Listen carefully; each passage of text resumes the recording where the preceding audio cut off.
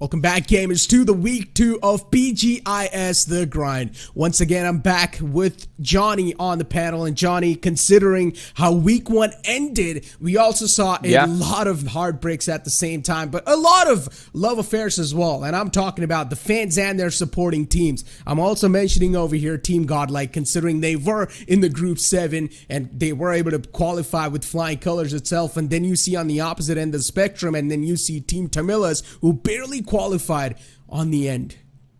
Exactly. I mean, there were a lot of big names barely making through. There were a lot of new names who were just putting up brilliant performances throughout the board from the start of the week 1 till the very end on Sunday. And that was an incredible sight to witness. But I think, again, we need to bring and shine some light on the fact that this event, BGIS The Grind, has 256 teams. Well, had 256 teams in it when we started things off with week 1. But now, since there have been a few eliminations, now we move on to, if you will, the second half of the opening of BGIS The Grind, where we will be witnessing the next 128 teams in action throughout this week 2, and we will see which teams make it through to the next stage.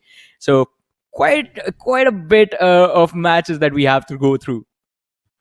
Exactly, and not just that, Johnny, even the registrations for BGIS are open. So if you guys are looking forward to register your team, you guys want to be one of the top teams, maybe potentially in the future, because there's a lot of things on the line. And one of those is the prize pool. And ladies and gentlemen, as we all know, 2 crore rupees are on the line for this BGIS 2023, from which the first place will be getting 75 lakhs, and then the second one will be getting 37 lakhs 50,000. And it's of course going to keep on descending downwards. But you can also look at the special prizes too: the MVP, the Rising Star, the MVP of the finals, Best IGL. There's just so much money to be given away.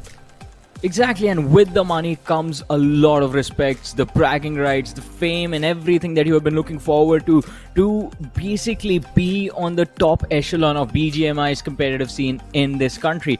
And along with that, I mean, as we have been talking about, you mentioned this as well, the registrations for the BGIS did open up a few days ago. So I think it's up to the lads right now who see this prize money in front of them, who see the point structure right now in front of them, have everything laid out, everything all set. All they have to do is register for the event and then start playing their matches, start competing to the best of their abilities, and hopefully they make it into the top 16. But as we talk about the point structure, we have seen teams just prioritize that one point per elimination aspect of the game quite nicely and just qualify on the basis of that. Because a reminder for the people that are tuning into this week 2 for the first time, every single group only gets 3 matches during the opening week. Exactly. Every group gets 3 matches, and that means 3 chances to make something happen. Solidify that top 8 in your hands. And ladies and gentlemen, just to let you guys know that solidifying that top 8 is absolutely not easy, because even teams like Team Tamilas, Global Esports in the past, even Zyroxtreme, they have struggled and they've barely made their mark on the 8th spot. So that in itself just shows the amount of caliber you need to be in the top 8. The qualifications are definitely not going to be easy, Johnny, but I'm pretty sure there are a lot of those dark horses that are actually making it look quite easy. Exactly, and those are the ones that we are looking forward to. Those are the teams, those are the players that we are looking forward to, because we want to see the upcoming names coming up through the grind, going all the way towards BGIS, and then watching them, how far will they make it through, because the format and everything is quite intense, and that will, as I keep saying this, will make for a lot of entertaining moments, be it on the leaderboard or be it in the games. But we do have the teams from the first couple of matches in front of us right now. And again, talking about the big names, we have 8-Bit and Velocity Gaming in this group. Exactly, and that too, even GE Phoenix, a heard name. I've heard this name in the past as well. I really do want to see what these names have got packed up. But you know what, Johnny, which team, if you ask me, I'm going to be supporting, I'm going to go with Team FPS. I just like that name a lot. Team FPS in itself. But, you know, speaking about the past group as well, speaking about the past week 1 in itself, there were quite a lot of those moments that astonished us. For example, even Esports, if you remember that game they had, it was such an incredible game. I think it was day 3, group 5, where Esports were actually able to make a mark for themselves and somehow solidify the top 3 situation. And we never thought Esports were even going to be able to make it. But then that last game comes in, and this team clutches their spot in the top 3. I mean, you talk about Error Esports, or we can talk about that one individual Dom, OP Dom, I think it was his name, on that map of Sanhok. That iconic moment everyone will remember, where he displayed, like, all right, every single time just running into those firefights is not really a viable option. Sometimes just being patient and watching the action unfold in front of you can in fact put you ahead of the competition. But I guess today we have a different group and different set of teams. They'll be jumping into the matches with a different mindset entirely. So I think the first game will be quite important for us and for these teams to observe each other and see what sort of pace do they want to maintain in the next 3 matches. And again, as you keep bringing up the names of God's Reign, Global Esports, and Team Tamilas, I think one thing that these 3 teams have displayed, and all 3 of them did the same thing, is the fact that you have just one good game and just make sure that you're focused enough to secure like a few eliminations in the remaining 2 matches, and you will be inside of the top 8. So you need to have that one wonderful game where you finish in the top 3 with 5-6 eliminations, and the rest 2 matches you can just be there with 2-3 eliminations, and that should be good. I mean, the only reason why I really gave the example of Error Esports is because to tell the people, to tell the contenders to let them know that even if the first 2 games are not really going in your favor, never lose hope. The final game might just be yours, and Error Esports was the one to make it happen. I still remember even Team Tribal Esports. This team is on the complete opposite of the way. Now, Team Tribal Esports was really consistent in all their games. They were also getting some points secured, and I still remember it was one of those players from Team Tribal Esports who managed to clutch up like a 1v6 or something. I don't know. He was only inside a shack, and he managed to eliminate anyone that tried to contest onto that shack. So yeah, Team Tribal Esports also, they have made a mark on my mind. But ladies and gentlemen, you know what? Today's groups are something that I'm definitely going to be looking forward to. Here we go, ladies and gentlemen. The first game of week 2 is going to be starting in front of us, and the plane hits the skies as well as we take a look at the plane fly path starting all the way from Primorsk. Yeah, and it's going to be a fun one as well. As you mentioned, this one is going to start from the southwestern part of the map, heading towards the northeastern side. But I wonder if this flight path will head all the way towards Yasnaya Polyana. And yes, it does, because that was an important thing. Yasnaya is kind of a prime drop location inside of this map. And also, this flight path does end towards the Stalba Kameshki Hill. And I wonder if anyone is going to go for the hills over there. Because playing from the northern side, we have witnessed in the past few games, has been an option for a few teams that do like to take a slow approach in the early stages of the match. But again, as we mentioned, different teams, different mindset, different players entirely. So their way of looking at a situation is going to be completely different as well. But look at this now. 8-bit, one of the biggest names in this lobby right now, is going for a 3-1 drop split, where Juicy is dropping towards the military island along with the players of TF5. But we have seen him do this in the past. He does manage to regroup with his teammates quite easily. But this time, the thing that can be a deterring factor to this drop or this strategy is the fact that there are, I believe, 1, 2, 3, 4 teams in the military base, Necro. That is definitely true. And yeah, as you mentioned, Juicy being separated out from the rest of the pack, I don't exactly know how the game plan is going to be working out for 8-bit, but I think so now he's also trying to reroute himself. He was still in the parachuting phase of the game, and yeah, he is starting to reroute himself back towards his teammates. He realizes the fact that Military Island is stacked up, and you do not want to be one of those players that is just stuck solo on that island where you're going to get 3 teams just on your back at the same time. Now, speaking about 8-bit, of course, they are currently inside the Fair Pier area. I would say 3 players over here, and that 1 player is being separated out named Juicy.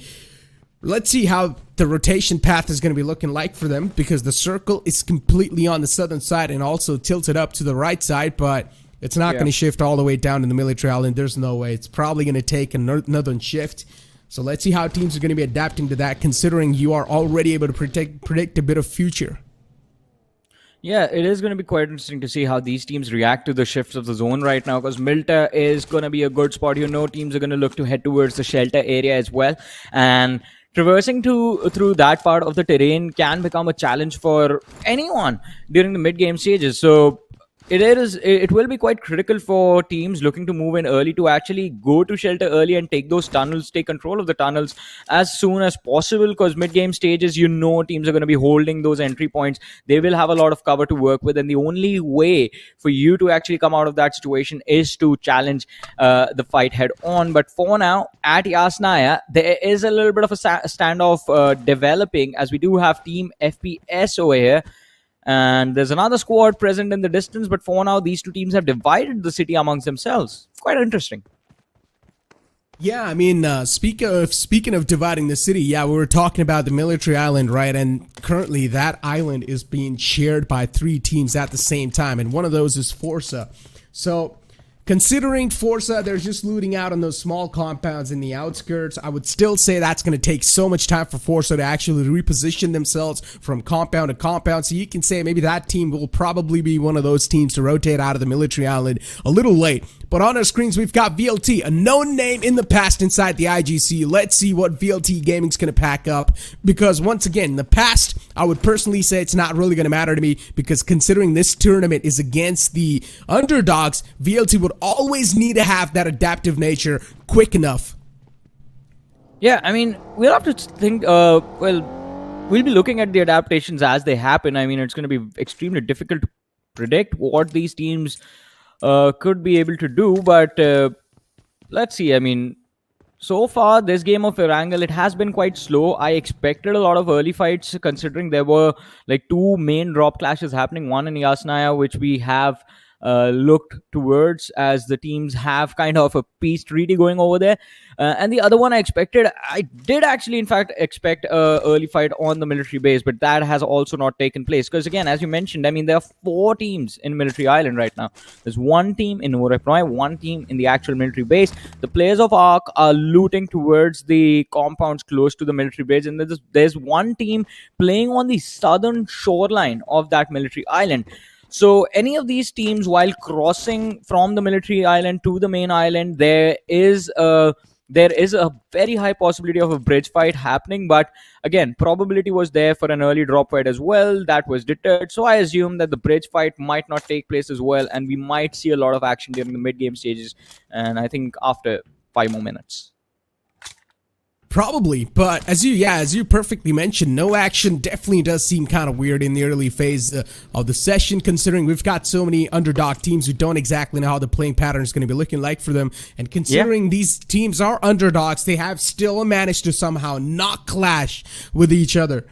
That is just such a rare chance, and teams are actually able to somehow pull that off. But G Phoenix, a name, as I said, that is definitely something that we have known in the past. I have personally heard this name, and I really do want to see what this name's going to be able to pull off inside the BGIS. And considering this group in general is such late, right? And if you remember, Johnny, as I said, as the days are passing by, as the groups are passing by, it just seems like the teams are getting stronger and stronger. And the main reason for that is that everyone's probably going to be watching the broadcast sitting back home. Yeah, definitely. And I mean, the more you observe, the more mistakes you see, and you know what you yourself have to avoid in order to succeed in the matches. And because of that, as you mentioned, as we go day by day, group by group, things keep getting tougher for the teams playing in the later groups. But again, for us as viewers, that is something that makes it even more exciting, because you know the level of competition, it's going to keep on increasing and it's not going to go down. That means every single match, every single following match is going to be even more entertaining than the one before. But for now, at least, I think we might see a few fights now beginning to happen, because we do see 3 teams heading towards shelter straight away. I think VLT might find a way to avoid this, but I wonder if the players from Imprnt and the players from GE Phoenix will be able to figure out a way out of this collision, because we do see the teams heading towards that shelter position right now on the map. And well, as we have the bridge situation developing on the little screen towards the right hand side of our displays, we do see a little bit of a chase as well, Necro. Velocity Gaming right behind the players of Phoenix. Yeah, finally some moves happening on the map, and Velocity Gaming really just on the prowl. They want to chase him down, but I don't think so. Phoenix is going to let that happen anytime soon, so they should be able to get out safely. But Jazzy, this man is not leaving the trail at all. Oh, it seems like some Mission Impossible stuff going on. Maybe you can say Fast and Furious, you can add on to that. But luckily enough for GE Phoenix, they're actually going to be able to get out of this one harms-free. So that's a good news for them. And the unfortunate thing for GE Phoenix is that they've only got one vehicle secured. I think so. As a team, you at least need minimum of 2. Oh, actually, they do have one in the back, so my bad. They do have one in the back, but let's see if we will be able to bag one of the players from the side of Acid. And yes, Perry God is going to be the first casualty of this game. Not a good news for Acid, Johnny. I don't exactly know what just happened there, but it definitely seems like that chain between the teammates is now broken. Man was all by himself in that compound, and then imagine 3 players from VLT just pull up on you and take you down.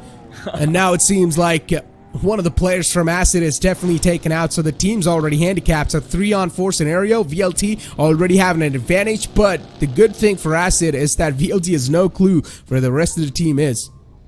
Yeah, and I don't think VLT is one of those teams that will look to go for a hunt right now. They're going to be playing to convert this first game itself. But as we look in the other direction, we have the players of Team 8-Bit on our screens having a little bit of fun with their vehicles, but they need to be extremely careful because look who is approaching them. The players from TWOB, the World of Battle, they are here as well. And they will have to deal with the challenge of the blue zone first. In the meanwhile, the players from the side of 8-Bit actually take control of this hill and are going to look to gatekeep the players of TWOB if they have the scopes available on them. Oh, TF5. Some nice shots taken out of FORCA. I thought FORCA was going to be one of those teams to rotate out late, and nice shots. Nicely done. Justice manages to get one. And that's a knockout as well. Not a confirmation followed up just yet, but at least he knows that the player's next to impossible to get it back on his feet. But TF5, they're sending someone all the way from the outskirts to get the player back up. You can see Justice as well. He does not really want this resurrection to come true, but that was a really good distraction. Even TF5 managed to strike down one player from FORCA, so now it's equal. Well, let's see though. How is this going to progress? I mean, the trades have come in, but FORCA still having an opportunity. They have the solid cover available for themselves. So they have an advantage in this fight, but TF5, what are their options right now? Once they get the revive in, it will be down to a 3v4 situation again against the players of FORCA official. And we have Mirage on our screens, looking to find an angle, looking to get a line of fire. Take down the players of TF5, 2 players. Playing quite close to the shoreline. 1 player taking control of the beach, but a little bit far away from his teammates. This is going to be a struggle for TF5. A struggle, that's for sure. Considering it's going to add on a little bit more because now the pressure's on to TF5. And once again, considering they've also got a man down, this will be a tough fight for them to actually come out on top from. So TF5 need to play it as passive as possible. And they can't afford this stalemate, Johnny. It's because they are almost in the smack center of the circle too. So it's completely fine. They can play it as passive as possible. They can take as much as time as they want. And as we did see GE Phoenix as well in trouble a while ago, now it seems like they're definitely out of harm's way, at least for now. Even Void on the top right side of the screen, we see them making an entry. HG as well, right behind VLT, and we might see that clash happen soon enough. VLT definitely spotted a bit of movement, and HG too. They have decided to take a little pause, exit out of their vehicles, maybe engage into this fight against VLT. No, actually, they keep on moving forward. Yeah, HG actually changed their direction, the direction that they were moving in, and they have managed to avoid the players of Velocity Gaming so far. But Velocity, with the way they moved out of the zone, even if it was just a few meters, it felt like they might go for a hunt on the players of HG. But I mean, having avoided that, HG, they're going to be happy. And Velocity Gaming still playing an edge-to-edge approach to this game, have only made it all the way to Prison, which is the northeastern edge of the circle right now. So I think they're looking to avoid as much conflict as possible up until the mid-game stages. But so far, I think having picked up 1 finish point already, I want to see what their approach is going to be like for the next few minutes, because I think they do have enough experience, enough firepower to actually challenge a lot of these teams inside of this lobby. But avoiding that, I think just prioritizing safety means that the next few matches they might just go all in. But we see the shift of the zone again towards Farm and Milta. And guess what? TF5, as you mentioned, Necro, they had a little bit of breathing room before. Well, they still have it now, as the Nova Repnoid Bridge is still a part of the zone. Oh, Johnny, I can already tell the next circle is going to be a hard shift, because so far the circle's only been shifting all the way in the center. It hasn't taken a hard shift just yet, so the surprise is about to come in the upcoming moments. Teams that are still on the edge, they're going to be completely safe. I'm talking about 8-Bit as well, but ARC, they still haven't made it in. So 8-Bit are probably going to be the Guardian Angels off the left lines of the circle. It's going to be tough to penetrate through that. And we've got Imprnt. They lost out on one of the players early off, so once again, another team with only a 3-man squad. But I gotta say one thing, man. This game has started off in such a passive way. We are seeing a lot of movements, but considering because of the circle, teams don't really need to engage into each other. But finally, an engagement happening in front of us. One of the players getting knocked out. He should be retrievable, though. As you mentioned, this game started off quite slow, and it reminds me of how we kicked off the first few matches of week 1, Necro, because even then the teams were just trying to get a read on each other, just trying to set up the momentum, not just for themselves, but for the rest of the week as well. And now I think all the action that was held back in the first few moments of the game is going to be unleashed, and these teams have no way of avoiding taking these fights against each other. We do see the players of Mysterious X.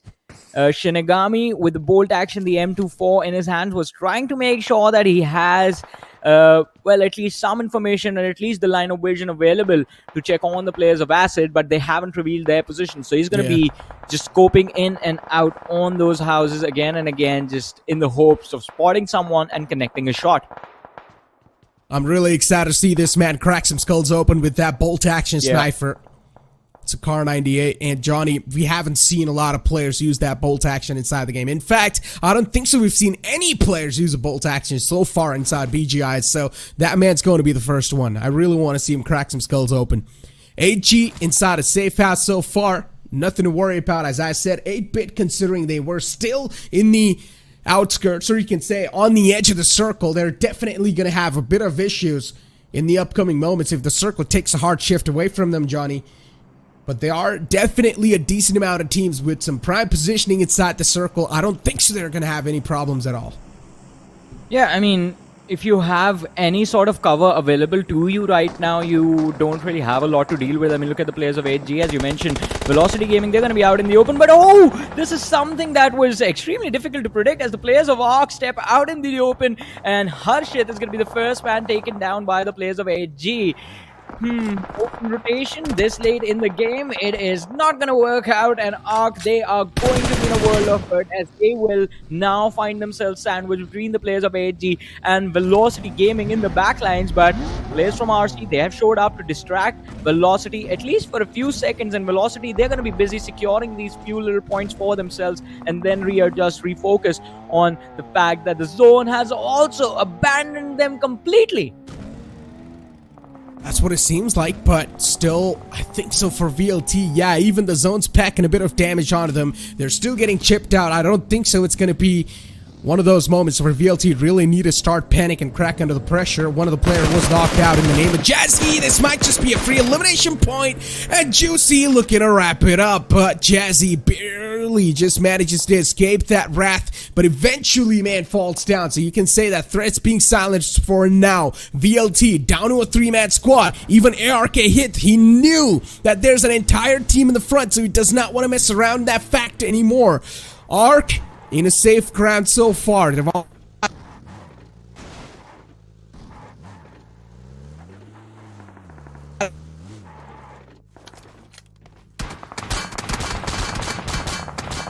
Ito taking a lot of heat right now, and the damage is going to be enough to knock him to his knees. Juicy finding that knock, and ARC down to the last surviving player, Stardom. Oh, the Jeep, there's smoke coming out of it. It does not have enough HP as well, and this escape. Oh my god. Ooh, it's not gonna work out. Oh, it was Gunu from FPS who takes him down, Johnny. Mysterious X in front of us, and look at Dominic just looking around, and yeah, really good nade pops right in front of his face, and he gets knocked out. And now even the entire team of Justice, they're looking to push up. FORCA, nicely done. One more man left inside that compound, and FORCA's looking to clean and sweep every single corner of that house. And now VLT, they're getting pounced on by HG, and it seems like HG will actually eliminate. No, it's VLT who eliminates HG completely. How did this happen? The tables flipped and the script flipped as well. Yeah, I mean, flipping the script, taking off one player from the side of VLT in the process, but VLT, I mean, incredible. They were down in numbers, and still, that last player, Aimbot, just making sure that he delivers on the responsibility that was handed out to him by his teammates. But now TWOB taking the compounds quite close to the Novarapnoi bridge, looking to pick up a fight against the players of TF5, who are still here. They haven't moved out yet. How long has it been since we saw them in a collision against the players of Force Esports? It's been like a good 5 minutes. More than that, I mean, but I gotta say one thing. FORCA is definitely making a lot of moves on the board so far. Yeah, they're barely on the edge, but you can see the open grounds currently are uncontested, and there's a high chance the circle will actually form in the open grounds as well, because that's how the BGMI gods like to work. They want to see these teams struggle, and look at this, Johnny. Even though VLT, 2 of the players got ran over, last guy was Aimbot, and he still managed to clutch it out. That is just impressive. That's why I thought AG will probably eliminate VLT, but no, that's not what happened. Tables were flipped against him. 8-bit in a massive world of trouble, Johnny. Juicy and Madman, way too low. I mean, smokes have been laid out quite beautifully by the entire team to at least create some soft cover for themselves, but the problem is that smokes also grab a lot of attention out in the open, and since the players of BLT are also out in the open, it's quite interesting to see if they will be looking to third party this fight. But now we have the players of HK pushing on the lads of 8-bit, and 8-bit, the down players, Mighty is the last man remaining along with Beast, who barely has any HP left, but no, they get the entire team out of the picture. Mighty and Beast still left standing, but as I spoke earlier, the eyes of VLT are now locked onto the position of Team 8-bit, and in this fight, Velocity Gaming, they sit there with a man advantage in their hand. Solid stuff. Considering how for VLT they lost out on one of the players outside the circle, I really thought for them things might be slipping away from their hands. But then the quick readjustment, the adaptive nature, making decisions on the fly, something that really has saved VLT Gaming so far. And they're actually able to come out on top in their gunfights as well. Yeah, in one of that, things went a little south, but when you've got a player like Aimbot who's got your team's back, you don't really need to worry about a lot of things in general. Punk on our screens from VLT. The surrounding grounds do seem pretty clear to them, but now on the opposite side of the board, we do see some fights happening, and it's ZS who are actually engaged and getting pushed on by another team in the front. And Zphyrus, they are not in a good position right now. They are on the lower ground, a lot of pressure coming upon them, and even Austin is knocked out. So 2 players knocked out, just 1 man left standing, and the players from Velocity Gaming, they are looking to push down this slope. Mad OP right in the nick of time does manage to complete the revive on one of his teammates, but will this be enough? Cover is being created by them. Oh my god, he's so low, Johnny! They're laying down the smokes for the cover. Austin, he got taken out. He ran out of blood in the end, and now we've also got VLT just mowing down the lawn to the front, and the vehicle gets blown up. And VLT, they're able to secure the last 2 players from 8-bit as well. 8-bit not really having that strong of a showing inside this game, but VLT definitely, they're one of these soldiers that you can never underestimate, no matter what type of circumstance you put this team in. Only 6 finish points wrapped up from 8-bit. And now we've also got FORCA forcing themselves on ZS, and this fight is going to be worth watching, but the DBS still comes out supreme, reigns supreme in that close range contestant, and now even Top Z falls down. FORCA, they're getting picked apart, one after the other. Even VLT, they want a bit of piece of this fight. I mean, they still managed to survive, all thanks to Justice from the side of FORCA, who was in the back lines and was alive for a few more seconds. But now 2 of his teammates have been finished off. Justice stopped crawling towards him, is looking to get a revive in from his teammate. But as you mentioned, VLT having that high ground and also having 3 players left inside of their squad means that any given time they can redirect themselves, redirect their attention, and look to finish the players of FORCA Esports. But Punk and his teammate right next to him, Aimbot, they're looking to do that just with utility without compromising their position or their safety, which seems like a good idea. But the problem is that none of their names are connecting, and Team Force, they backed off, but Aimbot pushing through does find another opening for his team. Indeed, too. VLT, look at him carrying his teammate on the back. He wants to get Aimbot back up because he's one of those players that you cannot afford to lose. Punk going for the resurrection. There are some smokes in the front, and that's going to block the vision. So teams have got no clue that there's the resurrection coming through. Even the wall of death now is going to start engulfing, but this time the wall of death is going to deal a bit too much damage, so you cannot stay out of it for long enough. Punk is going to go ahead back in the blue, get his vehicles secured up because he knows the final circle is sort of out in the open. They're going to need these vehicles as covers. So VLT, for now, not really in the best spot you can ask for, but at least they've got something to work with. Even FORCA looking to force themselves inside the circle, but the team of the front's Imprnt, and they are really making things way too tough for them. One more player to go. Imprnt, they probably know there's a threat lurking around in the smokes nearby, but now they're getting picked apart by VLT. It's Aimbot who manages to get 2 players knocked up. Even Punk way too low. VLT finally pushed up onto Imprnt, and now it's all down to Emperor. But look at Topsy, what this man is doing. Shrouded himself inside the smoke. Oh no, before Immortal could do anything, he was knocked out, and it's now just down to Aimbot, who's left there with a sliver of HP. He's gonna have to heal himself up first and then try and go for a revive onto Immortal. Although in those last few seconds, one of the players from the side of Imprint, who was hiding himself, Maxes, he has made his presence felt. But do they know where Top is? They don't! Oh my god! Shotgun, even if it was, there was a little bit of distance between the 2 teams. These individuals, Top does manage to get those finishes for himself. 10 points secured for Force Official, and now he will have to clutch this 1v2 against the last remaining players of Velocity Gaming. Yeah, FORCA 1v2 scenario for Topsy. And this is why I was really just, my eyes were locked onto this player because I knew he's going to be the X factor inside this fight. This man deployed every single piece of utility that he had in his pocket just to save himself and keep himself alive in this late game scenario. And now he's just waiting for the players of VLT to move out of this house. But they're on the complete opposite side. Topsy moves up a little bit closer, wants to get a little bit of more sound cues inside this fight. He knows he's got a shotgun, he's got a really good advantage in the close quarters, but even both of the opponents, they've got a DBS in hand. One shot and you are going to be eliminated from the game, and that's what happens. Aimbot pulls out and takes him out of the game. Nicely done, VLT. Still, these 2 players are reigning supreme inside the entire map. There's not a lot you can do when you have a DBS logged in on you. Oh, gee, Phoenix. They have a decent position. They've made it to the top 3. Might as well just secure this game, but first, I think one main threat upon them is not the players of Mania Esports. It's actually the players of VLT in the backlines. I mean, you can see what's going on over here. As you said, for Mania Esports, they're chilling, to be honest. They've got the most amount of map control, or the most amount of zone control so far.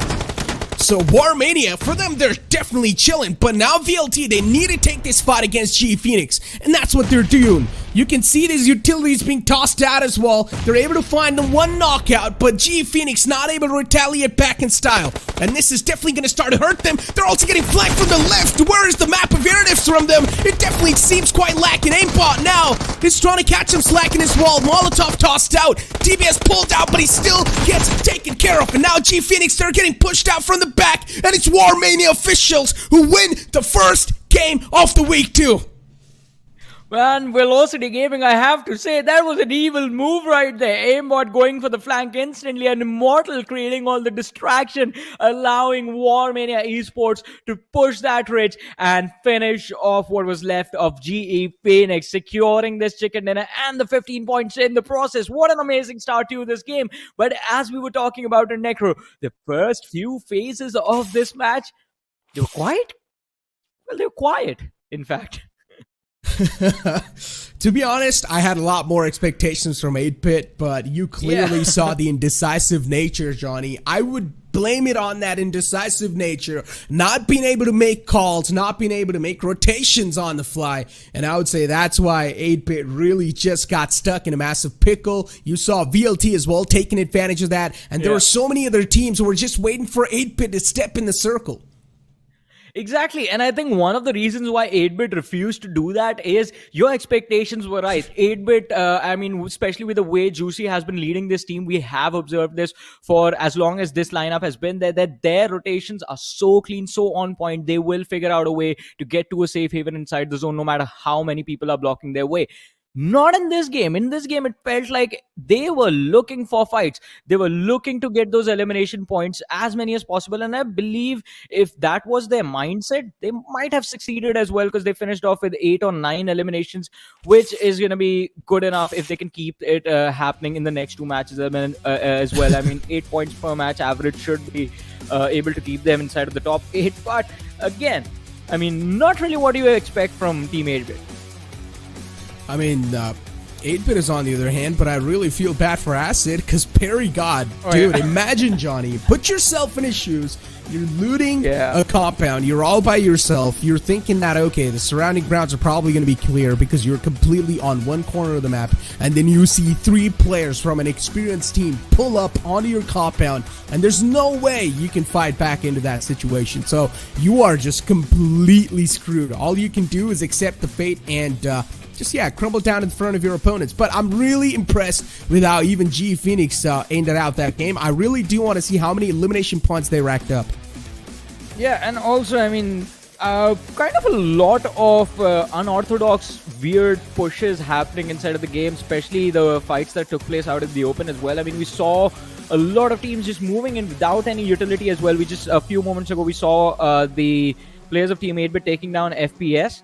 And again, that was a 4v3 situation. FPS just ran towards 8-Bit, not realizing, like, all right, they might at least have some cover, or inside of the smokes, they might be wielding those shotguns for themselves. That will just destroy us in a matter of seconds.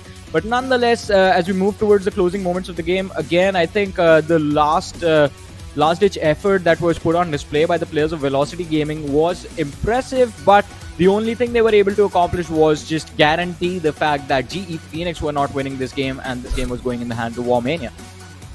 Yeah, I mean, look at Immortal, dude. This guy just stepped out in the open because he knew there's no option. He was trying to set aimbot up for a really successful play, but unfortunately, aimbot too. When you've got 2 players just looking right at you, you can't really do much. It's tough to isolate fights in that situation. So yeah, even aimbot fell down. But to be honest, for VLT, it's not going to be a big shocker. Even they did not really win that previous game because they managed to rack up so many elimination points. So it's going to compensate for that. But as I said, considering how War Mania played and considering how even G Phoenix played, definitely quite an incredible showcasing. But as I said, I have more expectations from 8-Bit because this name holds a lot of history, a lot of past that has been led to glory. And as you said, these 4 players, you cannot even say that they're going to be struggling from team synergy because they've been with each other for such a long time. Yeah, and again, I mean, teams like 8-Bit, teams like Velocity Gaming, teams like Team Godlike that we had in the previous week, teams like Team Tamilas, you just have to believe, God's Reign as well, you just have to believe that no matter what happens, these teams will push through just because of the history that they have in their names, the history that the players that are playing for them have. And I think, again, for Team 8-Bit, they might take a little bit of time to readjust because I think, again, this was not sort of the performance that they usually go for. I think they are looking to be a little bit more aggressive, and the only way that will happen if the young player on their lineup, Beast, actually gets warmed up. He's like extremely talented players. So I'm going to be waiting for the game of Sanhok actually, because Miramar, I think again, Miramar is one of those maps where I think Velocity Gaming actually does have a pretty incredible chance of securing the win. And it has been like one of the maps that they do like quite often as well. But again, this entire lobby, I mean, even if you take the big names out, Necro, I mean, the other teams as well, the young upcomers are showcasing impressive adaptability. Because talk about the position that H5 had. Hindustan 5 were out in the open. They just saw Velocity and they knew, all right, that is a good cover. Even though they lost that fight, props to them for actually figuring out, all right, that is a good position. We can pray from them. Might as well try and take it. Exactly, Johnny. But you know what? It's time to find out the MVP of the previous game, because I really want to know who was the one who managed to secure the most amount of bloods in that previous game. And here we go. MVP Aimbot, of course. What did I even expect? This man was going all guns blazing in that previous game. 8 elimination points from Aimbot. But Johnny, as you said, these new teams as well, the upcomers, they're definitely showcasing a lot of potential. And I think so. One of those you need to consider is FORCA. How they played and what they showcased inside the previous game. You can definitely say, for me at least, now my expectations have rised up even more from G Phoenix and FORCA. I completely agree with you. I mean, GE Phoenix, incredible rotations, incredible fighting capabilities, and FORCA as well. Just being able to sustain one fight and stay focused on that when you have a lot happening around you takes a lot of composure, and this habit develop it with a lot of experience. So FORCA being able to do it does showcase a lot of potential from their side. But look at this. I mean, right after the first game, we have Mania Esports finishing off with 26 points, Velocity Gaming finishing with 23. So these two teams are pretty close to already securing a spot in the top 8 bracket, even before the second game even happens. Oh, so G Phoenix actually managed to secure 6 elimination points, and I think so 5 or 6 of them were just that one player. So for G Phoenix, I would say that one player is definitely putting in a lot of work, and the rest of the players as well. If they do manage to activate themselves, Johnny, so then you can already imagine what this team can pull off. But if you do take a look at the other half of the board, once again, you see a lot of underdogs, but HG, a team that I think so you were talking about, and not really able to pull that much amount of points in general. 0 points, Johnny. There's 4 teams who got 0 points.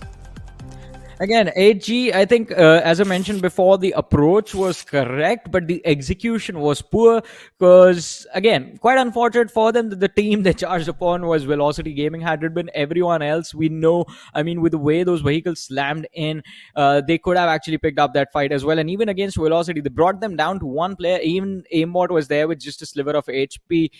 So it could have gone either way. And had they won that fight, they would have definitely moved up ahead in a decent position in the game, because Velocity was holding a position where they had a blockade, had small little grids protecting them from the first, but from the front. But let's see, that was just game 1. We still have 2 more matches for this group.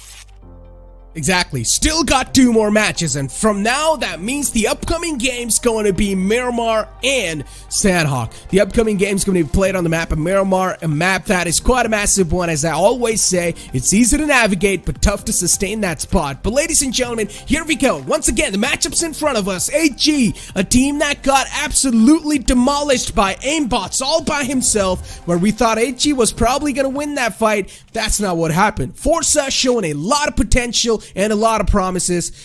What are your expectations, Salty? Well, I mean, first of all, welcome on the stage once again. Welcome on the desk. It's week 2. How are you feeling? And also, tell me, what are your expectations from this group? Dude, I am feeling great, to be honest. It feels great to be back on the desk. It's raining in Mumbai, but in Erangel, it's raining utility, bro.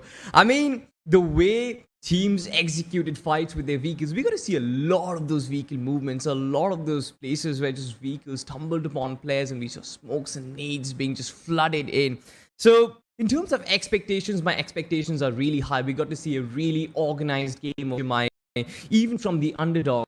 And there are certain teams that I'm actually looking forward to. Of course, there will be the big. We saw how VLT sort of coped up to the pressure. Every single underdog team tried to chip in with a fight against them, but they survived every single time. So, of course, they are going to be the favorites. But there are certain other teams, like I'm looking forward to Team TWOB, because this name is an upcoming name in the IGC, just like you mentioned. And I feel like the team is an underdog team. They're still young players, but they do have the potential to actually make it big, especially in situations like these where it's completely unpredictable. And on the map of Miramar, I'm going to be actually rooting for these guys because Team TWOB, they really have got potential in them. To be honest, yeah, Team TWOB 100% really got official, really got a lot of potential, I mean, but you cannot also forget Mania Esports. What they showcased in that previous game was definitely something that's going to put a lot of impact on the playing field of the players. And then, as I said, even FORCA, they were making so many moves on the board. It felt like FORCA was never really one of those teams that stood steady. Yeah, at the early game phase, they were steady on one side of the map because they knew they don't really need to reposition themselves and make things even more complicated for them. So all you need to do is just wait it out and hope for the best. But as soon as they started moving on the map, they also started taking a lot of fights in general, and in some of those fights they were coming out on top, but in some of those fights they were also losing out on players slowly and steadily. In the end, we only saw Top Z alive, and we saw that smoke play that came out on that player. He was just tossing in smokes and smokes over and over again while there's two teams duking it out. It was VLT against one other team where Top Z, as soon as the smokes faded away, he eliminated that team, got those 2 free elimination points, and I think so he's probably going to be so happy after that, because FORCA or any of their underdog teams, they need any points that they can get, because at the end of the day, if you're going to push things all the way to the final map and you're going to be like, okay, I need to have a really good game on the last map, then it's just going to make things even more tougher because you're going to put yourself in that pressure. Exactly. I mean, you know what? That situation was actually pretty funny, especially with Imprnt having the compounds. They had complete control of the compounds, right? And you mentioned it very correctly during the cast as well, where you mentioned VLT did not really have the ideal position. They were outside the circle. They were kind of playing at the edge of the wall of death, and they knew they had to push up, right? And they were trying to duke it out against Imprnt, who had the compound for themselves. They secured that one knock, and FORCA did have the opportunity to just capitalize right from the get-go, but he decided not to, right? Deploying the smokes at the right time, just staying hidden, staying there like a snake. And he knew that the fight between VLT and Imprnt is going to break out. He took his sweet time, all the time in the world, and he had the shotgun to work with. Even though it was not the DBS, even the S12K made the magic for him. He got those couple of finish points to work with. But kudos to this team. I feel for FORCA as well. I feel the way they maneuvered inside the circle, the way they got those positions inside the circle, and the fact that they have the balls to kind of put up smoke plays like these. I feel like this team can really, really work their magic on the maps of Miramar and Sanhok, and we have seen Necro, that a lot of these teams, even if they are at 0 points or probably like a single-digit overall standings, I feel like the map of Sanhok, a lot of difference has been made. A lot of teams have actually been disqualified, and a lot of teams have actually made their way inside the top 8, and that is what I'm going to be looking forward to. Look, man, making it in the top 8, I would personally say it's not that tough. But once again, what happens is in the final circle, these teams really start griefing each other. By griefing, I mean they just start engaging in some unwanted fights. We've seen a lot of those teams actually get complacent too. And those overconfident scenarios really do dig your own grave sometimes. So I would say, like how FORCA played, they only forced fights when they wanted to. They did not force fights when it was not needed at all, but they only forced fight when they wanted to take aggressive control, when they wanted to assert some dominance on the map. That's the only time they took fights. But to be honest, the upcoming map of Miramar, I've got no clue what it holds for us, because there's probably going to be so many much more mysteries that we're still trying to explore from this group. Maybe 8-Bit might just reign supreme. Anything can happen. 8-Bit, as I said, the indecisive nature was something that really worked against them in that previous map of Erangel, but maybe inside Miramar they're going to be well packed up and prepared. But what do you think? Exactly right. Speaking of Team 8-Bit, right, they kind of felt, just like you mentioned, indecisive. Yes, they did not really have the right mindset. They went aggressive, but we always know that 8-Bit is a team sort of who likes to make those rotations, who like to get the position play done first, and then they go for those finishes to work with. And we did not get to see that. And one of the reasons might just be that they are starting to get warmed up, you know, trying out their hands, getting their shooting and firing in place, especially in lobbies like these, especially in underdog lobbies like these, where they know that they can can afford to make a mistake or two. And I feel like the first map was sort of a mistake, even though they did bag some points. I feel like they're still around the 7 to 8 point mark, which is still decent. Just like we always talk about 8 point being the average. You bag 8 points in 3 games, your position is secure. But like I said, a team like Team 8-Bit, they have a rich history, they have a very big past behind them. So for them, it's also really important to make a statement. We've also seen the stats coming out on Krafton's page recently, where Godlike Esports as well as Enigma Gaming, these are the teams who are actually coming out on top, especially with the amount of total points that they have bagged. So teams like 8-Bit also would want to chip in and chime in and maybe also get inside the top 5 or top 3, something like that.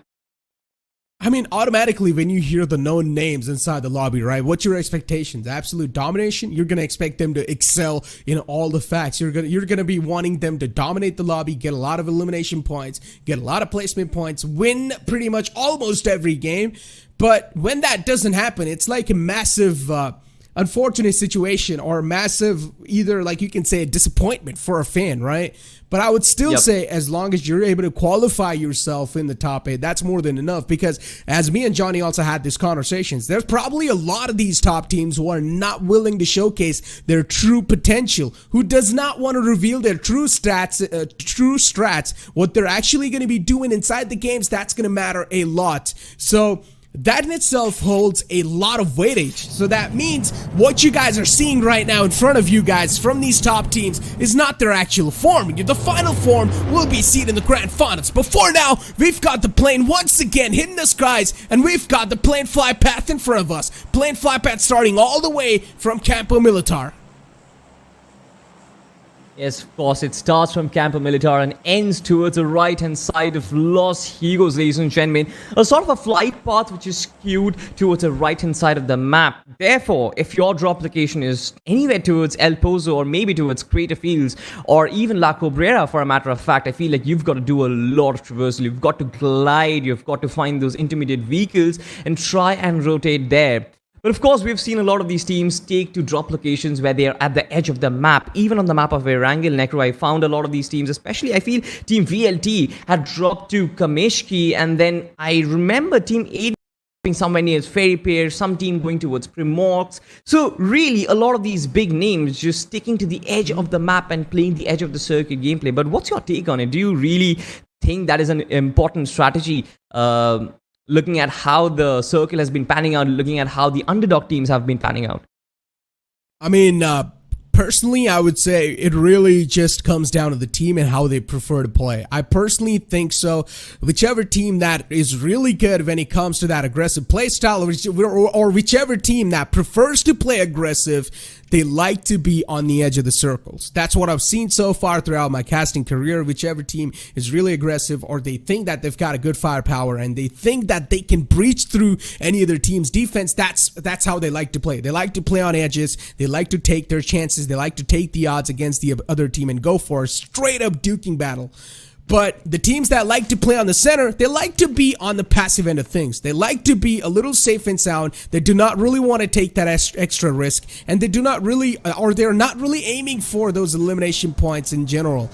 But once again, as I said, it also sometimes varies on the situation, varies on the circle itself. If the circle is taking a complete hard shift from a team, then they've got no other option than to be on the edges, because if they try to breach inside the core of the circle, that's where they're going to get screwed up, because there's probably going to be so many teams who are holding it down. So it's next to impossible to penetrate through that defense. But so far, we've got VLT on our screens on the map of Miramar, and we know what this team pulled off in the previous game, and expectations have definitely risen up even more.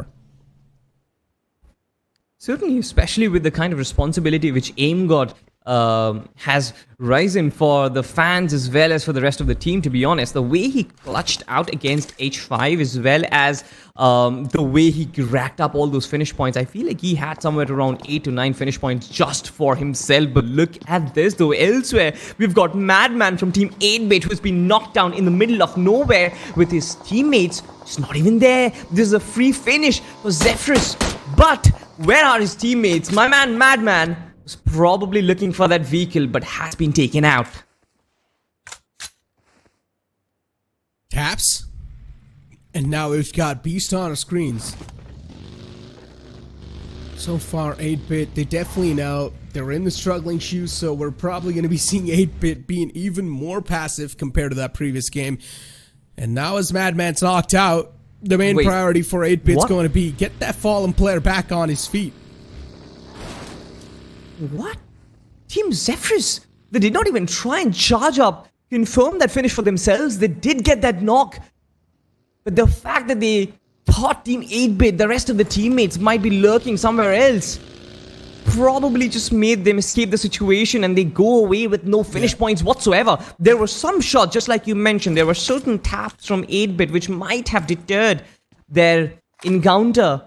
But Zphyrus, for them, it's sort of an unfortunate situation. They just could have gotten a better start for them. But 8-Bit, they still survive with all 4 men up and running.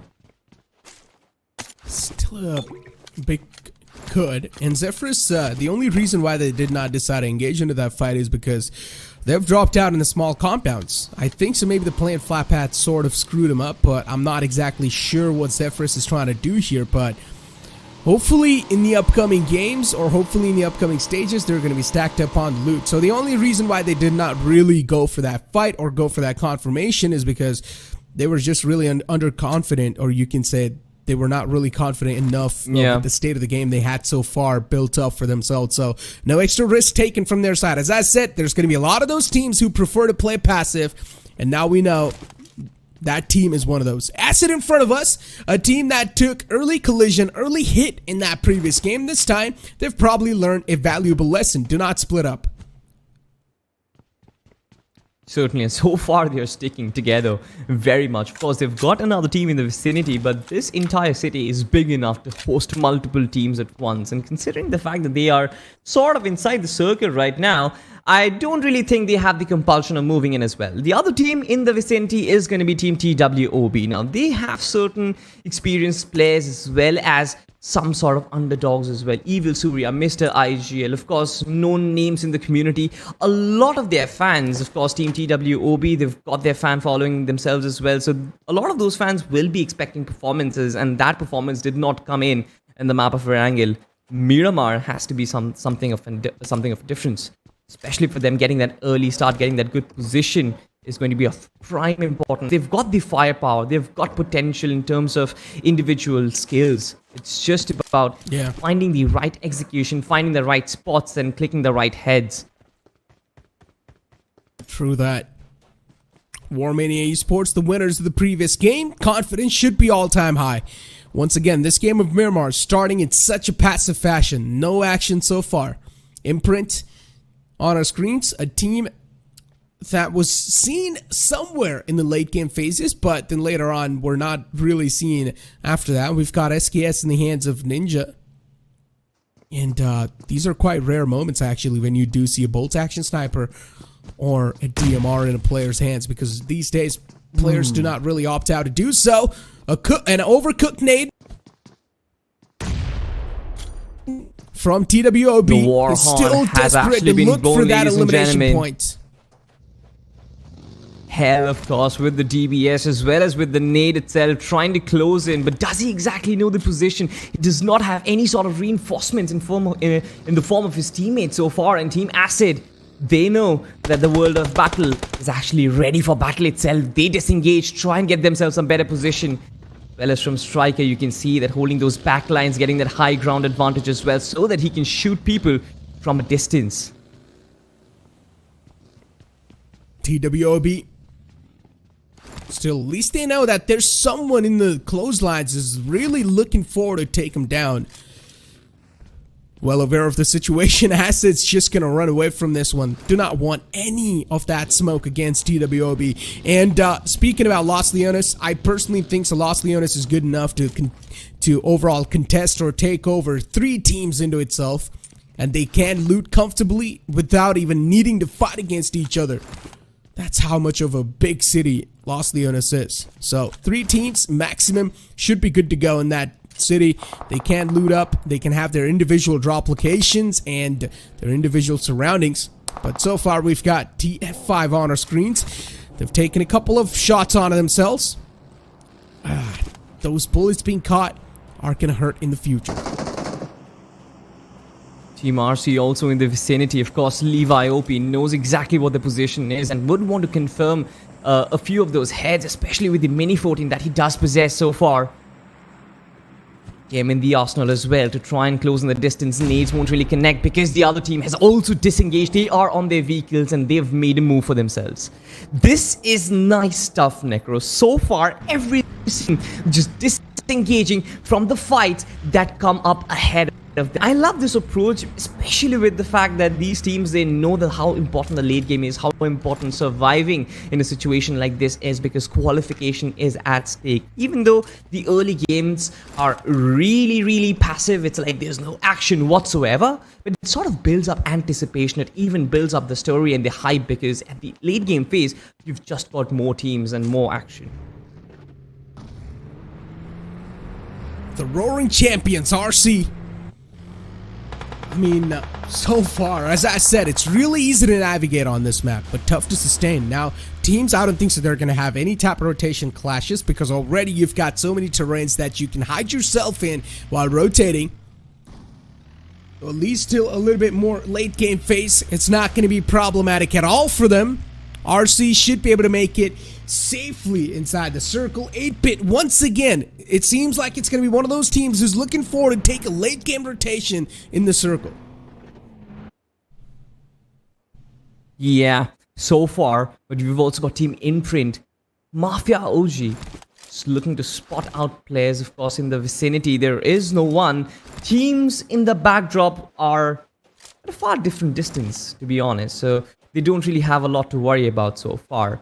Just rotating on foot, which might not just be the best idea, of course. Getting a vehicle is going to be of prime importance, and I feel like their teammates have actually secured one. Oh, it's actually that weird bike, which I don't really like, Necro. It's probably the worst vehicle in the game, to be very honest. It is. It's definitely not balanced, and look at how it's riding too. Whoa. Thanks to those guys ejected out as well in the end. But yeah, Zphyrus now up against Spy. OG in the clotheslines, and the DBS will probably strike supreme. Player's way too low, but this time the angle, that's quite cheeky, comes out on top, try to go for the confirmation, actually did get the confirmation as well, but this really puts Zphyrus in a massive disadvantage situation, or both those teams in a big disadvantage situation. OGs went down for Mania Esports. Considering how the previous game went, they should have, or at least they wanted all the players to be alive, but that one single chicken dinner is really going to take off or lift off a lot of pressure. So you can still say the pressure is subsiding for this team. Exactly, and I love the presence of mind, especially from Spy over there, because he knew that the rest of the teammates from the player that he knocked out would actually come after him. There is no way he could actually survive that 1v4 over there. He had to go in for the confirmation, secure that finish point for his team, and then of course he had to be the sacrificial pawn so that the rest of the teammates could actually go out. Team Phoenix, of course, they had a really good showing, and this time rotating right in front of Team FPS, who are firing those shots against them. Of course, it's not going to deal a lot of damage. Having found a compound for themselves, I feel like this is going to be the safe house. And G Phoenix, they've really excelled in getting those rotations and being inside the final circle. We saw how good of a position they were, especially on the map of Erangel. So this time as well, I'm really banking on this team to making those right choices and getting the right rotation paths secured. G Phoenix is not really one of those teams that likes to engage inside a duel in the early game situation, so I would say this compound is sort of like a gamble. They're hoping that the circle is actually going to shift in their favor, because if the circle takes a hard shift, G Phoenix is going to have so much struggle you can't even imagine. This team does not like to fight in the early game stages. So let's hope that it works out for the best of them. And then we've also got VLT, a team that is not afraid to assert dominance on the lobby and take the spot they deserve. So they will fight you for the spot they really do want. And we've got the bus in the hands of one of the players of that team, and Acid in front of us. Arc taking shots against them. Spray God not exactly having the visual confirmation, and talked about the circle shifting in their court. It actually does. That's a hardcore another shift. Now the teams that are all the way down in the south, you can see it's a huge wave of vehicles just moving inside the circle. And there's going to be such a good opportunity for a lot of these teams, especially teams like Imprnt, who are at the southern lines of the circle.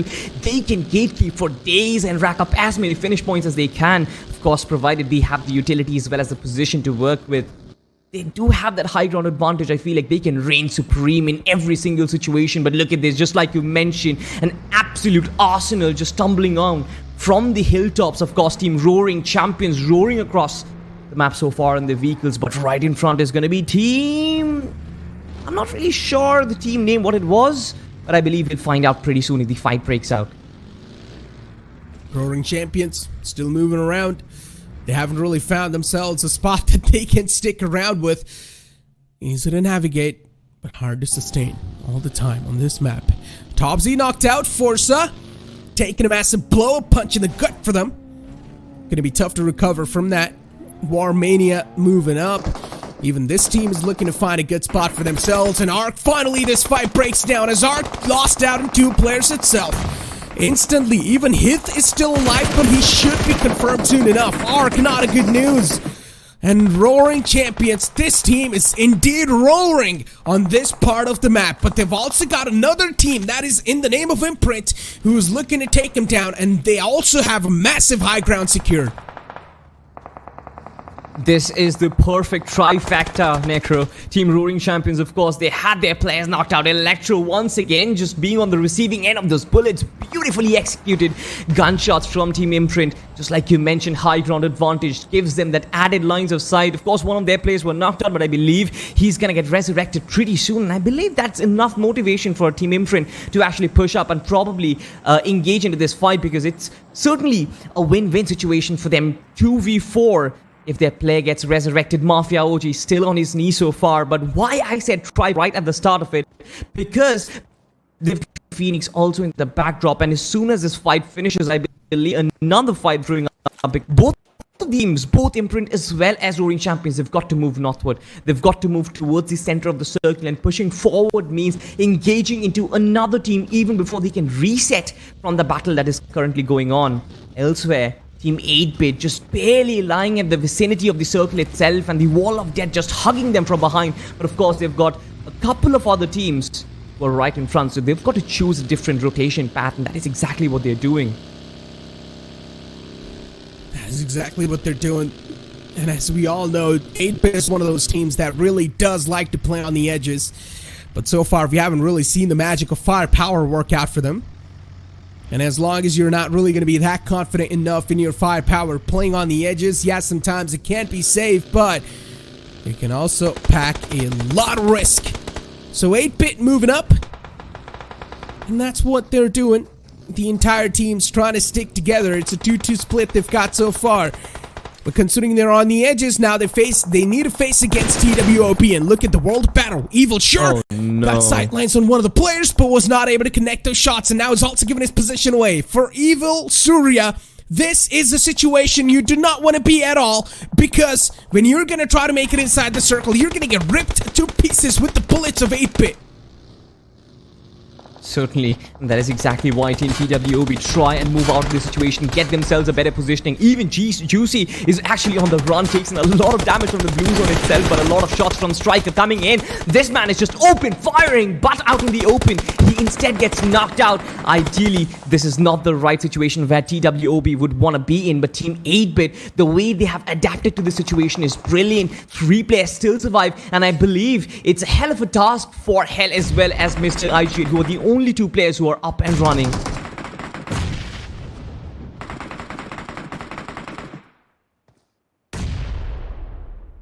TWOB. Oh, taking so many nades. The utilities are just raining down on top of them. And now another Molotov tossed in. Beast! Way too low. The flames are right next to him. Hopefully he does not get caught in those toxic flames. Hell in the backline. Surya, considering he's now way too low, being chipped up, the utilities are still sailing right next to him. Juicy and Beast.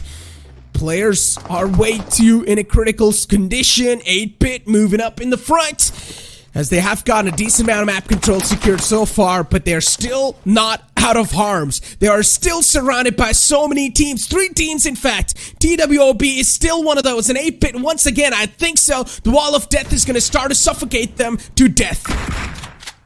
The TBS, of course, hell, he knows the right position. He knows that he can actually confirm the rest of the team. Of course, Madman is in some other situation, but TWOB, they even need to make a move and get inside the circle, 30 meters off of it. So far, just looking for the high ground advantage. One of the players is actually on the move. Evil Suri has actually been knocked out as well, so it's going to be really, really tough for them to survive the onslaught. Hell, and Mr. IGL, what can they possibly pull off? 8-Bit, Madman still outside, and this is what I'm saying about 8-Bit, man. They really need to start keep up. They really need to start amping up their pace to make it inside the circle. All the time, 8-Bit is just getting caught by the blue. I guess in the upcoming game, they need to be 2 steps ahead of that, because the upcoming game's going to be on the map of Sanhok, so 8-Bit, things are going to get even more tougher for them. World of Battles. Once again, in a massive battle against the team in the front, but there's another player in the clotheslines on the left, and he's actually looking to flank up as well. There might just be a battle brewing up. Look at Spray, OP, he's right next to him, but I think so the position's compromised. So for TWOB, they're still inside a safer ground.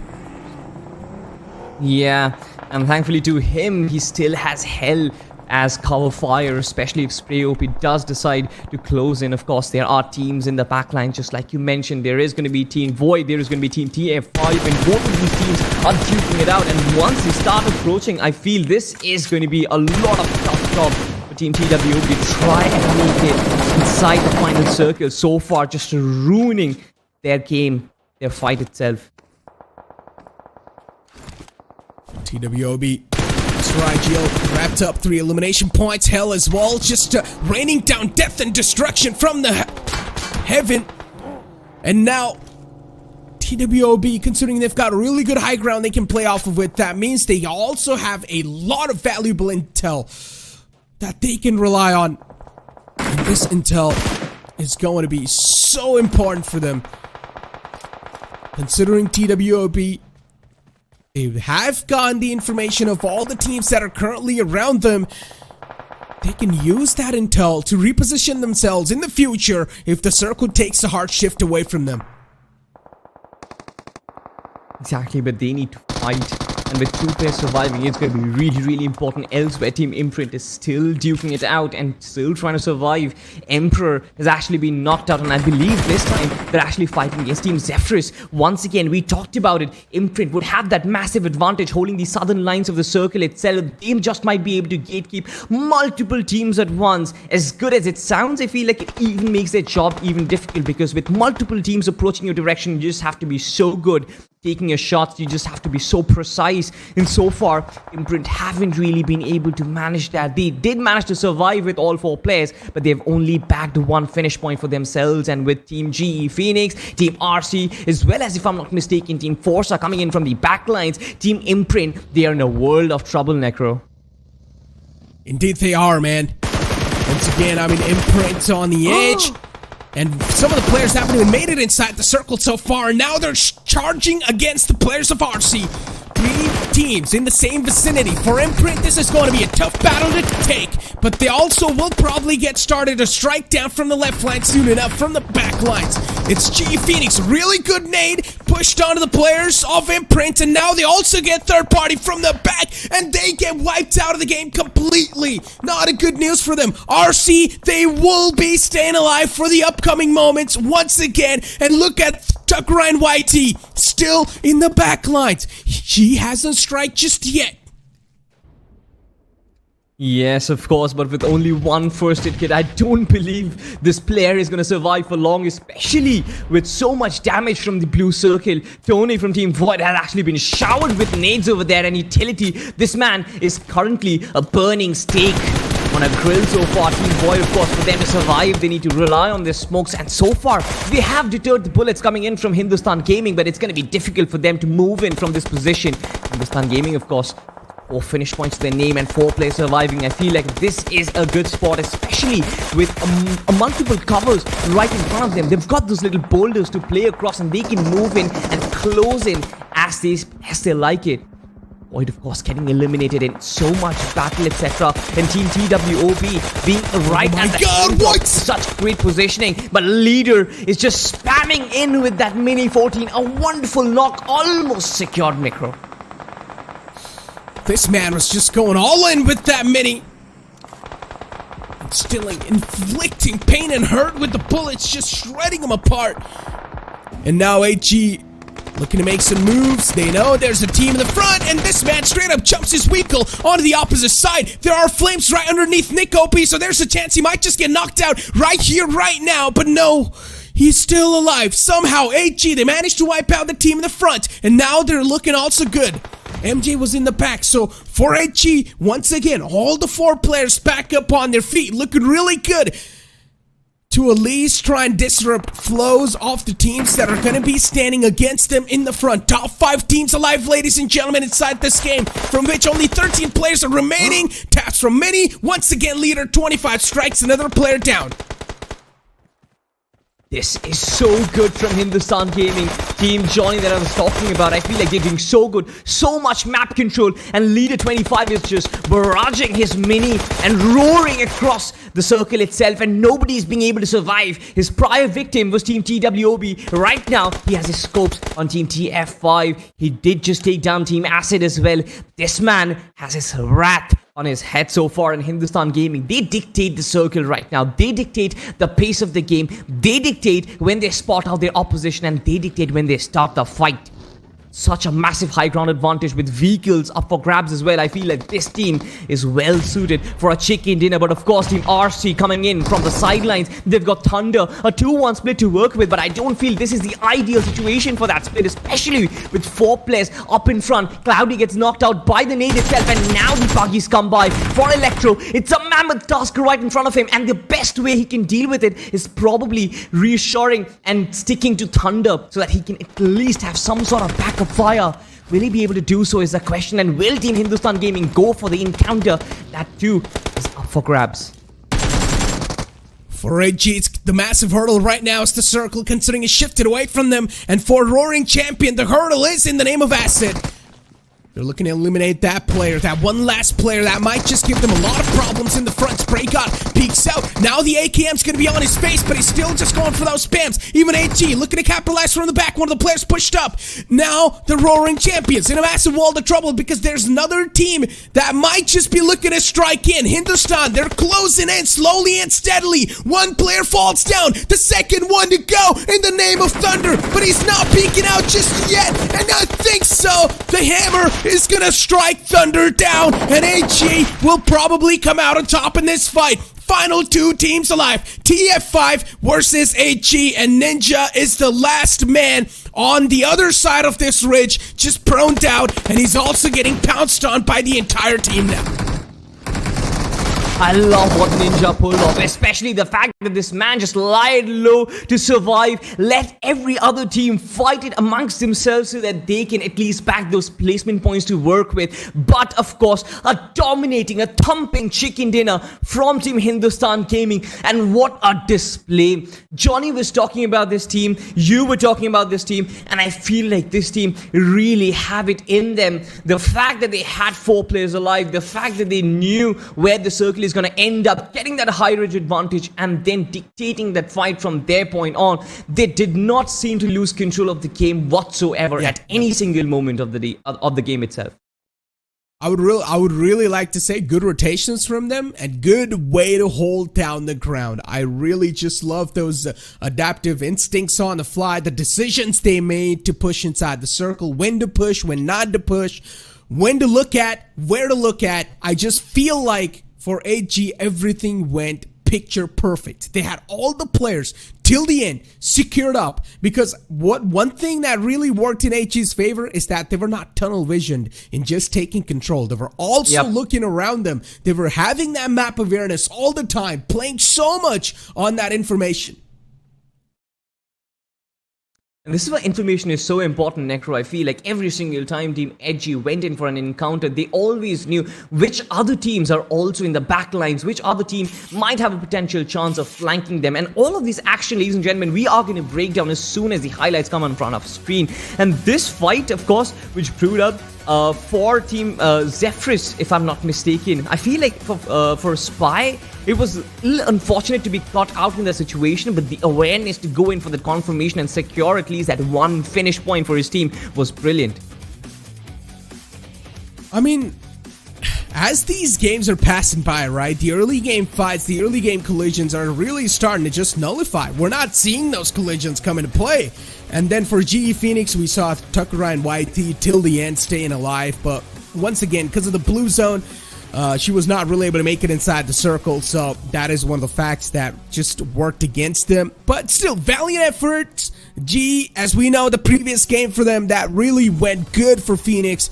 They can definitely rely on those points, but now the upcoming game with Sanhok, it needs to be a consistent and a good finish for them to make it inside the top 8 whatsoever. But I really would like to say I'm really impressed with how even RC played that game. I just feel like it is one of those teams that will be showcasing a lot of great potential if they do end up qualifying. Exactly, and it's not just RC as well, right? There was Team Imprnt who had the potential of gatekeeping a lot of those teams, but at one point they just found themselves overwhelmed. Thunder in the situation, of course. There was a very nice duel. This was the duel between Spray God and Thunder, and I almost felt like that was one finish point secured.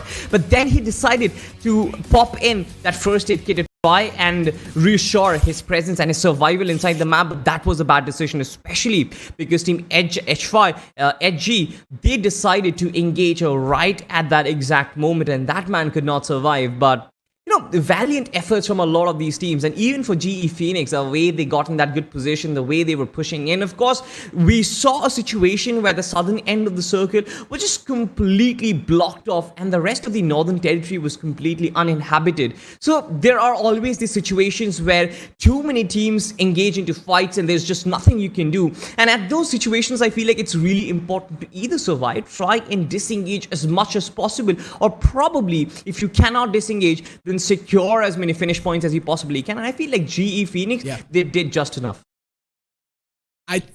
I hope so. They did just enough. I'm not exactly sure how many finish points they got racked up because they were not really in the limelight in the late game scenario, so we're not exactly sure how many finish points they've racked up. But as I said, the first game, they had a pretty solid game. They managed to finish on the top 2. So I would still say for GE Phoenix, that first game is something that's going to compensate even if one bad game comes into play. And I think so this previous Miramar game, it was not so great for them. So maybe in the upcoming Sanhok game, a little bit of more consistent finish points and a consistent finishing in general should give you guys the piece of cake in your hands, and you guys should be able to qualify in the top 8. But as I said, the upcoming map is going to be in the name of Sanhok. But I mean, how that previous game went, AG, they definitely surpassed all my expectations, because how that Erangel match went on and how they got eliminated by that one player from, I think so, it was a really known team.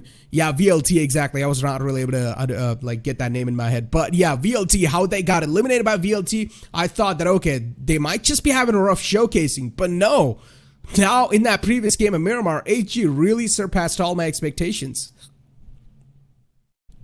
You know what, speaking of VLT, I kind of felt like this team was sort of absent in the map of Miramar, but there is one guy who is actually very, very present throughout this game itself. Ladies and gentlemen, we are talking about the MVP of the map of Miramar, and it is going to be MJ from Hindustan Gaming. Of course, he deserved that spot with 5 finishes, and this man seriously was on a roll, be it with his vehicle, be it with his DMR, or with his rifle. I feel like he was always ready to go and just waited for that signal when to encounter, because this man is always ready to pull the trigger. Just look at the amount of domination from AG. 3 out of the 4 players are inside the top 5. Nick OP with 5 finishes, Soumya with 4 finishes. Of course, you've got Thunder from Team RC with 5 finishes, and from Zphyrus, you've got Ape, who's got 4 finishes as well. So a really, really good display from a lot of these teams, but especially the kudos has to go to Team Hindustan Gaming for this show.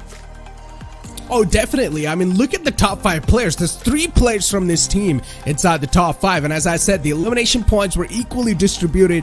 That's why AG, they are so far, or at least you can say in the previous game, they reigned so supreme. And I really would like to see the point standings as well, because that's going to give us a little bit of more clear vision of maybe potentially how the overall standings might be looking like. So we knew the previous game VLT dominated, but this game it's Hindustan Gaming who dominated with 16 finishes and 15 placement points. Wow, they managed to rack up 31 points in total. That's what you call domination.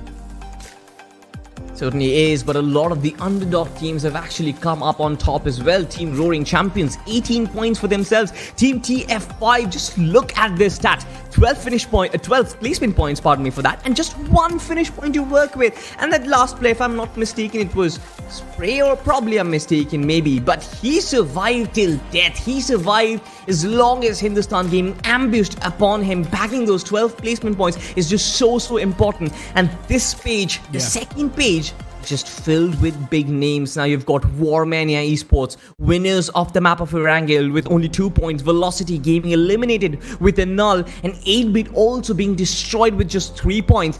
Things are starting to look a little sketchy for 8-bit, aren't they, Necro?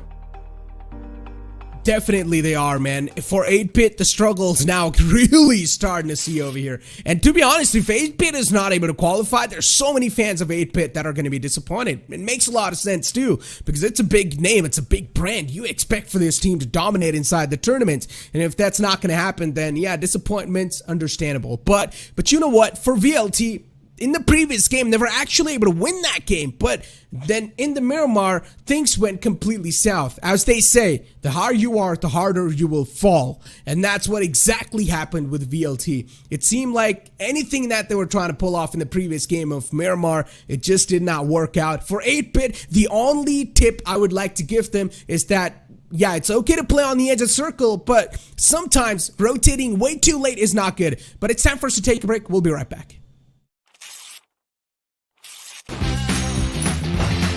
It's my turn now. Fire away. I shall protect my kingdom. Thunder, lightning. Woohoo! You can do it.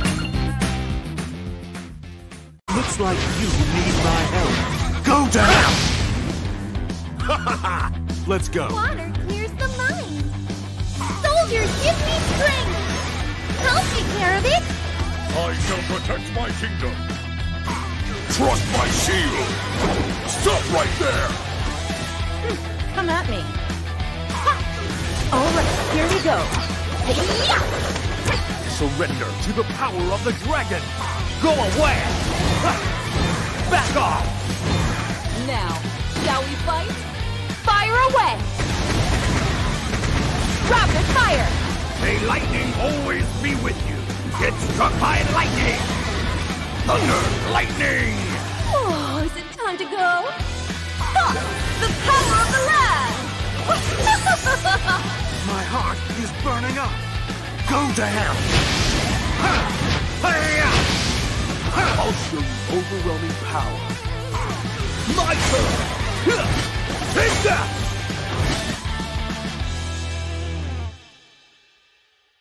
Map की जरूरत तो अनजान गलियों में पड़ती है, पर Erangel की गलियां तो हमारे दिल में छपी है। What's up, team? Hey, guys, rich पे बंदा है, रिच पे। अरे यार अभी हम स्मोक कर रहे हैं। साइड मार किया मैंने।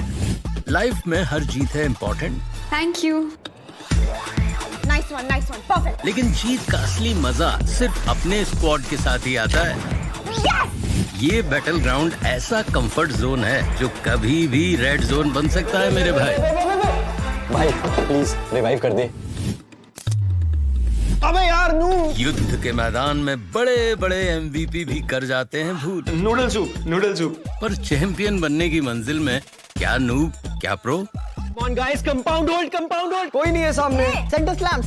स्मोक कर कवर ले। एक HP है भाई।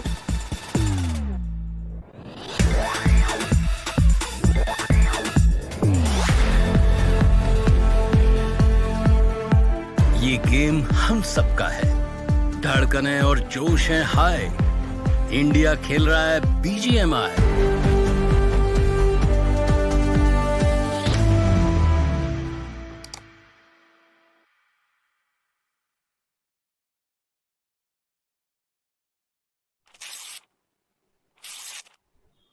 Ladies and gentlemen, welcome back once again to BGIS The Grind. I hope you're freshened up because we have freshened up as well. And now it's going to be a new guest on the desk with me. Welcome back, Varun John. Or rather, I should say, I Super Johnny. I love that display behind you, man. I love the way you've been altering that every single day. And this time you're just I was supposed to. Good plug. It was supposed to be something relating to this week, but then I realized, like, all right, it's just day one of week two, so might as well just wait to see what the tone of the teams is going to be like. And I have to say, I'm actually quite impressed with the turnaround in Miramar, because first of all, the teams that were performing well on Erangel weren't really there in the top 8, apart from G Phoenix being a part of the top 8, and they also were barely there. Two of the biggest names, Mania Official and Velocity Gaming, finishing in the bottom half of the leaderboard was something unexpected. And I think, again, we were waiting for performances like these from the upcoming names. I mean, it was quite clear to notice Hindustan Gaming, their mindset was quite strong. I mentioned this during game number 1 as well. The idea that they had about where they wanted to position themselves on the map was quite good, but unfortunately the execution of the fight was extremely poor. This time around, though, things were different. They waited for the fights. They were extremely patient with how they wanted to approach their fights, and since the positioning was already developed upon, I think it was quite easy for them to secure this win. Certainly right, but there is one team that we really have to look into right now, it's especially with the kind of situation that they're in terms of the overall standings. And the team that I'm talking about is going to be Team 8-Bit. I was having this conversation with Necro that what do they do right now, especially in a situation like this when their first match was not really good. They probably racked up somewhere around 7 points. Second game, they racked up about 3 points, which brings their total to 10. Now Sanhok is going to be their only last resort. What do they do and how do they recover from it? We've seen teams put up performances, especially Team Tamilas, the way they sort of qualify just on the basis of their Sanhok map. It's still not game over for Team 8-Bit, but they need to show up real quick, Johnny. Exactly. I mean, they need to show up, and the answer might as be a simple three-letter one-word answer. I mean, just win the game of Sanhok. That's it. Win and you're done. Because, I mean, with how Hindustan Gaming played in the previous match, being able to secure those 31 points or 30 points to their name, I think they already have made sure that their top 8 spot is not going anywhere. Velocity Gaming, 100%. They are kind of close. War Mania Official, I would say they are also going to be quite comfortably inside of the top 8, but still Team 8-Bit, as you mentioned, 10 points are not going to be enough if they move on to Sanhok with a similar approach, like just focusing on finishing points, focusing on getting those finish points, and just not worrying about where they will finish off in the overall rankings in general. I think then that can definitely be a challenge. And why do you want to be uncertain about anything? Why do you want to have uncertainty about, like, if you're going to make it or not? Just win the game, get it over with, move on to the next stage. Should be simple for a team like 8-Bit. Certainly right, but there's again, ladies and gentlemen, a new game coming in from Crafton, and it's certainly an adrenaline pumping experience, and that game is known as Defense Derby. It's time for a real-time heart-pounding 4-player PvP tower defense game. Now, to be honest, I'm trying to understand how this game works, Johnny, but it seems like it's sort of one of those 4v4 tower defense games, and it's really exciting, and I just want to try it out, honestly. Did you have any experience with the game itself? Because I've been trying to get my hands to one. No, I mean, I've been looking at the artwork and the clips that have been floating around, and it looks quite interesting because, as you mentioned, I mean, it's a PvP 4-player tower defense game, but there's another twist to it. Like, before the waves actually do appear in front of you, I've heard, like, you're going to have to bid for basically the cards that you will be using inside of the game. But we'll talk about it in a few moments, ladies and gentlemen, because this is the game of BGMI that is happening in front of us right now. And map number 3 for Group 9, as we were all talking about it, is finally live. It certainly is, ladies and gentlemen, as the flight path is in front of our screens right now. A central flight path which cuts right across the center of the towards Bantai. Of course, most of these teams will go to their drop locations, but speaking of drop locations, it also kind of comes to where do these teams lie and do we get those early encounters? Because, Johnny, we've seen in the maps of as well as in Miramar, we haven't seen those early game battles, which is good news, especially with the teams who want to survive and enter the final stage of the circle. But also, so far in Paradise Resort, it feels like there is some sort of carnage. His Punk is already on the run and he's gotten a knock for himself already. Yeah, I was just gonna say this. Like, Miramar and Erangel are different stories when you talk about drop clashes. On Sanhok, it's a different ballgame entirely, and now this fight is completely unavoidable for either sides. I think Team Void and Velocity Gaming are gonna spend a few seconds just scrabbling for weapons, whatever they can find, and whoever finds that notorious DBS is definitely gonna start holding those angles, waiting for the other side to approach. But Team Void, look at them. They're looking to back off right now. The players are looking to get some distance between them and the players of Velocity Gaming, just backing away from that central building of Paradise Resort. And the one good thing about Paradise Resort is that you find adequate loot at every single point of this region. Yes. So whether you are in the central building or you are in the outskirts, you are going to find yourself some sort of weapons to work with. And I feel like it can sort of house two teams. So again, the fact that we saw that disengagement didn't really surprise me as such, because these teams, they know that they should just have that pace really between them. There is no requirement of that early collision, especially with the kind of experience that VLT brings on the table. They knew that, of course, with the first shots being fired, I feel like that was the alarm or the horn that was being blown, right? Let's just be peace at it and let's just not fight this. Yeah. I mean, it would have been more entertaining if we actually got to see the early 4v4. As you mentioned, I mean, the mindset of these teams that are playing right now, it seems to be completely different. Everyone is prioritizing early safety. But again, if everyone makes it to the mid-game stages, you know there's going to be a lot of chaos coming your way. But talk about chaos, and FPS appear in front of our eyes.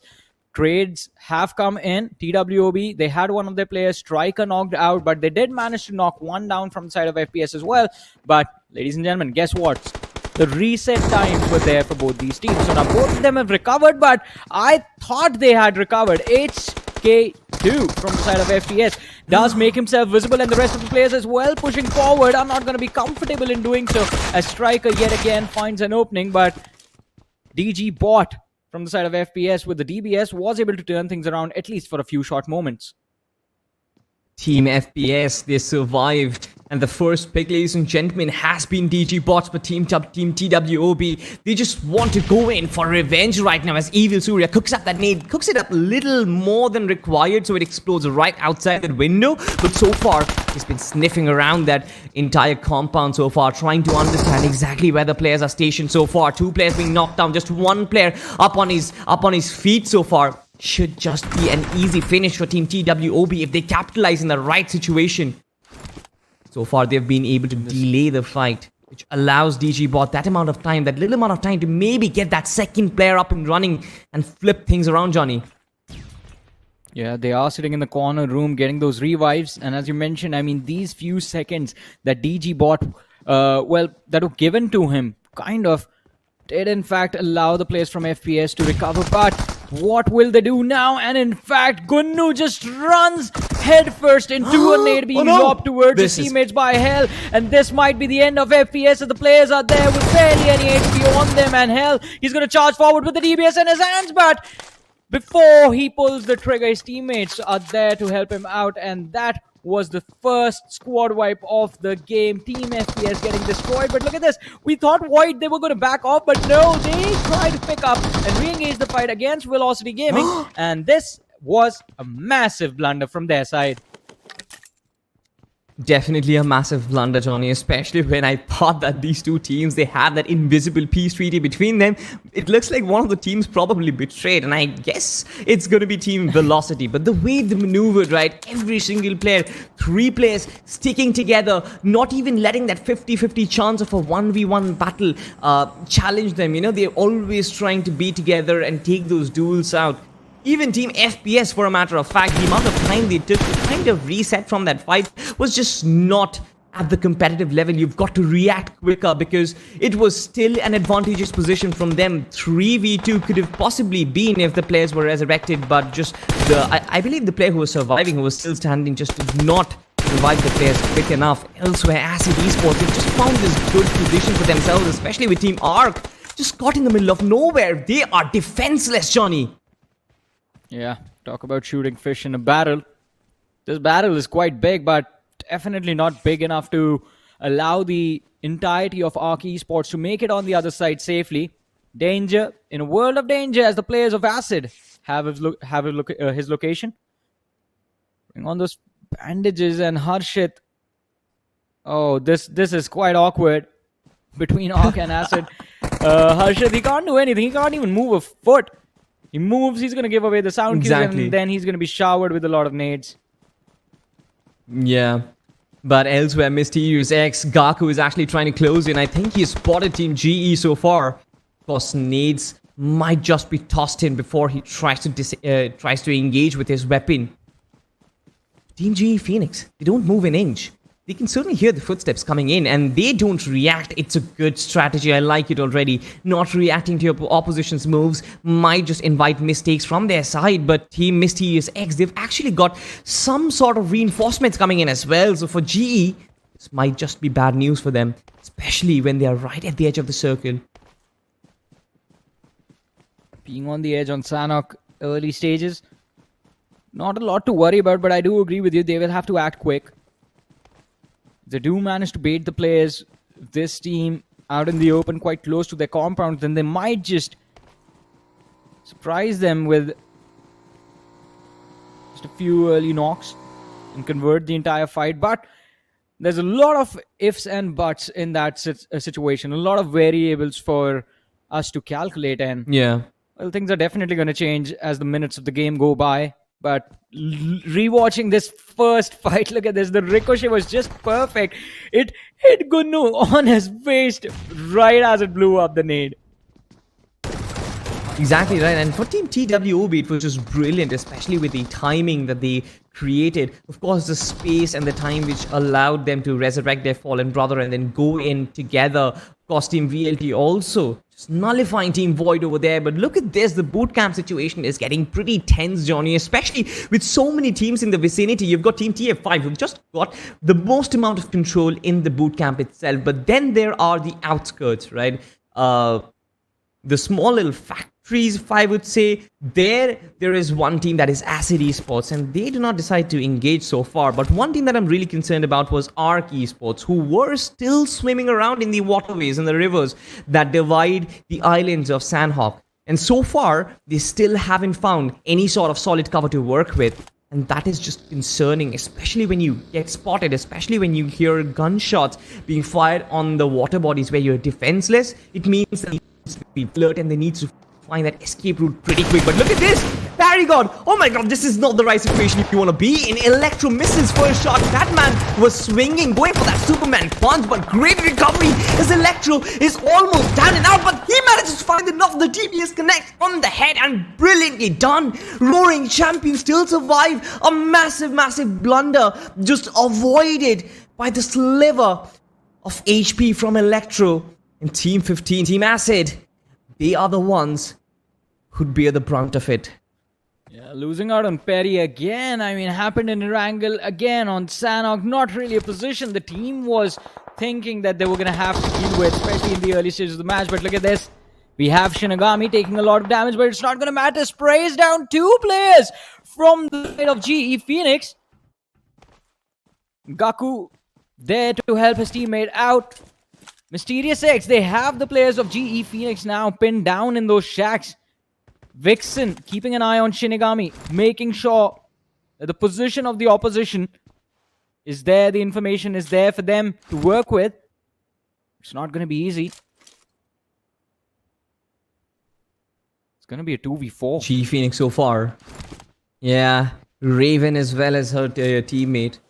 I feel like it's going to be really important for them to escape the situation, find that exit route that I always talk about, especially with two players, especially from Mysterious X right in front of them, who are on the move, of course, rejoined with the rest of their teammates. Mysterious X on the move, the circle shifts, and now it's going to be really interesting.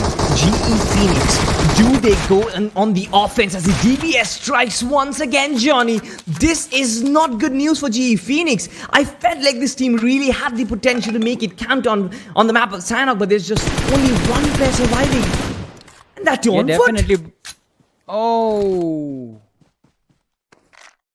Oh, I mean, we were talking about just one player surviving from the side, but now even that's not going to happen. I mean, it was Sanhok, could have played for survival, could have played the heal battle game, but not really work out for the players of GE Phoenix.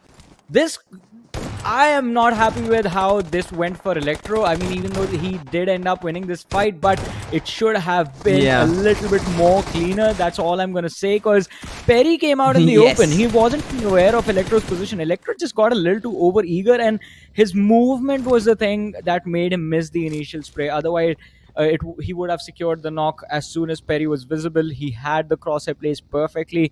But then again, got a little too overeager to move up ahead, and you have to, ladies and gentlemen, keep your nerves in check when you are in those 1v1 situations, when you know you are trying to engage into a firefight. But talking about fights and 8-bit, they appear.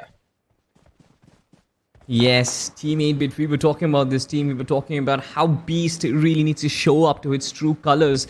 This player actually has a lot of hope on his shoulders right now. I feel like the entirety of the 8-bit fan base is banking on Beast, and the fact that him coming back into form might just turn the tide and turn their luck into something better. They really need to show up. But Team Acid Esports, they know exactly, using the TPP to his advantage. Sparsh OP just trying to spot out players out in the open, trying to come in from the other side of the river itself. And Team 8-bit certainly not in the best of position. They know that they've hugged the shorelines, which is somewhat the right approach, but then they need to press forward, and pressing forward is not going to be easy, especially with 4 or 5 teams in the bootcamp vicinity. I feel like this just means that they are inviting danger towards them. They also have some vehicles to work with. Might just use one of them to try and occupy some other inhabited locations, because we just saw the circle, and a big part of it, a big chunk of it, is still uninhabited, completely deserted by the players so far. Moving forward, I think all of that is going to change as we now transition into the mid-game stages of this match. 3 teams already getting taken out: FPS, Void, and GE Phoenix getting wiped out in the first few moments of the match. We're already down to 13 teams, 48 players alive. And I think one of the next teams who might be in a little bit of a pickle right now has to be Team 8-bit, holding the shoreline right behind the triple warehouses of Bootcamp. And this position does not provide you a lot of cover to work with. It certainly does not, right? And for Team 8-bit, I feel like, especially with the third circle coming in, Sanhok, the third circle does not give you enough amount of cover, enough amount of space to work with, especially with 13 teams still surviving. Speaking of 13, team number 13 is going to be approaching them so far, and Juicy knows he's heard the footsteps, and the pin has been pulled out, the nade being cooked in, a perfect stake being lobbed. Will the first knock get secured? Not really, but a reverse nade coming in, and a beautiful nade. And this team, 8-bit, they've started finally to show up. A mammoth display from this team coming in, immediately finishing off 2 or 3 players in a matter of seconds. Mania Esports, they have been absolutely ripped apart, Johnny. Yeah, they were just destroyed in a matter of seconds. No opportunity to recover at all, if I'm being honest. The nade from Mighty and Juicy. Juicy's nade dished out the damage. Mighty's nade actually was able to secure the second knock. And as soon as that knock came in, a few seconds, literally I believe just a second and a half before that, Juicy stepped out and was able to secure a knock by himself as well, just reducing the numbers of Mania Esports down to 2 before the fight even began.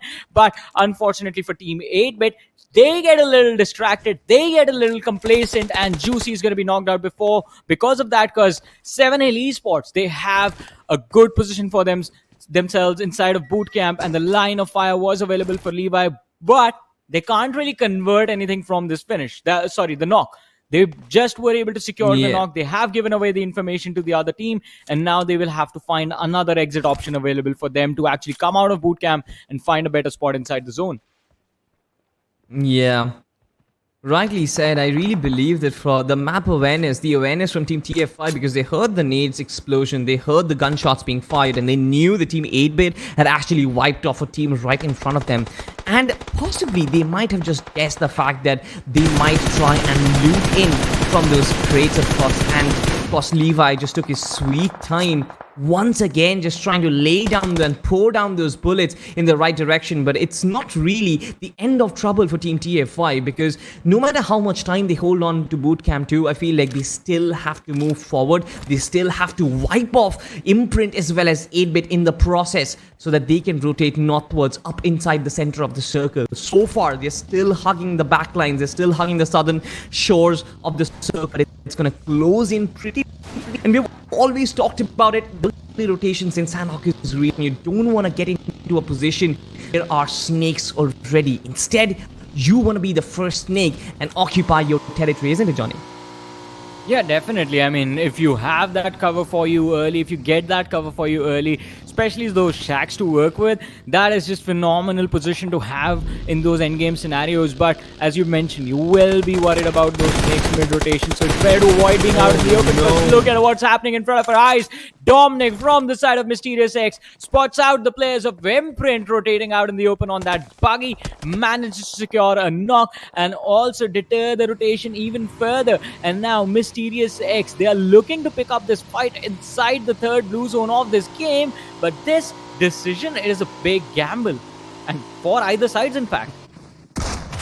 It certainly is a big gamble right now, because the trade-off is massive. The amount of health damage, the amount of damage that they're taking from the wall of death is enormous. And right now, either of those teams, Imprnt as well as Mysterious X, they were actually suffering from it. I believe a wise decision was to leave their sacrificial pawn, who engaged into that 1v1 while the rest of the teammates could actually drive by elsewhere. But look at this once again. They are just hot on the tails. A drive-by coming in from the bike itself is Ninja. I hope he takes a lot of damage. Mysterious X, they just don't know how to stop. They have no brakes in their vehicles whatsoever, and it just fights back. It bites them back in the neck. And Imprnt, they managed to wipe off the entirety of the team. And Johnny, once again, look at the circle. My goodness. I love this zone shift right now, and I mean, Sanhok has made this game even more entertaining as the zone completely abandons everyone. It betrays the entire lobby, all the teams remaining. It has just abandoned everyone and just completely moved on to that, what do I call it? The Hathin Bridge out of all things. I mean, apart from that, there are a few compounds available on the other side, on the Camp Alpha Island, for the teams to work with. Team 8, we see them take a swan dive in that river to cross and get there as early as possible. And I think for the first time, this will put Team 8-bit in an advantageous position. They might just be able to get a lot of points from this matchup. Exactly, I love these water circles, but look at this. Team RC also tried to do something similar, but ARC Esports were very ready for this situation, just firing down hell upon Team RC, and Electro has been knocked out. Thunder and Cloudy just trying to stay underwater as long as possible, but how long are they going to hold their breath is the question. Team 8-bit, of course, they've already crossed, and look at this. I believe it's Team Zphyrus who's also trying to go in with the vehicle, maybe take a tumble themselves as well. The water itself, as all these teams look to rush inside the circle, it's going to be an absolute bloodbath, ladies and gentlemen. And I'm just hoping that the teams who are in good positions already, courtesy like Team 8-bit or Team ARC Esports, they can reap on the benefits. The BGMI gods have really blessed them so far. 8-bit's beast is now pouncing upon Team TF5 as 3 players have been knocked out, and there's just one guy who still remains. Karthik has pulled out a grenade pin. So far, I feel like Beast is more than prepared, Johnny. Yeah, he is more than prepared. And I think he realized that if he overaggressed over there, his teammates would have been in trouble if he got knocked out. So he backed off, started to use utility instead of just running forward for a gun duel against one of the last players remaining from the side of TF5. And I think, again, this last player is going to be taken care of as well. Reaper, he was there on the shorelines, barely had any HP on him a few seconds ago, but now he has recovered. But unfortunately for him, he is still inside the blue zone, and that will make it very easy for the players of Team 8 to actually finish him off. But do they realize that there is a man left behind? There's a survivor that they've left behind, and he might just be able to cause a lot of pain and misery for them in the future. But doesn't matter. Team 8-bit having secured 7 finishes in this game as well, we'll look forward to securing a few more, get those points in their bags as quickly as possible. They're looking to get those finishes from the players that are inside the water right now, since it will be very easy for them to actually secure those knocks and secure those finishes and get their those points added to their overall tally. but the problem is the challenge is coming from the other side of the river at the same time. Yeah.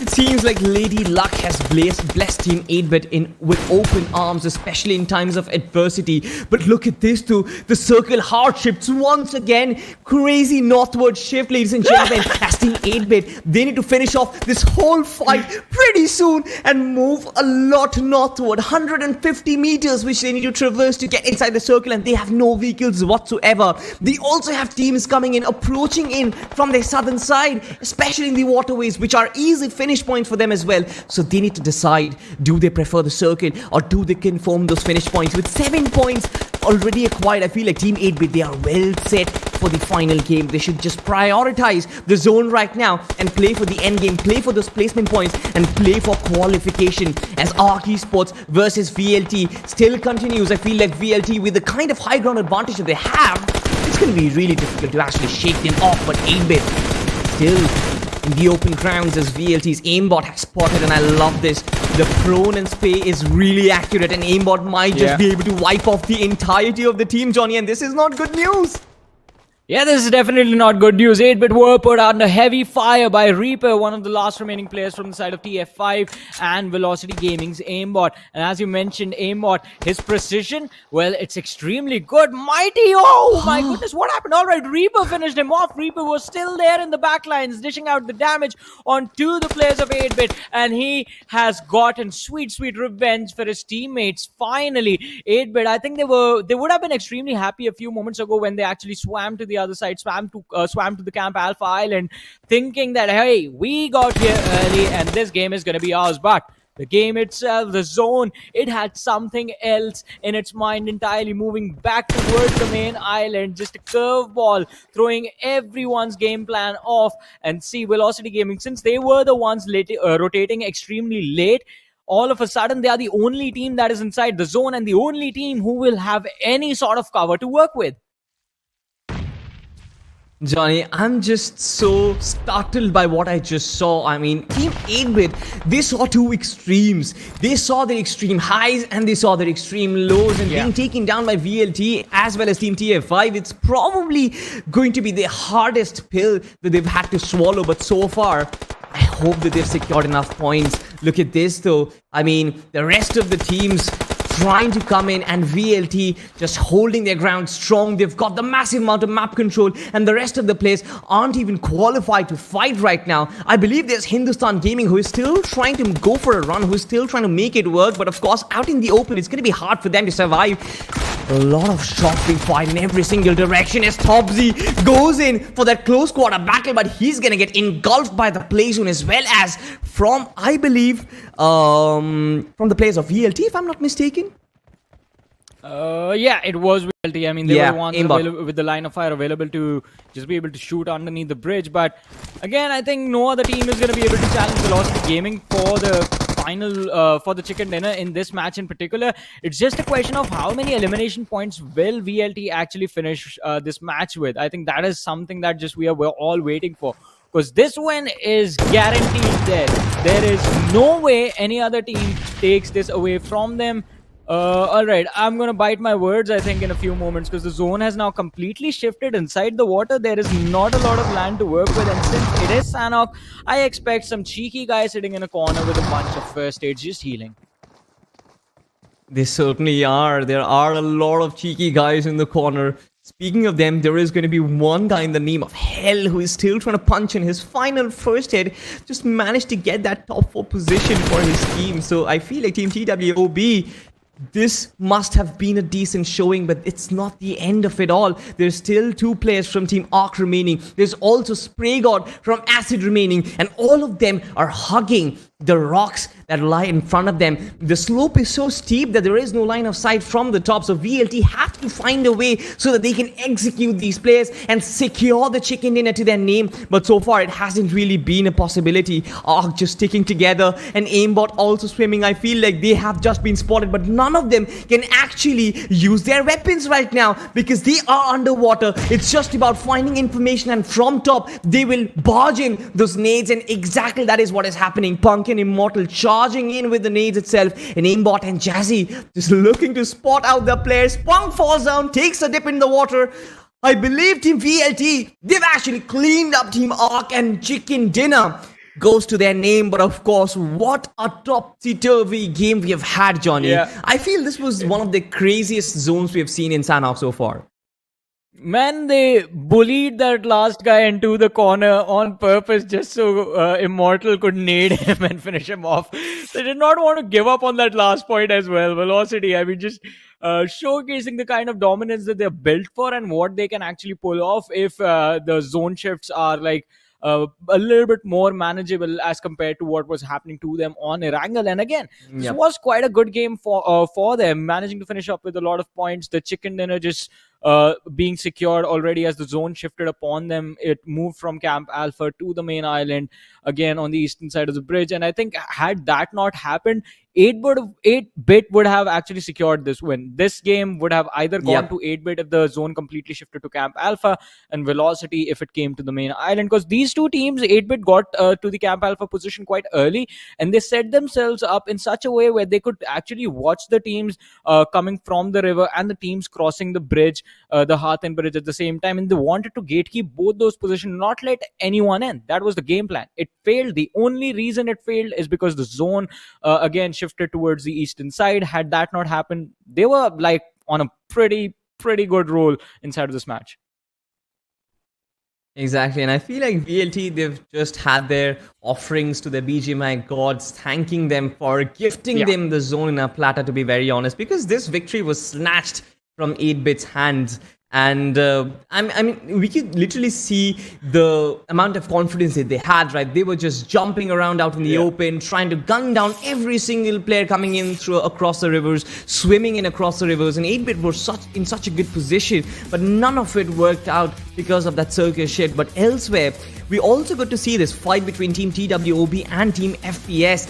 And let's just say that the experience that Team TWOB has just proved why this team was better in this fight and why they won this battle so far.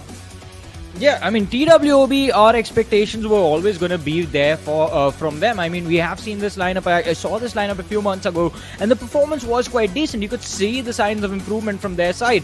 And I think, again, if they keep working on this, maybe we'll see this team do much more bigger and better things in the future. But for this game in particular, I think it was a little bit of a mix-up of positioning errors and just like being on a delayed front in terms of just like the zones as well, just completely playing mind games with everyone inside of this lobby.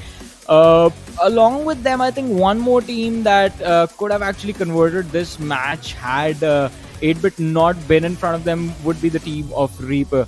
I believe it was TF5. Yeah, these lads, TF5. I mean, they had a similar idea. All right, let's cross early. Let's play from the shoreline and just try and gatekeep everyone else. That way we can secure a lot of points. But unfortunately for them, there was another team that had the same game plan and before them as well.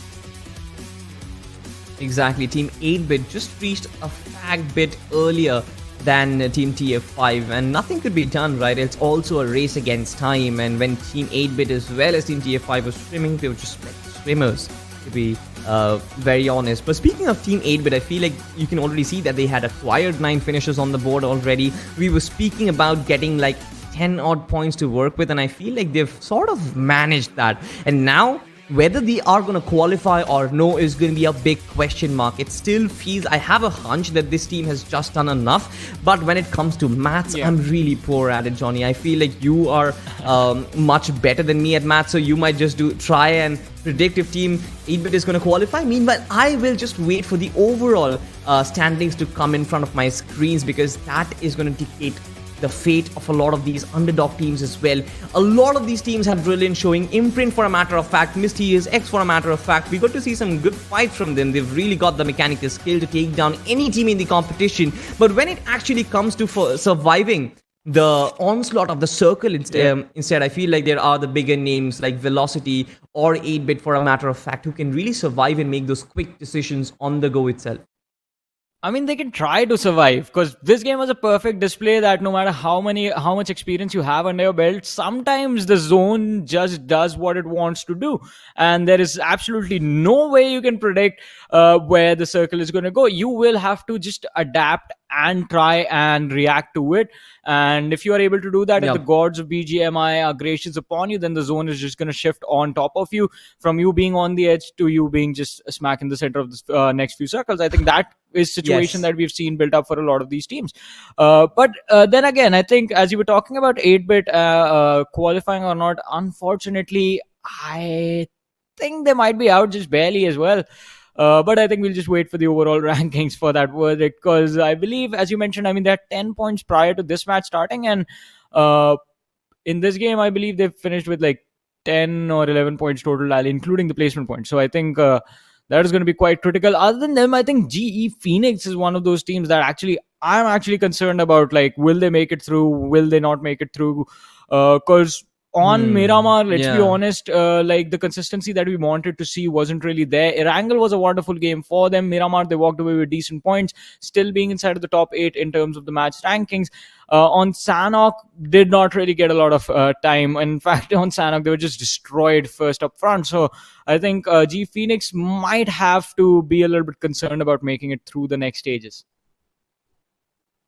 A lot of these teams, their backs are against the walls, ladies and gentlemen, because at this point, all that they can do is pray, right? Pray to the BGMI gods, pray to the gods, and pray to the ones who are also doing calculations back end, because they're the ones who know which team is qualifying. Their fate lies in their hands, of course. But I feel it was a great showing. This lobby was probably one of the strongest lobbies, in fact, with so many big names, with so many known names in the community coming in with teams, and their performance also was brilliant. I feel like this entire group had one of the most passive early game phases that I've seen out of any groups at all. Apart from the map of Sanhok, I feel like both Miramar and Erangel, they were very organized. We had a proper initial game segment where there were teams, even though they were engaging against each other, they were just having that peace treaty going on. Apart from that, when it came to Miramar, the mid-game phase was really, really chaotic, which you do expect, especially when the circle opens, ends up in an open area. And Sanhok, of course, you got to see the final third of the circle, where a lot of teams had to make those micro adjustments and had to vie for those final few placement points to work with final few finish points. So all in all, I feel like this group was one of the most strongest and the toughest groups to sort of qualify out of. But they still, VLT, with the kind of players that they have, they still managed to dominate the lobby. And to be honest, Johnny, I'm really excited to see what they show, especially when other bigger teams come into the picture and what they have to offer in lobbies like that. Exactly. I think, again, because the next group is going to be a little bit more intense. And as you mentioned, I mean, this group had a different challenge presented to them than what was there in the first week. Because the first week, it just was like, I think all 4 days was just were just build up to the amount of team fighting capabilities that the team could put on display. Where we started off day 1, week 1, with just a few fights happening in the early stages. And day 4, last group was just basically on... They had mindsets built up like, all right, we're just going to go in the lobby and hunt each other down till one of us survives. And I think, again, for this group, because of how the games were also there, I mean, talking about the zone shifts in particular, the starting zones as well, I think that itself kind of deterred a lot of these teams from those early fights. Because look at Erangel, first of all. I mean, we saw the cluster that was there on the military island, but the zone, you have a northern zone that is heading towards a shelter farm area, which is like an open position. You need all 4 players present for an open position. So that impacted the early game decision making for a lot of these teams. You're going to try and protect your players. And I think, again, these teams took on this challenge quite beautifully. But at the end of the day, this game, as much as it is about surviving, it is also about getting those finishes. And because of that, ladies and gentlemen, we do have the MVP of this map of Sanhok, and it is going to be a man who can't be finished off, Immortal from Velocity Gaming. Velocity Gaming, they have multiple players who can just take that responsibility and who can really fire heads when it's required. Aimbot with 5 finishes, Immortal, just like you mentioned, with 6 finishes, and Jazzy with 4 finishes. 15 finishes there already, and have one more player to go. Speaking of other teams, there's still Team 8 Beast and Mighty still coming back in form with 4 finishes and 3 respectively. Ladies and gentlemen, the point standing of the map of Sanhok, it is not the overall stand, just the map of sand is going to come in front of our screens in a matter of seconds. I feel like that is going to clear a lot of doubts, and a lot of teams would already know whether they are qualifying or whether they're not. But speaking of performances, we've really seen the top teams show up. VLT as well as 8-bit, both of them are sort of in the pickle right now. Yeah, I mean, they are going to be in a pickle, and I think this is going to be an intense situation for us as well, because as Salty mentioned a few moments ago, I mean, we're just everyone, I believe everyone watching the broadcast right now is just crunching numbers in their heads to figure out, have these two teams made it through to the next stage? But ladies and gentlemen, what we'll do is something much simpler. We'll just move on ahead, have a look at the point rankings for this game, and then have a look at the overall rankings. That will make things extremely easy for people like me who can't really crunch numbers quickly. But Velocity Gaming 31 points secured from this win, and I think they have made it to the next stage of this tournament.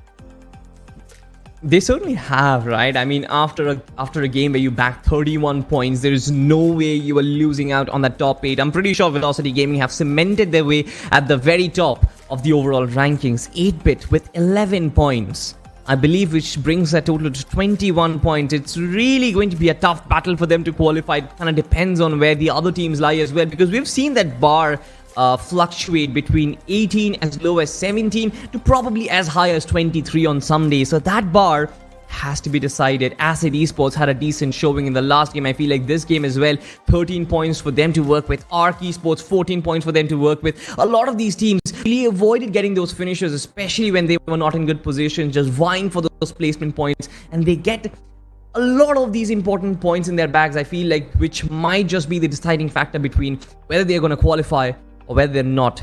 Hindustan Gaming, who already had a very good display on the map of Miramar, could only bag 5 points out of this game, but I feel like they're already well set, considering they've also had a 30 bomb on the map of Miramar.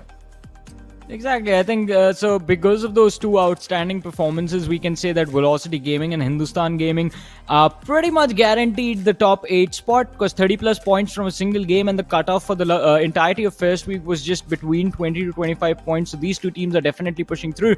But now the question still remains, what about the other teams? What about the other squads? Mania Esports finishing this game with 0 points, and the previous game also not really working out for them. I wonder, will this happen for the first time in BGI's The Grind, that a team will be out of the top 8 after a win? Chances are very slim. It certainly is a very dicey question, honestly, especially after that initial performance. But I think like they had bagged around 23, 24, 25 odd points in the first game itself. So yeah, I mean, they should be good.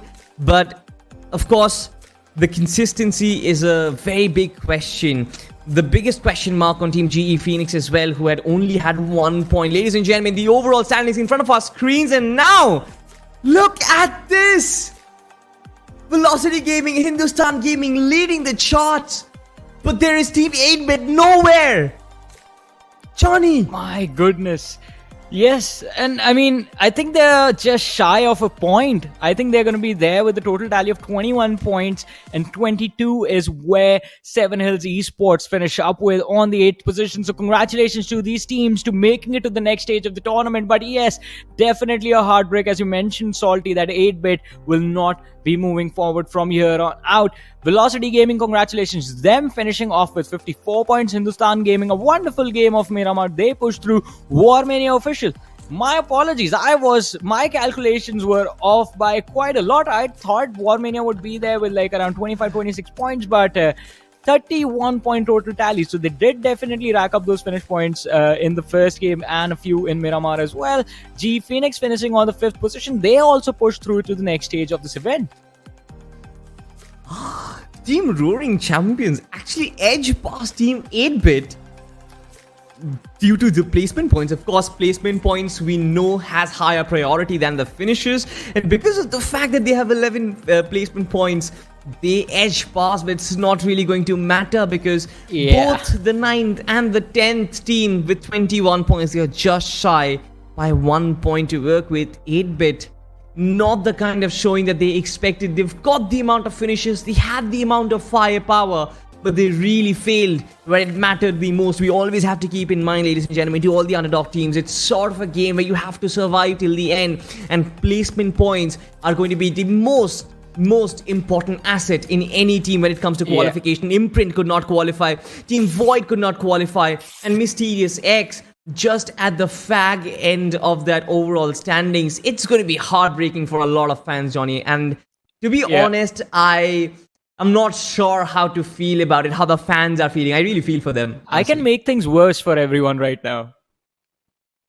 You know how? Okay, let's go back to Sanhok. Let's go back to Team 8's position, right? They left one man behind. That was Reaper. They could have picked him off. That was 22 points. They had one more player. The point was picked up by Velocity Gaming. That was 23 points. Those 2 points could have actually pushed them through. Oh man. I mean, talk about missing an opportunity. But, ladies and gentlemen, the opportunity only presents itself, well, thrice for every single group. So I guess we'll be moving on to the next one, that is Group 10. And we do have the 10 teams of the next group in front of us right now, ladies and gentlemen. A lot of big names are appearing in front of us. And talk about big names. Hey, Necro, welcome back. How are you doing? Hey, what are you trying to say, man? I know I'm big, but okay, Johnny, I see you. But yeah, in front of us, we've got FFC Esports, and their logo is of a chicken. I like that. I like that. Hey, man, the boys are here. I really want to see. Yeah, the boys are here. FFC as well is over here.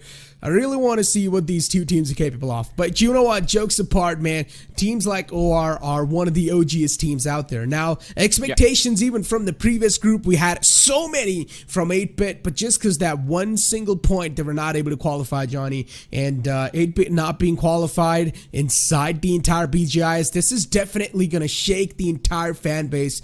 And it's an unfortunate situation. It really is. And considering 8-bit not making it, and then that previous game of Sanhok 2 just being so cruel, that final circle, oh my god, I would say that is one of the biggest betrayals a circle has given. Yeah, definitely. Like, that was kind of a top 10 anime betrayals moment right there. But again, I mean, you have to be extremely careful when you're trying to flex on the rest of the competition. If you flex too hard, you're going to pull a muscle, definitely. And I think even for the veterans, I think this can be a lesson that you need to focus on your placement points as well. Because 8-bit, they were able to rack up those finishes consistently in all 3 matches. But the problem was 3 matches, 3 placement points. That's all they had. Had they gotten a few more, imagine just 3 or 4 placement points more, they would have been a part of the top 8 and would have moved on. Because we all know, and I think no one's gonna have a different opinion about this, that 8-bit has enough firepower to secure the eliminations number no matter what stage of the game that they are in. And I think, again, had they just focused on that placement aspect, they could have made it through. But that is a conversation from the previous group. Now we move on to this one. And again, there might be a few big names that will be put in similar scenarios. But again, we talked about this, Necro, in week 1. Observe the group that came before you. Figure out the mistakes that were made and make sure that you do not repeat them in your matches. I mean, to be honest, I highly doubt any mistakes were being made in the previous groups. Yeah, there might be some individual teams that probably made some mistakes, but overall, the games went pretty smooth, right? And we did not even see any of the battles happen in general in the early game phases. And we talk about the qualification benchmark. We talk about the points required to be being qualified inside the top 8. And all the time, as the days keep on passing by, the benchmark keeps on increasing. Now this time, it's 22 points you need, or at least more than 22 points inside week 2. You're going to be needing to qualify inside the top 8. So that means the bars have not been raised, and you need to make sure that every single step you take, you need to make sure it's going to be for consistency and a good finish. Now, as I was talking about OR2, you've got players like Jelly in there who have been playing since such a long time now. And then you've also got players like Onto playing in there. Once again, every single player inside this team is a known name. I just want to see them play really good. I do not want to see what happened with 8-bit happen with OR once again. Yeah, I mean, definitely. And I think for this group in particular, all the eyes will be on OR Esports because again, it is an iconic name in the esports scene in this country, and again, they have a legacy behind them as well. Jelly, as you mentioned his name, I think he will be that key player from the side of OR. If everyone's looking towards OR, they are looking towards Jelly in particular because again. There was a time he was the star player for the team. He still is the star for the team, but now he has a little bit of added responsibility of just making sure that the consistency is there for the team as well, because I believe he's the one who's been there the longest. But it's going to be quite interesting to see how they actually play along, because again, a lot of wildcards will be there in this group. And with how the maps have gone in the early stages, because every single day I notice this, Erangels will have similar zones, Miramar will have similar zones, Sanhok is something that will have different zones entirely. I think this Erangel, again, the teams will have to be extremely careful to see if an eastern zone is there. Just make sure you get there early, make sure you try and take control of the center early. Don't try to play from the edge. It's not going to work out. Did not work out for anyone in game number 1 today.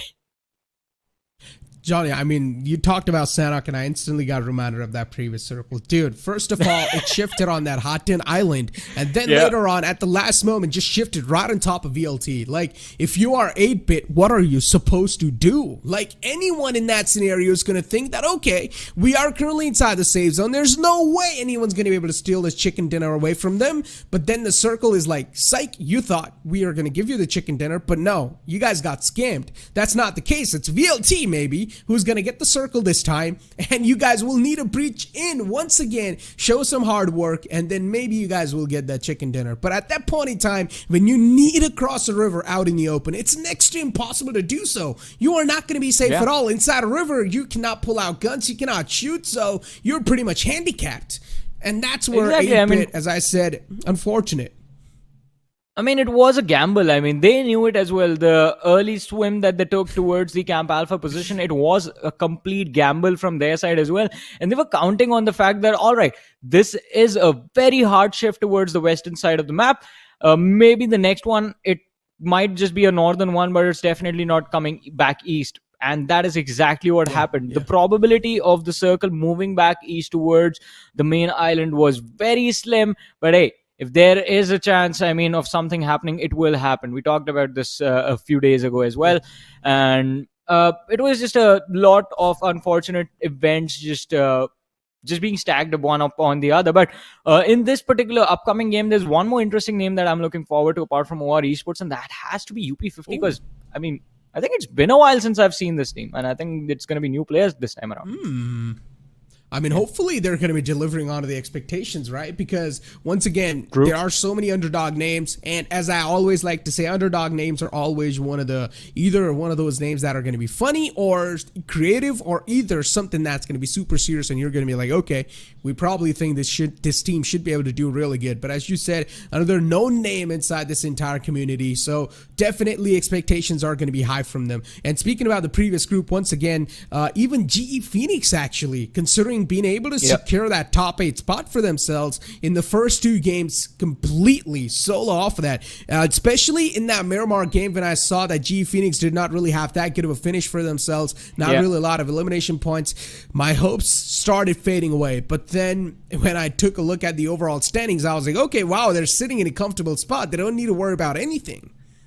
Yeah, I mean, it was a huge sigh of relief when I saw them in the top 8 after the 3rd game, because, again, GE Phoenix, as you mentioned, Miramar wasn't that great. Sanhok, they were the first team to get eliminated on Sanhok. So that game ended, the opportunity for that match for them ended before it even began. And that was a huge point of concern for everyone that was looking forward to seeing this team move forward. And now that has finally happened. But again, I think a little bit more consistency is going to be required in the next stage as they move forward, because they will have to prep for even tougher competition. Plus, a lot of new variables are going to be introduced in terms of the newer teams that will be added to the 8 that are already there. And I think, again, as we move forward, everything's going to be reshuffled again. We don't know which team's going to be playing with who, against who. So all of that we'll just figure out when we actually move forward to week 3 of this event. But for now, I think, again, this first game of Erangel for this group in particular, group number 10, it's going to be extremely important. And as we mentioned, it is the pace setter game for this entire group. What are your expectations, Necro? I mean, do you expect them to start it just the way that group 9 did, like the peace treaty being signed in the early stages, and then 15 minutes later, everyone just rips it apart? Of course, no. That's not even a question for me. I like aggressive playstyle. So I want players to just go off on each other, all guns blazing, right off the bat. I do not want to see a passive playstyle at all. I do not want to see a slow start to the game because, to be honest, even though week 1 teams seemed quite lost, but to be honest, it was really fun to cast as well because the action was just emerging right from the get-go. You were just seeing bodies hit the floor all across the map all the time. But I mean, once again, this is just as a viewing experience, right? If you take a look at an experience like from a competitive player with how the days are evolving, it's for the best of them. This is how a professional game should be like. In the early game phases, all the teams would not want to engage in a fight against each other unless they're forced to do so, where they drop out on a single compound or in the same city. Unless if the city is not big enough, then they will be forced to fight off. But what about you, man? What type of start would you like? Aggressive? The same? Yeah, exactly. I'm on the same page as you. I mean, see, neither of us is coaching or like an analyst for any team. We don't like work on our own gameplays that much as well, like doing WOD reviews on a regular basis. We want to be entertained. And what is more entertaining than just 4 lads fighting it out in the middle of nowhere? I think I enjoy that the most. And hopefully, as we jump into this next game of Erangel, we get to witness a lot of early fights. Here we go, ladies and gentlemen. Once again, the plane is in the sky, and the plane flight path starting all the way from down south from military base towards, it's probably going to go straight all the way towards Kameshki, but we'll be able to find that out where exactly the plane flight path is going to be ending. Yes, between Stalber and Kameshki, the plane flight path is heavily tilted on the right side, Johnny, so that means it's going to be a tough extent for teams that do want to go all the way towards Georgiapol or maybe Pochinki. Yeah, I mean, it is definitely going to be a challenge making it all the way towards Georgiapol. Pochinki should be a little bit easier. You can drop quite close to farm, pick up a few vehicles, and then just rotate using those vehicles towards Pochinki. Similar approach can be there for a Georgiapol rotation, but Georgiapol is a lot further away. And you know, teams do like to play from Georgiapol, from ruins. Some teams looking to head towards the northern Georgia city as well are going to look to drop a little bit earlier onto the map. So a lot of challenges for any team that plays from the western half of this map of Erangel. But as far as we always talk about the early stages, the drop points of a lot of these teams, in the previous game, in the previous group, we observed 4 teams dropping on Military Island. This time, it's just 2. And we've got TS in front of us. And you can see TS, I mean, it is one of those teams that dropped inside farm. Now, we don't exactly know if that's their main drop spot or if they've dropped over there just because of the plane flight path. Once again, these type of plane flight paths really do make these teams to think on the fly, adapt on the fly, and make those quick decisions. And considering now the circle as well, it's going to be a standard one, nothing out of the box, nothing out of ordinary. It's just going to be right in the smack center. So every single team, you can say they're still going to be getting a lot of chance to be in their comfort zone. And so far, we haven't seen any drop collisions just yet. Look at FFC all the way towards Kameshki, Stalber, and the compound surrounding it. This is one of the teams that is safest so far. I mean, so far, but how long will they manage to stay safe? That's going to be a big question. On the other side, though, as we move towards school, do you see the players of Glitch Gaming having taken control of the main school building for themselves? I believe the players of OR Esports are not too far away from their position, so Glitch Gaming, they will have to be a little bit more cautious with how they move around and, in fact, how they move out of this position in the later stage of the map. And was it just me, or on the radar, did you also see a few players still gliding? They actually are, yeah. This is why I said it's going to be a tough extent for them. But now finally those players are dropped down and, yeah, secure the vehicles. Look at them. Look at UP50. All the players inside one single Jeep, and they're trying to make it to their drop location. Now, once again, it's going to be a slow start for them. But once they do get the suitable amount of loot, shouldn't be that tough of a beginning. We do have Galactic Esports. It's not exactly exactly what he doesn't exactly know play raw. He might be his own grave fucking now. Well, let's see the Galactic Esports starting things off, or in fact looking to start things off right now. Frost stuck in the open is going to lob a nade to try and see if he can push Raw out of his position. And in fact, that nade does dish out a lot of damage. Raw from the side of Galactic Esports is going to be forced to back off completely. The reset. Yeah. Will it be there?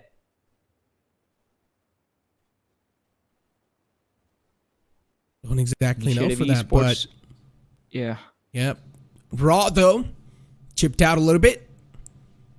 And his position's definitely known. You can see, look at Frost, how close he's trying to sneak in.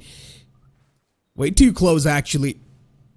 Raw in the front, and now Frost finally gonna peek out. Shots taken, nicely done. Player knocked out. Was just waiting for the right opportunity. As soon as the player stepped out, Frost striked Supreme, and now Raw's knocked out. So that's a really good start for, you can say, IE.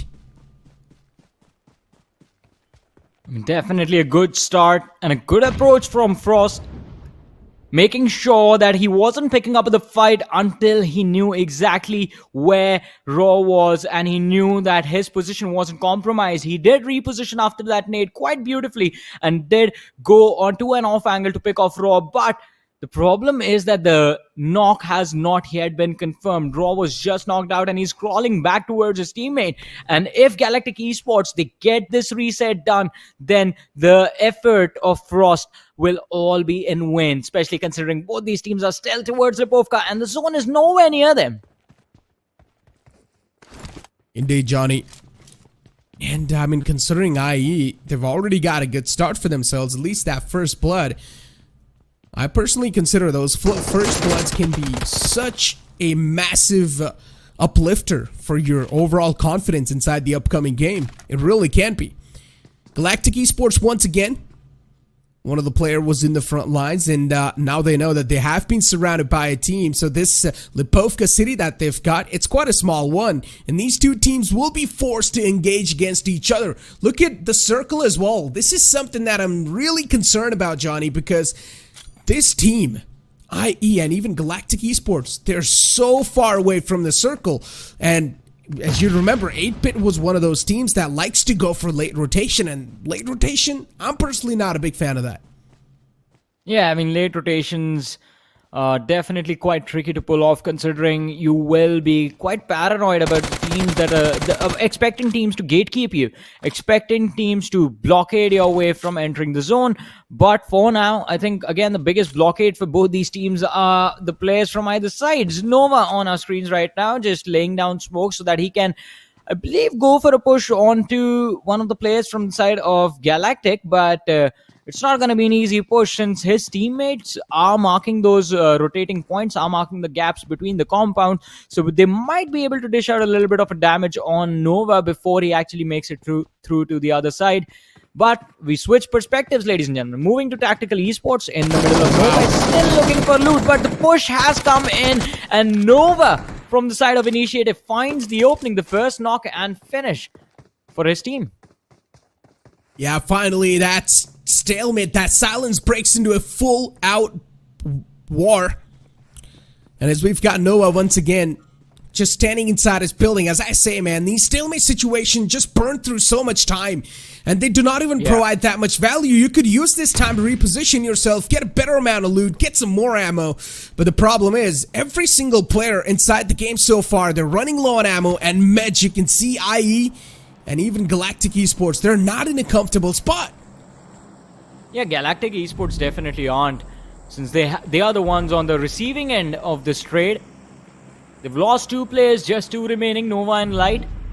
And these 2 individuals will try to make something happen, but the problem is that Initiative Esports, going for a 2-2 split, are going to try and out-pressure them in this scenario. But look at this, the play zone finding the knock, and Initiative Esports' Nova Vampire is the man who has been knocked out.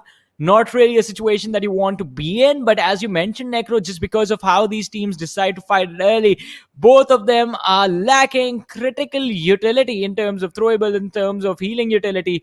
Blazy is there with just one first aid and an energy drink on him. And I wonder how long will both of these sides be able to sustain themselves inside the blue zone with this situation. No clue about that, but Blasty looking to blast open a player in the front. A lot of shots taken, connection was there, light knocked out, and now considering even the blue zone starting to chip out damage, you're going to be burning through meds like it's nothing. So for both these teams, the best way to get out of this situation is disengage and just don't try to fight once again. Oh man, for Initiative Esports, look at this player. Frost is probably not going to get any med. He's only got one first aid in his hands, but how much that one first aid is actually going to back him up, that's the big question. And these teams don't even have any vehicles secured. So, Johnny, they will need to run a marathon. I mean, definitely, that is definitely going to be a long marathon for them. And even that, there are different pathways that they can take. Right now, a straight line rotation does seem the more viable option, but a northern rotation will be something that can guarantee you a safe pathway while you're moving towards the zone. But on the other side, UP50, it looks like they're going to be in a mid-rotation fight against one of the teams, and it is going to be quite interesting to see, in fact, how they do manage to engage on this. But we have KSR07 pushing forward, and he finds a man looking in the wrong direction. The trade does come in for the side of UP50. One man indoors. KSR still looking to find the opening. Another opening, in fact, to get the advantage for his team. And one after the other, they are catching the opposition, completely unaware of where the players of UP50 are coming from. But finally, this fight, Necro, has been brought down to a 1v1. Indeed, it has been. Push is being made. AKM in the hand and might actually come out on top. And yes, he does. Strikes him down in the front. Nicely done. AKM reigning nice and supreme. He's able to land all those shots, but he's still in an enemy territory, and this man wipes out the entire enemy's firing squad, and he's now also looking to save the day for the fallen teammates. What a superhero. Definitely a hero that the team needed in this moment, because they were all just done for UP50. And then KSR, the man who started it all for his team, made sure that he was going to end it as well, wiping out the other side without even breaking a sweat. A 1v4 out in the open. And, well, extremely impressive, but they have still lost one of their comrades, so it's just going to be a 3-man roster of UP50 Esports just pushing forward in this game. But hey, having 3 players is still better than having none alive. True that. Ruling since 80s. Oh, that's a long time you guys are ruling since. I wasn't even born at that time, Johnny. But considering these guys have been ruling since a long time, I'm expecting they must have a lot of firepower packed up and an experience to back it up as well. And this is how this entire stalemate situation really just panned out. Initiative Esports and Galactic, these two teams, I mean, they sort of griefed each other's games, let's be honest. And any of the teams that are currently listening to the broadcast, if you do end up engaging inside a massive stalemate situation, just try to run away from that. Anyhow, try to disengage from that situation, because at the end of the day, yeah, even if you do come out on top, it's still gonna waste so much of your valuable time that you can use either looting up better meds, or that you can use either positioning yourself in a better spot. And look at this. This is what I'm exactly talking about. Every single player is now just waiting for their death. Exactly. I mean, you need to have certain rules for yourself, just like Nicolas Cage in the movie Gone in 60 Seconds. You take about 60 seconds to wipe out the entire team. If it happens, it happens. Otherwise, look for an opportunity to disengage and move forward. And as you mentioned, I mean, Frost has the booster going, but I mean, the HP depletion, I think he barely might be able to make it through if he finds at least a first aid. I hope he does. Or maybe a few bandages. He's going to need a clutch. Yeah. He's going to need a clutch right here. Oh, he missed that jump too. Every single millisecond's going to count, Johnny. Oh, he's done. He's done. First room empty. He's done. No way. He's not going to be able to survive at all. And even Frost probably knows. Another syringe is looking to pop. Maybe this will give him a few extra seconds, but the circle damage has increased considering the next circles popped up on our screens. OR currently are in the smack center of Rozhok, so they are going to be enjoying their time in that city.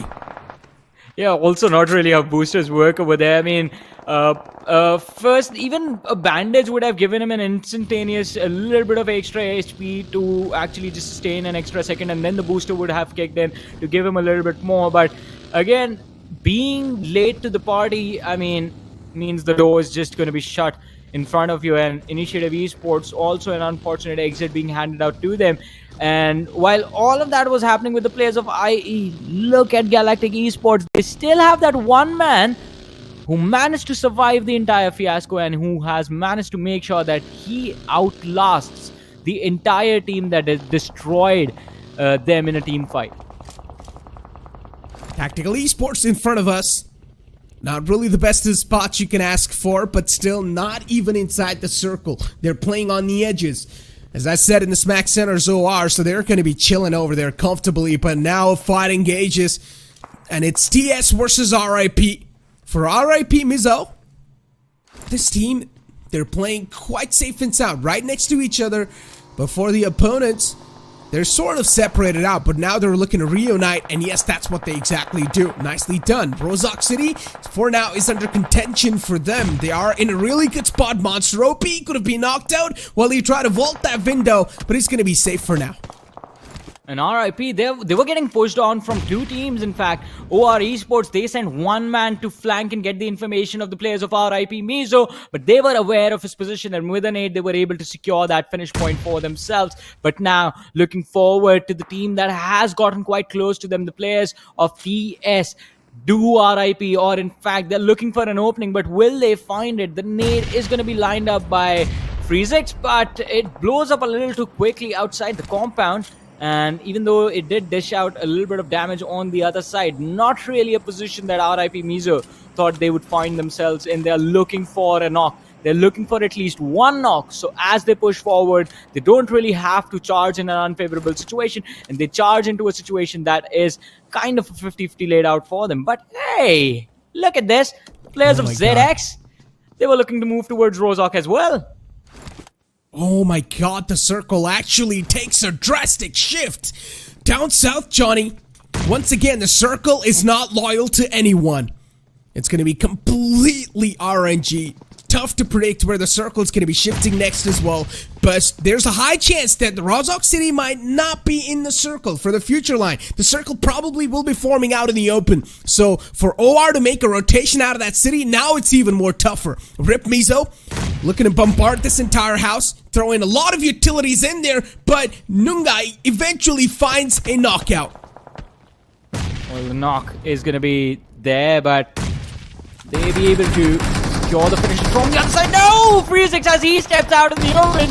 The shots from the flank by the players of OR Esports are going to put him down to his knees. And TARKIN Spartans, they are looking to gain the advantage from all of this chaos that is being brought upon this position, as their team is also reduced down to the last surviving player. And Hydra is trying his level best. Oh my god, what? Finally, shots in the dark do connect, and Hydra secures that extra point for his team.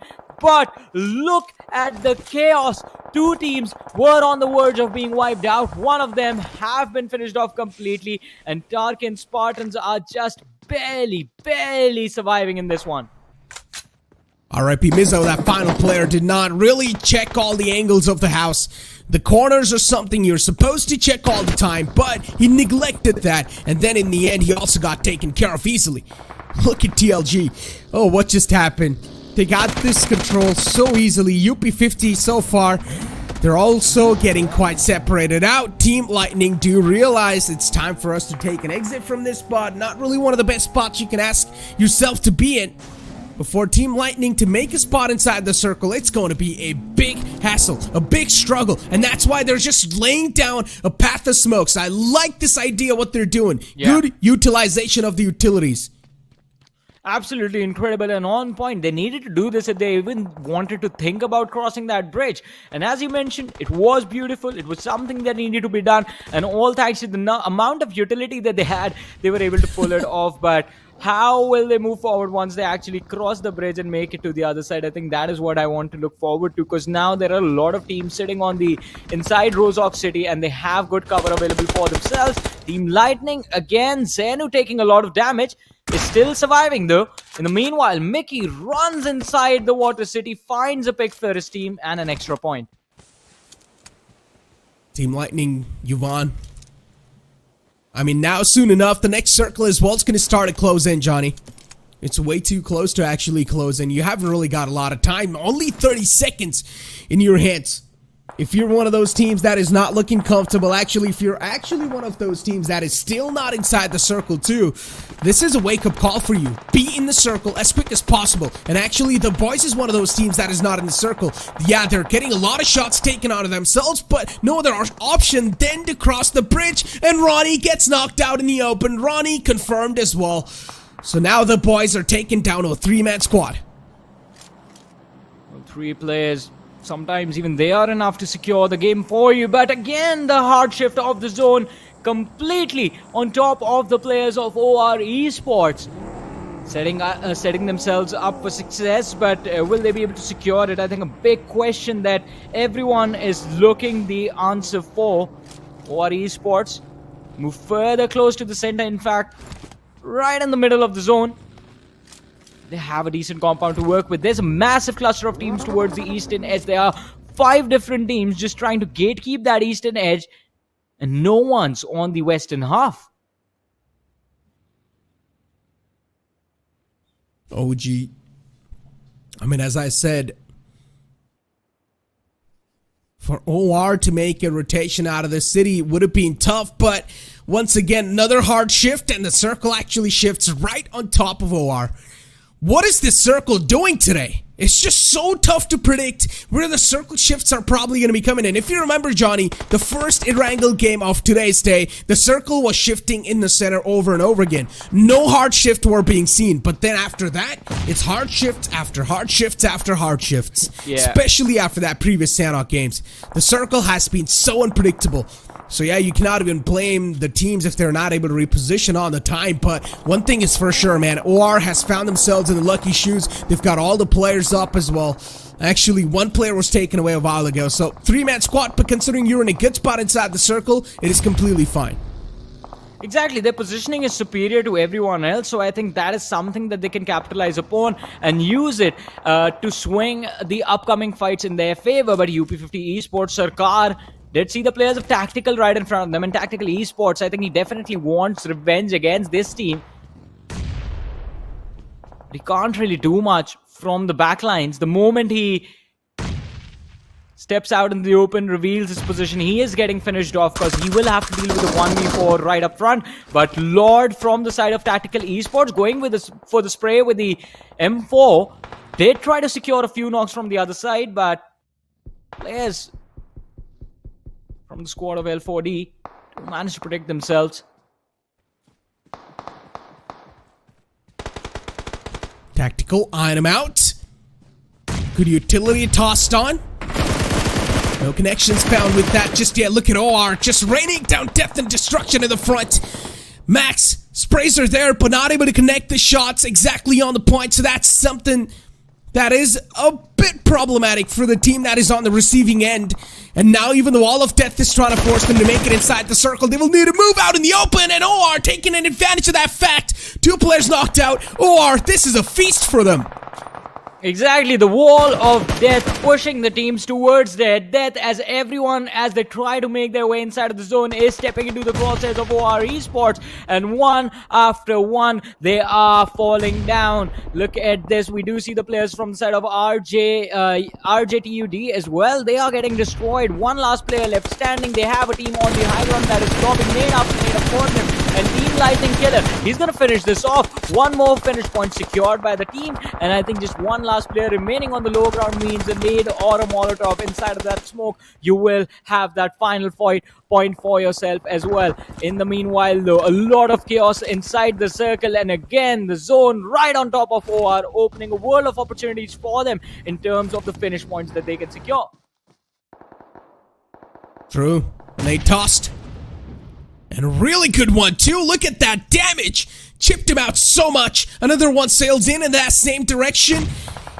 And maybe could have caught him once again. But no, Johnny. These utilities are not exactly finding the proper mark they really wanted to. So Sparky for now from Tactical is going to be alive for at least a while, but he actually steps inside the Molotov and he burns and gets knocked out. Another knock found from Sarkar. What is this man doing? He's ripping this team apart to pieces, and Tactical, they're getting snuffed out like it's a piece of cake. Yeah, and all from one positional error from one of their teammates. Sparty, he was, well, a few steps ahead of the Molotov, but then he stepped back into it. He got knocked out. Sarkar was like, thank you for the opportunity, my brother. I'm gonna make sure I do not miss my mark. Takes down two more players right after him. Secures 2 finish points for his team, and you Esports, imagine they would have been eliminated outside of the top 10 from this game with well, 4 eliminations to their name. Now they have 7 and they've made it into the top 8. Our Esports jelly on our screens. Look at Max as well.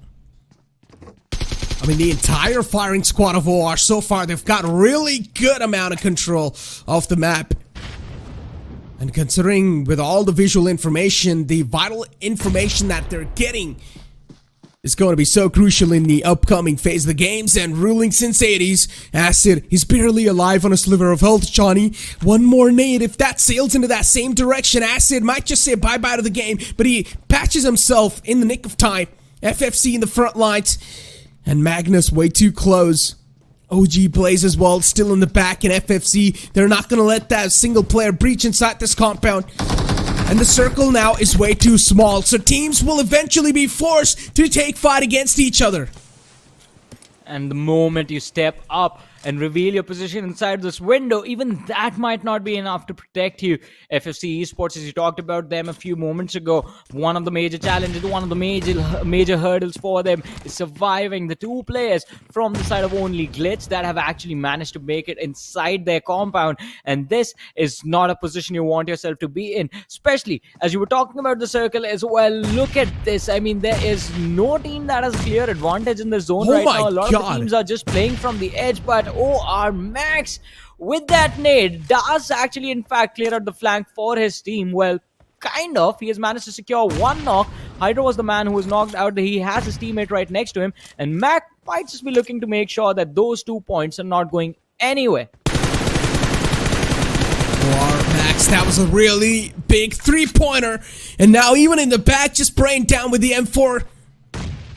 Not really able to find the knockout, but at least he was able to chip him down, so that's going to inflict some pain and also instill some fear in the opponents. TS closing up, Hydro knocked out, crawling up for help, calling for help to his teammate. Sarkar should be able to get the resurrection, but the main priority for Sarkar for now has to be to make it inside the circle. Look at OR. Just stepping up on top of the walls, but the DPS is going to be a little bit too detrimental. It's going to be too harmful for the players of OR, but eventually Jelly peeks out and puts that final nail in the coffin. A really good one. OR, they've shut down the teams in the back. Now OR knows that the back lines are clear. All they need to focus on is the sidelines and the front. Yeah, and they already have a lot of finish points secured for themselves. 10, if I'm being a little bit more precise, making into the top 4, right? 11 points secured, and they are in the top 4, so they don't have a lot to worry about right now. Just the fact that they have to clean up the lobby and finish off the teams that remain apart from them inside of this game. FFC Esports being one of those names. And FFC, they have 3 players remaining, but their positions are compromised, and OR Esports, their eyes are pretty much focused in on their location. They're just focused and looking to finish off FFC Esports first before they deal with the team that is holding the warehouse. Magnus, look at this player. He's barely got a pixel secured. Even his backpack is sticking out in the wall of death. Yeah. It's pretty much like the half of his body. The only things that are in are his hands and his He's on a timeout right face. Yeah, dude, he's looking to strike. And I think so. He's just waiting for the right moment, Johnny. And as soon as he finds that right moment, he's probably he has the potential to strike down the entire FFC. Look at that from the window. He's also looking at the player in the front. It's in the name of Max, but even Max knows there's someone in there. He's got his crosshair trained. What is going on, FFC? They know Magnus might just peek out right now, but Magnus too, he knows that Max is just waiting for him to pop out, and eventually the play zone's gonna eat Magnus alive. So for FFC, they can now move out in the open, or they're taking shots onto themselves as well, but they're also inflicting pain at the front. MG3, it's a gun you should not challenge out in the open. As soon as the peek's taken, it's gonna melt down the player. Exactly, and the players of FFC Esports were melted, and now OR Esports Bailey set themselves to finish off the team of L4D. 1-1 knock traded out from either side. 2v2 between the two teams, and Max, he's just spraying clip after clip inside of that smoke. He's running out of ammo. He needs to be careful. He runs towards Max to go for a revive. Jelly, in the meantime, is going to look to take the advantage of the situation with the help of utility in his hands. Lines up the nade. If this lands perfectly, this can be the game, or maybe the game changer that OR were looking for, and it is going to be perfect. Sinclair knocked out Ninja, the last player left standing in a 1v3, steps out from behind that vehicle only to face his own demise in the form of OR Esports, ladies and gentlemen, who secure this chicken dinner off Erangel. OR, as expected, they come through victorious, but the circle as well, it was playing with so many teams in motion, but in the end, once again, it recentered inside the Rozhok city. So OR's overall decision that they made to contest the Rozhok city, it was perfect. And as I also mentioned this in the late game phase 2, OR had so much vital information they could work on. They had so much land covered up. So in general, considering you're going to be having so much land mass just for yourself, that means you pretty much have the 50% of the game in your hand too. All you need to do is just win the gunfights, and if you're able to win that too, then yeah, the chicken dinner, it's going to be yours. Yeah, it's somewhere down the line in some mid-phase of the game, it seemed like OR definitely were struggling, but then it's completely fine when the circle sort of just shifted right on top of Rozhok.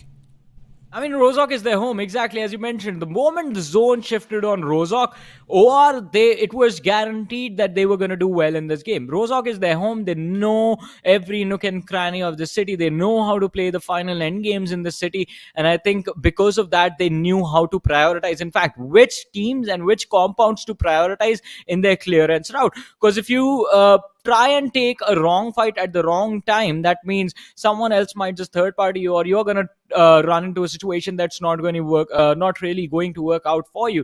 And that was something that OR needed to avoid, considering we all saw them lose their first play within the first few moments of the game. So they played the entirety of the match with a man disadvantage and still made it work out for them. One more team again, a huge shout out to KSR. I mean, phenomenal.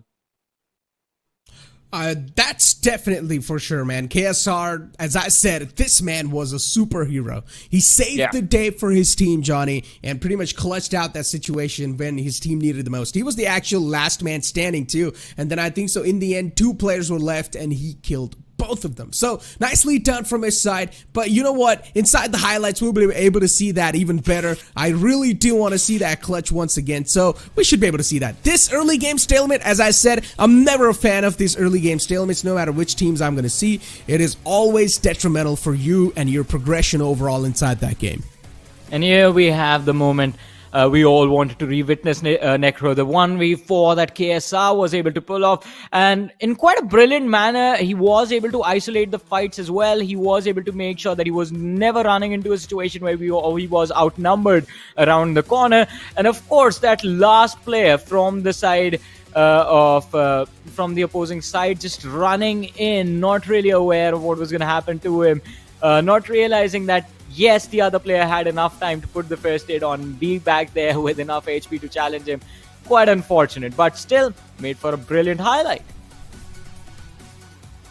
I mean, with how the actual final game unfolded too, right? Especially when the circle, it sort of shifted on top of Rozhok. There were so many teams out in the open looking to creep and crawl up on the warehouse that's already or all the way on the top. And one of those teams was actually tactical as well. But then overall, a lot of teams just came over trying to do the same thing with the same strategy in the back of their head. And as I said, it was an absolute feast for OR. This team was racking up so many elimination points doing so because when you're going to be having that solid cover and also a lot of visual contact on the enemy players, no one's going to be stopping you from getting all those elimination points racked up. And that's where OR got the most amount of land area control, and they also got that chicken dinner pretty much secured.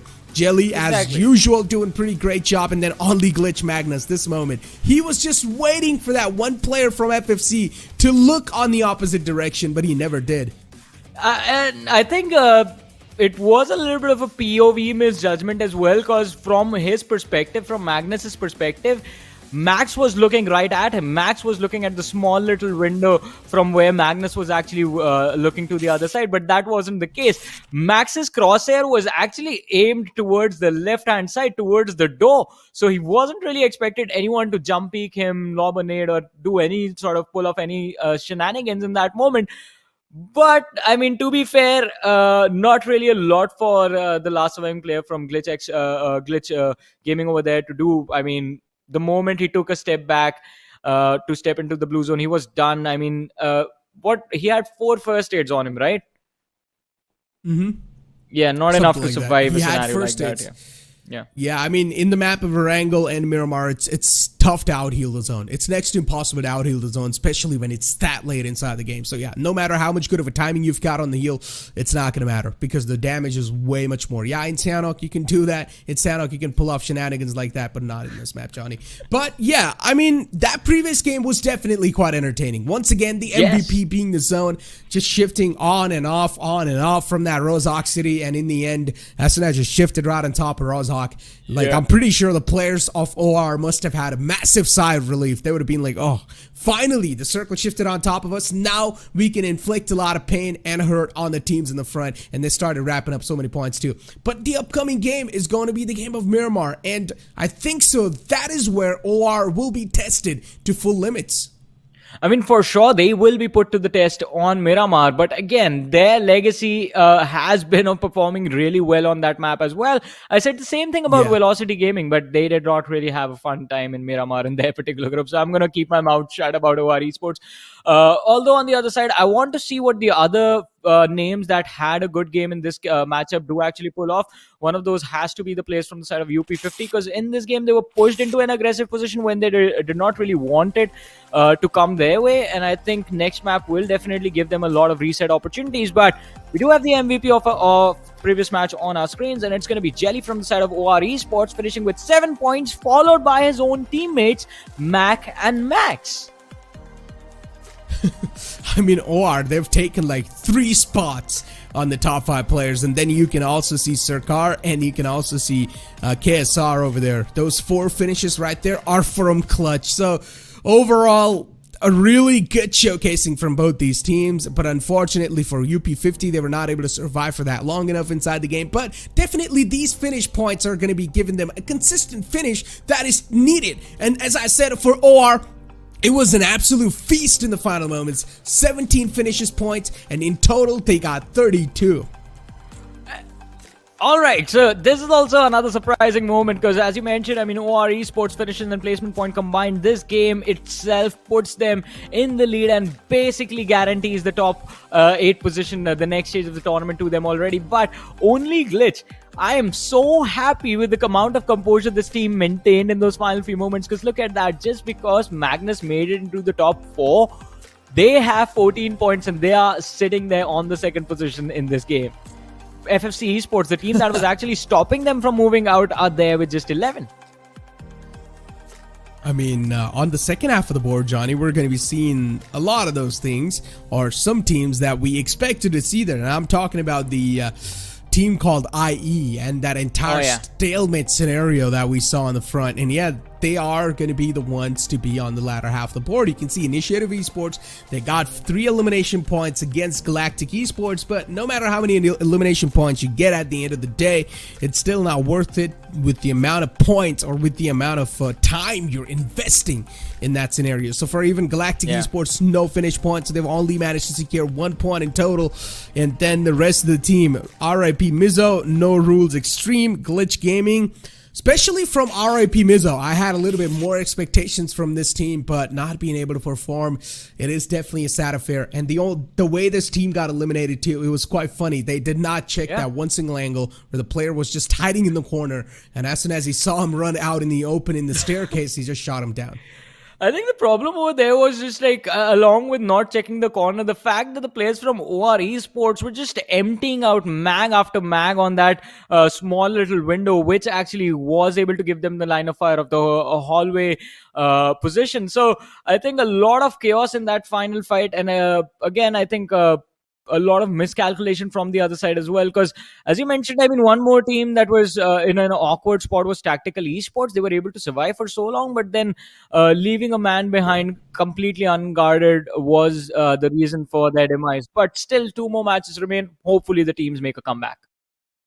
Exactly, 2 more matches remain. What the outcome's going to be like in those matchups. But ladies and gentlemen, for now, it's time for us to take a short breather, so don't go anywhere. We'll be right back.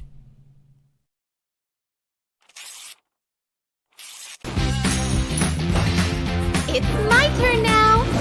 Fire away. I shall protect my kingdom. Thunder, lightning. Woohoo! You can do it. Looks like you need my help. Go to hell. Let's go. Water clears the mind. Soldiers, give me strength. I'll take care of it. I shall protect my kingdom. Trust my shield. Stop right there. Come at me. All right, here we go. Surrender to the power of the dragon. Go away. Back off. Now, shall we fight? Fire away. Rapid fire. May lightning always be with you. Get struck by lightning. Thunder, lightning. Oh, is it time to go? The power of the land. My heart is burning up. Go to hell. I'll show you overwhelming power. My turn. Take that.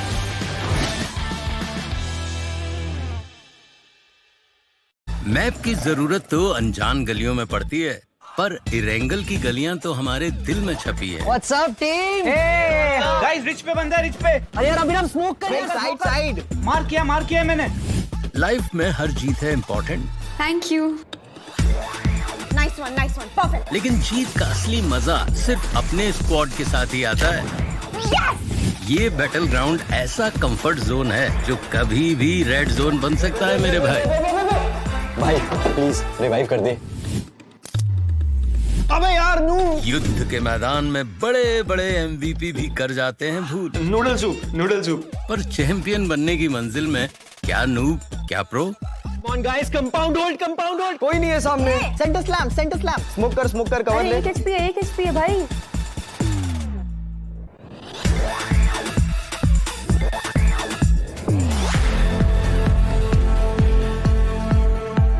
ये game हम सबका है, धड़कने और जोश है हाय। India खेल रहा है BGMI।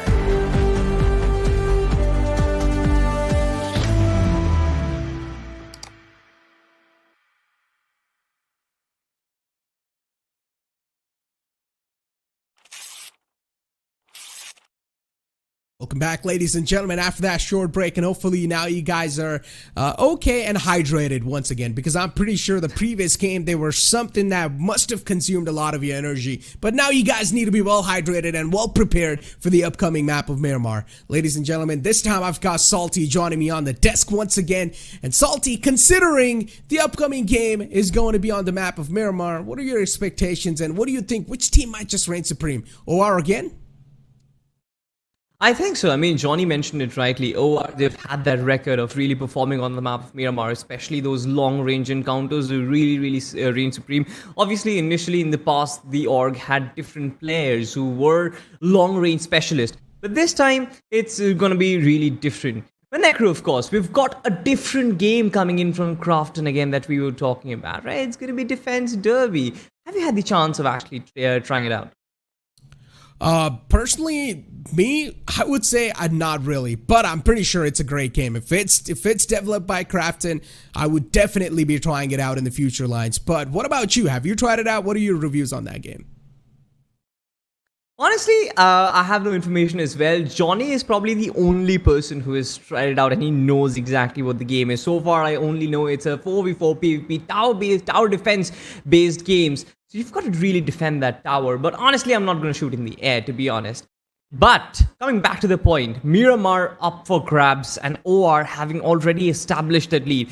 They've really set up the tone for the rest of the two games, completely whitewashing the whole server, to be honest. 17 finishes for them to work with. But you know what, Necro, there are a couple of teams that I'm actually looking forward to. One of them has to be UP50 and the other name is going to be Initiative Esports. Now, I'm going to explain a little bit why these are the two teams that I'm looking at, because the last official tournament that happened and that I casted, I remember UP50 and Initiative Esports, they had a really decent outing. I mean, when I say decent, it was really good because they know how to take their encounters, they know how to take those engagements, and they know how to position themselves. UP50 kind of displayed similar tactics. They displayed that similar prowess when it actually came to their firepower. 8 finishes to work with. Got to work a little more in terms of the placements, but Initiative Esports has actually been the dark horses. Not the kind of performance I would expect on the map of Erangel, but on Miramar, they again have the opportunity to reset things up. I mean, for Initiative Esports, all they need to know is that just don't waste time in the initial phase of the game. That is one of the most important times to wrap up the loot, to also sustain a lot of damage, sustain a lot of bullets that are going to be trying to piercing through your armor. So, yeah, the initial phase of the game, I feel like it's one of the most important phases because you need a good timing to reposition yourself and a good loot as well to execute that repositioning. But you know what? Considering the upcoming game is Miramar, and as I say, it's easy to navigate but tough to sustain. So for teams to rotate inside the circle, it's not going to be tough at all. But once they do find that spot and once they do want to defend that spot, that's where it really does get a lot much more tougher. Now, we also see a couple of teams that do like to play all the way from the higher grounds, that park their buggies all the way on the top of the mountains, and that's where they like to just rain down the wrath from. I want to see some of those actions as well, because the player that is all the way on the top, yeah, he does get on the top quite easily, but when he needs to get down, that's where things get way too dicey for him. It certainly does, right? Because, I mean, look at this. OR, they really have the tendency of playing from the high grounds. Even when in the final circle, when the circle shifted towards Rozhok, they knew exactly which are the compounds they need to occupy right at the tippity top of Rozhok. And that just made things so much simple for them, especially with so much information, just like you mentioned during the cast. Information as well as visibility. That is going to be of key importance. And we've seen the games of Miramar where teams prefer to try and go on top. But we've also seen teams to kind of struggle when the circle shifts from the tippity top and in the final stages of the game it lands on somewhere open, and that is where you got to take that leap of faith. If you do land safely, well and good. If you don't get gunned down, you are insanely lucky. If you do manage to get that chicken out of that position, you've got to be the real king of the server itself. I mean, at that point, right? Yeah, of course, you are lucky as well. There has to be a bit of luck factor involved too. But to convert 100%. That luck into a victory and capitalize onto that, that requires skills. So, yeah, definitely one thing is for sure that no matter what's going to happen, you need to always carry your skill set. You can never just hope for the best and just cross your fingers and maybe rely on your luck. But, ladies and gentlemen, here we go. The map of Miramar is going to be on the way, and the plane flight path should be in front of us soon enough. But so far, it seems like the plane flight path is going to be starting all the way right next to Los Higos, underneath Los Leones, all the way towards Oasis. So the plane flight path is quite good for the players and the teams. It certainly is a very straightforward flight path. Dissect the map in 2 equal halves, I must say, but still, right, we know how big of a map Miramar can actually be a difficult job. And initially we've seen the map of Miramar being a little passive, right? The amount of engagements, the amount of hustle that a lot of teams had to do for vehicles on the maps of, let's say, Erangel or Sanhok.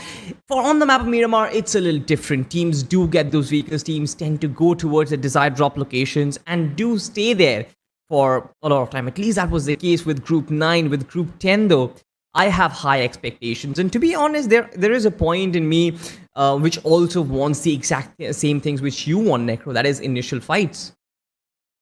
Initial fights, that is something that really does add on a lot of colors in the initial phase of the game. And a city finish as well. I've seen the urban finishes. I've seen all type of circles so far. But now I want to see an oasis finish. That is something that you see so rarely. It's like a rare moment, but I guess it's not going to come true at all. The circle's going to shift down south. The standard circle not going to throw teams off guard at all. They should be still in their comfort zone. You've got to really make better offerings to the BGMI gods, Nectar, if you want to make better predictions, you know, like your wishes have to be granted, just like Team VLT's wishes actually got granted in Group 9's game of Sanhok. But so far, we've got some sort of a build-up here happening. Team RIP Mizo's Physics, if I pronounce his name correctly, is way close to Max. And so far, he's just lied down and tried to hide and not make his presence known. But I feel like Max has actually spotted him. Will he go for the ambush? That is a question. Might even call for reinforcements in the matter of time, as Physics is cooking up a nade. Necro, this nade got to land if he wants to get that advantage in that fight. Look at Max's wall. He knows that there's someone around him. And the clothes that Max is wearing too, they're quite revealing. I'm not a big fan of these clothes. Pink color is going to pop out on the map. Anyone's going to see him. Yes, it's better for Max to get rid of these clothes as quick as possible. But now finally player spotted out in the open. Inside the house and gotten taken care of as well. Nicely done. Max able to reposition without even knowing or without even letting his opponent know where he exactly was. And I really like the reunion from OR too. And for Rip Mizo, yeah, once again, this is a really bad start for them. Absolutely, right? The fact that OR were the ones who took the first steps in that fight, the ones who made the first calls, and the ones who reacted quickly to the situation just makes sense, because they're the more experienced teams. As a matter of fact, RIP Mizo, Bgis, for a matter of fact, he could have just called for reinforcements much earlier, probably could have disengaged earlier. He had the exit path as well for himself, but no, he stalled that fight to the point where OR Esports could completely surround him from every single direction, and that is the reason why he could not cope up with that overwhelming pressure from every single direction. As a matter of fact, Max did not even have to open his chamber, his magnum, to actually shoot a lot of bullets, because there were his teammates who were already there for the reinforcement. NorulesXtreme and SCOD in front of us, and I really love this name, NorulesXtreme. It sounds something that's gonna just blow you off inside the game. But for this team, considering they have gotten a decent amount of city control for themselves inside El Pozo, if I'm not wrong. But there is another team that is in the clotheslines for them. So they are not going to be in the safe zones just yet. So you cannot loot blindly. You need to be safe or aware about your surroundings. Only Glitch, one of those teams that has quite a decent previous game, that finished on the second spot in the match points actually. So for them, they just need a consistent finish in Miramar, and that's going to secure them the spot inside top 8. Absolutely. Only Glitch again going for the higher ground towards Minas Generalis, and you know, right, these are the teams who try and take early control of the higher ends of the topography. And again, in Miramar, it certainly works your way if you actually predict the circle, if you actually predict the final circle, right?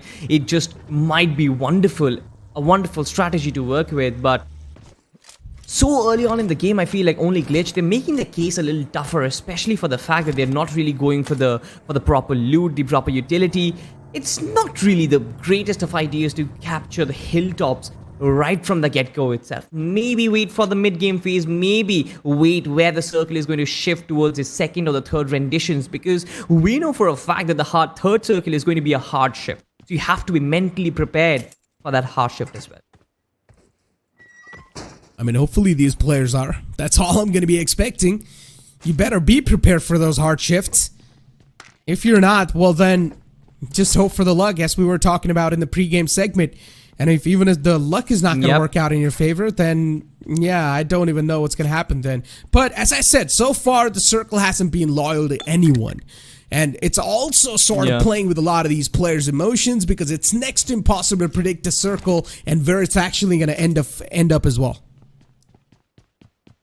Circle has broken dreams, Necro. Today, the circle has certainly broken a lot of dreams, not just for the players, for the teams, but also for a lot of fans. I'm speaking of 8-bit specifically, and that weird circle that we got to see on the map of Sanhok. Like, 2 back-to-back hardships is a very rare phenomenon, but the fact that we got to see it and the fact that it changed so drastically because of the presence of that river body was also really, really important. Now, on the map of Miramar, you don't get to see those water bodies, right? It's a complete desert. It is a barren land. So for these teams to make those rotations, it's not going to be that difficult because they don't need to swim. But the terrain also makes it a little difficult at some point, because vehicles, we have seen a lot of them explode on this map due to the terrain, right? Midway when they make their rotations, a lot of those vehicles, they do tend to tumble down. And that is when you sort of open the gates, you open the floodgates for a lot of third-party teams to try and gun you down. That is something which a lot of these teams will have to be wary about. So far, GLT, they have a little bit of a vision on a team that is underneath them. They don't really take any shots and make their presence felt, but I believe when the time is right, they won't be afraid to pull the trigger, Necro. You should not be. For OR, though, if you do take a look at them in the map, they're so spread out. Look at Jelly and Admina. Way too far away from each other. Then you've got Makel and Max right next to each other. And even Rip Mizo is still in the clotheslines for them. FFC, they're spotting out a team making a critical rotation. And quite a crucial one too. Did try to take a couple of shots, but Filter not able to land those shots. So definitely some problematic stuff right there. Initiative Esports is actually one of those as well. And Initiative Esports, considering this is their second time rotating late inside the circle, hopefully this time it's going to work out for them.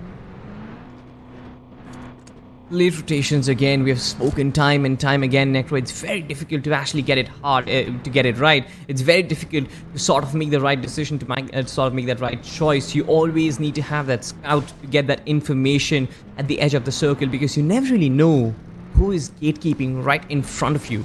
Having your path cleared out, having your maneuvering route cleared out is going to be really, really important. But so far, I feel like it's been a proper stalemate all across the map itself. Every single team finding themselves vehicles, proper loot, as well as a lot of shelter to work around with. It's only a matter of time when the second and the third circles are going to come by, and that is when I believe we will get to see a lot of those fights. RP Mizo, though, I mean, not the kind of outing that they would want on the map of Erangel. They really need to fill some big shoes if they want to qualify for the next week.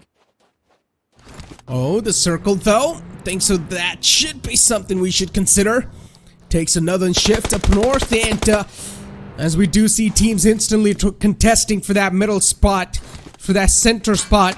A lot of teams now. It seems like a massive splash of colors right in the smack center of the circle. Even NorulesXtreme is one of those teams that wants to contest this entire compound. 2 players in the front lines. For War, he's in a massive war, that's for sure. Galactic Esports is one of those teams. And for NorulesXtreme, this is going to be a tough outing. Let's see how this fight's going to pan out, because so far, they're just taking some small shots against each other. We're not seeing anything big happening on the board. Yeah, pot shots exchanged and reinforcements came in, and as soon as reinforcements came in, Galactic Esports made the right call to disengage and fall back elsewhere. It's an absolute warfare as Team GG are being flooded with nades. Of course, retaliation comes in and Admino gets blown off at the rooftop. Not the ideal position where you want to be in, and resurrection is also going to be very, very difficult. GG, of course, they've spread themselves out to perfection, and they have covered Team OR from all different directions. I love this from Ash IGL as well, who's got that little bit of a flank angle, and the Molotovs also being flooded in. Max completely stranded in that location, and this probably is going to be it. The nade, of course, is not going to dish out a lot of damage, Necro, but so far he has been isolated out. OR might just be on the verge of getting eliminated, but so far the fights are actually, or at least this fight is actually quite on an even stage, you can say. One of the players from the OR who was knocked out in the name of Admino now is back up on his feet, so definitely Glitch Gaming were not able to press onto that instantly. Wall of Death as well is now going to start to close in, so for both these teams they need to speed up the process of taking each other down, either wipe each other out or try to do something else. But we see a flank in execution, or they're going to get backstab suited up, and this flank might just be deadly enough for Max, but no, he single-handedly takes both of them down. The entire flank is deactivated. Oh my god, Team OR, they just wipe off the entirety of Team GG in a matter of seconds. First, the flank got absolutely decimated. One man, Max, who was being pressed by two different players, got absolutely shut down. This man has just pulled the trigger at the right time, connected the shots at the very best of his capabilities, and OR, the rest of the team, of course, doing justice to what Max just did. This is phenomenal. From a point where we felt, especially after that first knock got confirmed, I felt like that there was a point that OR is going to get eliminated. I believe that you had the same feeling as well. But talk about flipping tables, talk about turning the tides in OR. They are the emperors of it so far, Galactic Esports. They've spotted Team NRX right in front of them. It's all about making that decision whether they push forward or no. I mean, going back to that OR conversation that we're having, that one player who was holding the flank angle, managing to take both those players out, that was an MVP move from that player. If he would have been taken down right there, OR would have lost that match, or that overall fight 100%. In general. But Glitch Gaming being eliminated this early off inside the game, this is definitely going to be a massive shocker. So let's see where the next circle is going to pan out. And this time, it's going to take a southern shift. Oh. First up north and now down south. Tactical might just be one of those lucky teams. And even Team Lightning are probably one of those lucky teams who will have a chance to solidify a good compound inside the circle. Exactly, the southern shore of the circle does have some compounds to work with, but honestly, Necro, I really don't want to call out any team lucky at this point because we've seen the circle dancing around the map itself, so this shift might not be the last hardship that we get to witness. Elsewhere, Zyroxtreme Esports, they've spotted FFC in the backdrop, and now they are showering those lead in. Not really connecting a lot of shots, not really dishing out a lot of damage, but it's at least deterring and making them unsettled is what I would like to call it, but you know what, Necro, I still can't forget what Max just pulled off, you know, like, I want to go back to that fight again and again and watch that replay, but a little time later on, because Tactical is actually pretty close to Team Lightning right now, and Zanu, of course, did cook up that nade, but Ash did manage to survive. He is being ambushed by three players right up front, and he needs to call for backup as soon as possible, Necro. Yeah, patching himself up, and Ash now he realizes he's stepped inside a big enemy territory. The team in the front's Alligator, and they're looking to munch away onto Tactical. Let's see if that's gonna happen or not. Nate tossed in on the upper floor. Sparty's knocked out from Tactical. Not a good news. They're already down a man. Firepower being reduced down to a three-man squad. They're against Team Lightning, a team that has had a decent game in the past, but the Nate's not going to find the exact sweet spot just yet. Ash, he's softened up way too low. He needs to patch himself up, but unfortunately for him, he does not have any first aids left over. Nate tossed into the upper floor once again. No knockouts found. Ash is so desperate to find that one single opening that can give him an opportunity to wipe out the enemy team, but that's not happening at all. Team Lightning is playing so passively and so safely. I love that little bit of maneuver coming in from Yuvon. He has got the other compound in the vicinity as well, which is going to allow him to provide that third-party perspective. Elsewhere, once again, we've got another fine druid up. It's going to be Team GLT up against Team FCC. Now, FCC, they just had survived a team who was showering them with bullets, and now they are into another fight. Raw, of course, will try and pull him with the nade itself. FFC Esports on the aggression. They have gotten the first knock for themselves, and it's almost a wipeout for them as they take no damage whatsoever. Easy cleanup, easy finish, and easy point racking from Team FFC Esports. I mean, now also going for the resurrection, and now back onto this fight once again. Team Lightning versus Tactical. As I said, one of the players was knocked out, and now also just firing those shots in the blind inside the smoke. No connections found. But eventually, the fallen player's now back upon his feet. The smoke has provided enough amount of maneuverabilities to Tactical. As Sparty just trying to keep his teammate alive. block some sort of line, but it's not really going to help them much. TLG, they have so much map control, they have so much compound control. Lord, of course, would try and step in for his teammates' rescue, but so far, the only position that Yuvan has held, it's deterring backup from coming in. Akshay also wants to close and maybe reinforce that infantry so far, but didn't really manage to do so. The nade being cooked up can actually change their fortunes initially, and the nade explodes and Mikey goes down, bites the dust. Necro, this fight is bringing up to be an absolute blockbuster. Yuvan still holding his ground, still holding that flank angle. Of course, the SMG is not really going to sing the songs of death as Tactical Esports. They wipe out the entirety of the other team and they retain every single player for themselves, and now they are going to patch things up, reset, and once again go for the rotation as the circle shifts a little bit towards the south and a little bit towards the eastern side. Of course, they've been outside the circle because of this hard shift, but so far the next move is going to determine where and how they are going to end up. UP50 have got the center of the circle for themselves. RIP Mizo have also gotten some sort of compounds to work with. It just depends where the final circle lands, Necro. So far it's just really difficult to call out. Yeah. And speaking of that, once again NRX, look at Dawn. I mean, they have got this gas station control so far in their hands, but Dawn being just proning out in the open. Don't know what the game plan is. Tossing out some utilities, some smokes to provide him that cover to help him cross on over onto the opposite side. But TS so far is a massive concern for NRX. That's why tossing in some utilities on the opposite side of the road, hoping that at least they're going to find that connection. But not the case so far. ATK still alive with all the players. This is just concerning Dawn. And he is raining down utilities, raining down those nades. But none of those is actually able to find the confirmation that he needs.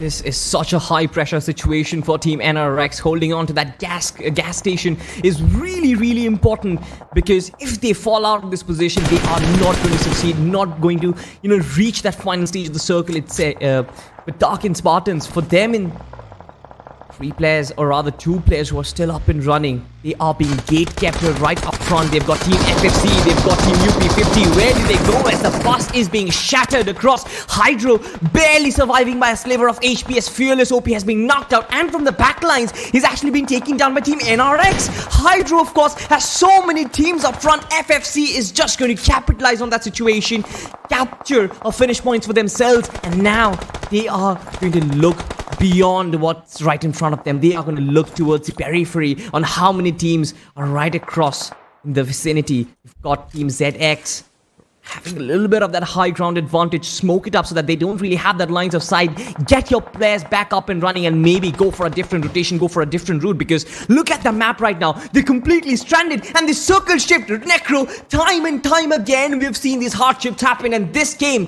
has actually been handed onto a platter to Team ZX at this point.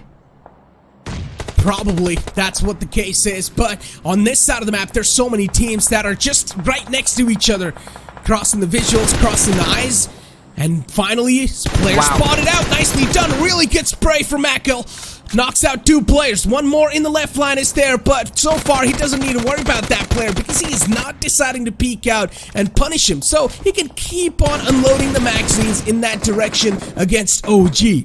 But now OR, soon enough, they need to be alerted because the backlines are completely open.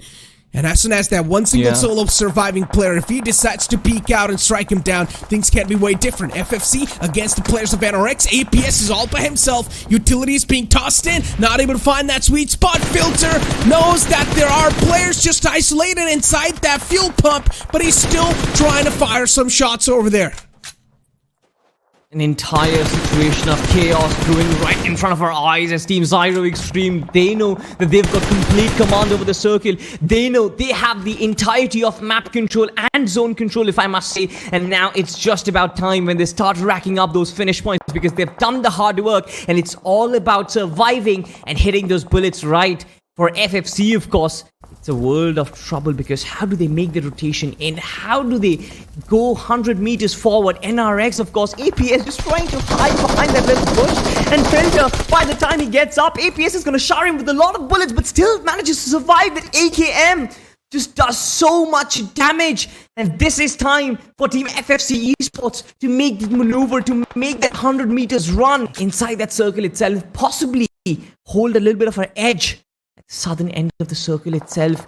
OR very, very far outside the circle. UP50 is the edge. It's very difficult for OR to find good positioning, at least for this point. They need to rip apart the gatekeepers and possibly invade their compounds to even make a move at this point. Probably that's what they need to do. But considering the entire middle grounds of the circle is open, and it's also empty, uncontested by any of the players, this is quite interesting. All the teams currently so far, they're on the edge of the circle. Be it OR, be it UP50, be it FFC, or be it anyone. They're barely on the edge of the circle.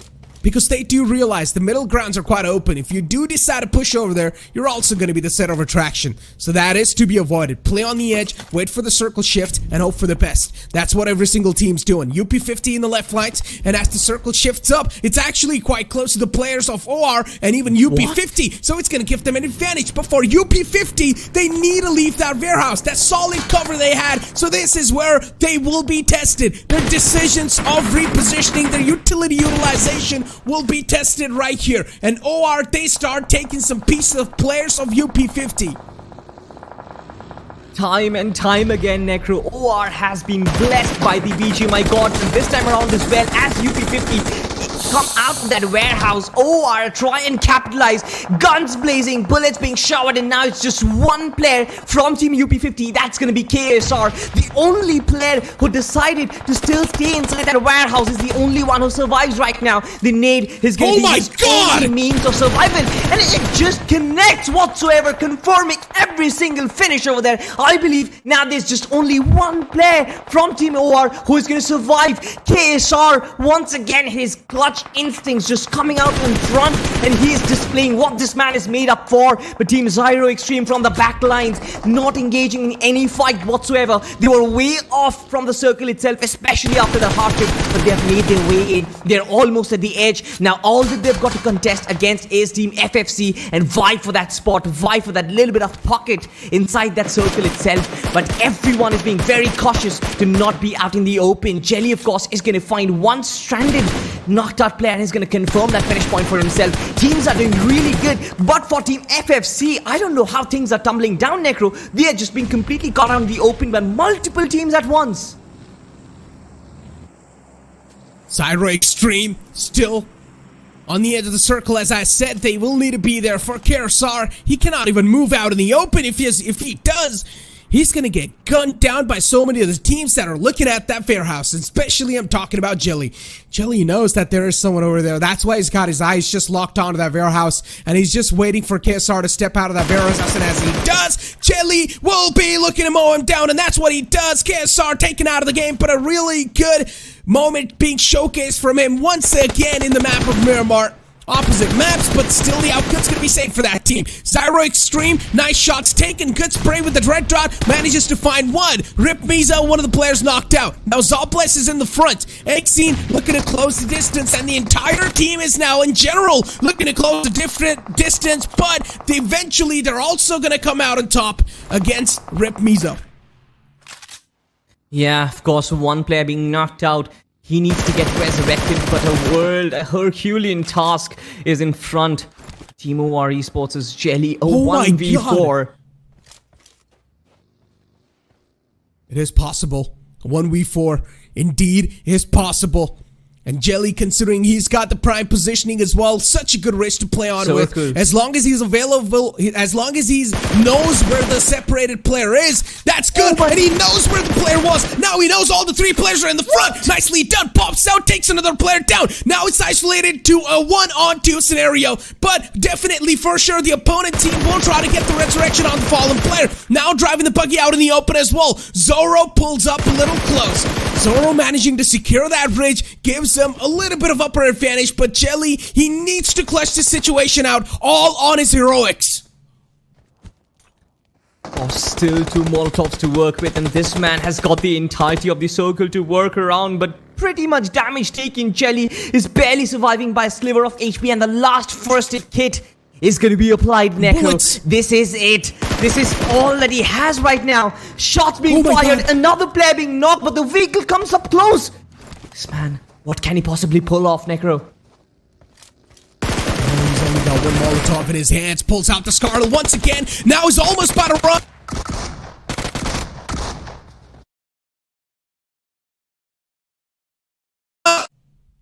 And there it is, ladies and gentlemen, a winner chicken dinner for Zyroxtreme Esports. Oh my god, the circle did play a part in the final third of the game. The constant shifts between OR and ZX, it just made things so much complicated, Necro. It was so hard to decipher which team actually had map control, which team actually had zone control, and which team was out in the open. A lot of heroics. I feel like Jelly did everything that he could. He used everything in his arsenal, everything in his bag, knocked out multiple players of Zyroxtreme, but a 1v4 in the final circle. I mean, had he pulled that off, probably would have been a star moment of the whole tournament. But you know what? We expect a 1v4 is always going to go in one direction. Yeah, I mean, the possibilities of 1v4 being pulled out are like next to impossible. They're quite rare. It's really tough to pull that off. But still, Jelly, valiant effort though. I like the way how he was trying to isolate those duels. Peeks out, gets one, then peeks back again, and then gets the second player down. So in general, I like the thinking. I like what Jelly tried to do. But unfortunately, the execution wasn't perfect enough. And you cannot really expect it to be perfect. Exactly, but of course, a lot of action, ladies and gentlemen, happened throughout the mid-game and the end-game segment, and all of those things, we are going to witness it in the highlights, relive that action once again as we break it out. But you know what? There was one fight which I felt was really important. Team TLG, that fight, I believe when it comes in front of our screens, I would love to have a look at it because it drew out for a pretty long time. It indeed did, man. I mean, even you saw OR in general at the start of the game, they started just taking out players left and right? It just seemed like OR, they pretty much knew after that first victory, they have secured their spot inside top 8. So ORs, they just try to go all guns blazing. And now one thing is for sure, we can say it confidently enough that OR is going to be qualifying inside this group in the top 8 with a comfortable spot in general. Even only glitch, you gotta give it to this team, man. Even in the previous game, quite a consistent finish. Inside this game, not that good of a finish, but still, they gave it all they had. They certainly did, right? And speaking of Team OR, I feel like not just they have solidified their place inside the top 8, I feel like having racked up so many points in the first 2 games, they might even go for, the contenders right at the tip of the top, Enigma and Godlike, who have racked up the most amount of points from the 3 games that we have played in week 1 and week 2 so far. But, you know, certain fights just made things so much more interesting. For example, the way there was a trifecta setup between FFC and I believe NRX as well as UP50 for a matter of fact. 3 teams sandwiched in one location, and this nade from KSR was so mammoth that he managed to find 3 or 2 odd finishes from just one single location. This once again added to that what he pulled off in the Erangel. I feel like KSR, this man is a cluster. Indeed he is, man, without a doubt. And then in the end too, Zyroxtreme too, you gotta give it to this team as well, man. Being able to survive for this long, also able to take out the teams in the front so nicely enough. In the end, against Jelly as well, they were able to stand their ground. Yeah, they did have the man advantage somewhere down the line in the middle pack of the game. It did seem like things started sort of slipping away from their hands. But once again, they managed to get things under control, and that's what was expected. So, even for Zyroxtreme, a really good showing. Now, another team that I'm really waiting to pop out on the screen is going to be NRX. I'm just waiting for this team to pop out. Exactly, good positioning, good gunplay as well as good map awareness, the way they kind of held that spot in spite of being sandwiched in such a location. Of course, they could not really survive amidst the wrath of UP50 and FFC. You can't really do anything if you are a barbecue in between 2 bread buns, because at that point, you're just taking in lead from 2 different directions and completely out in the open as well. of Sanhok, I believe this team can again come out on top. It all depends on how things pan out. There's a lot of ifs and buts to that particular question, but certainly NRX and FFC, for a matter of fact, these are the two teams that I'm really looking out for in the final game. I mean, that's going to be pretty much true as well. But considering this was my last game inside this group, so yeah, final game of Sanhok, I'm hoping that it's going to be action-packed as well. Because this game definitely had the start. Once again, the action did not start out that aggressive, but at least we saw a few initial knocks, a few initial elimination points here and there. So I would still say this game of Miramar was quite entertaining. But probably as usual, the game of Sanhok are usually entertaining. And especially the MVP inside Sanhok is always the zones.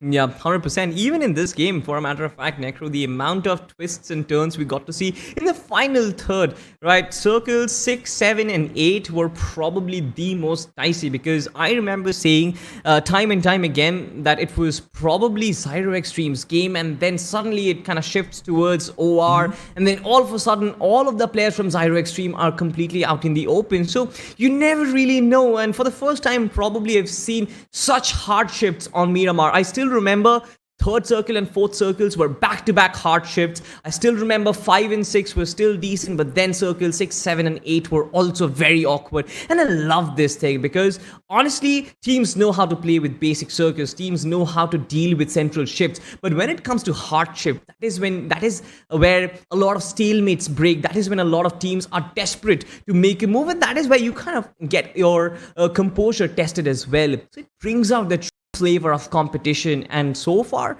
BGMI gods, they haven't really disappointed us.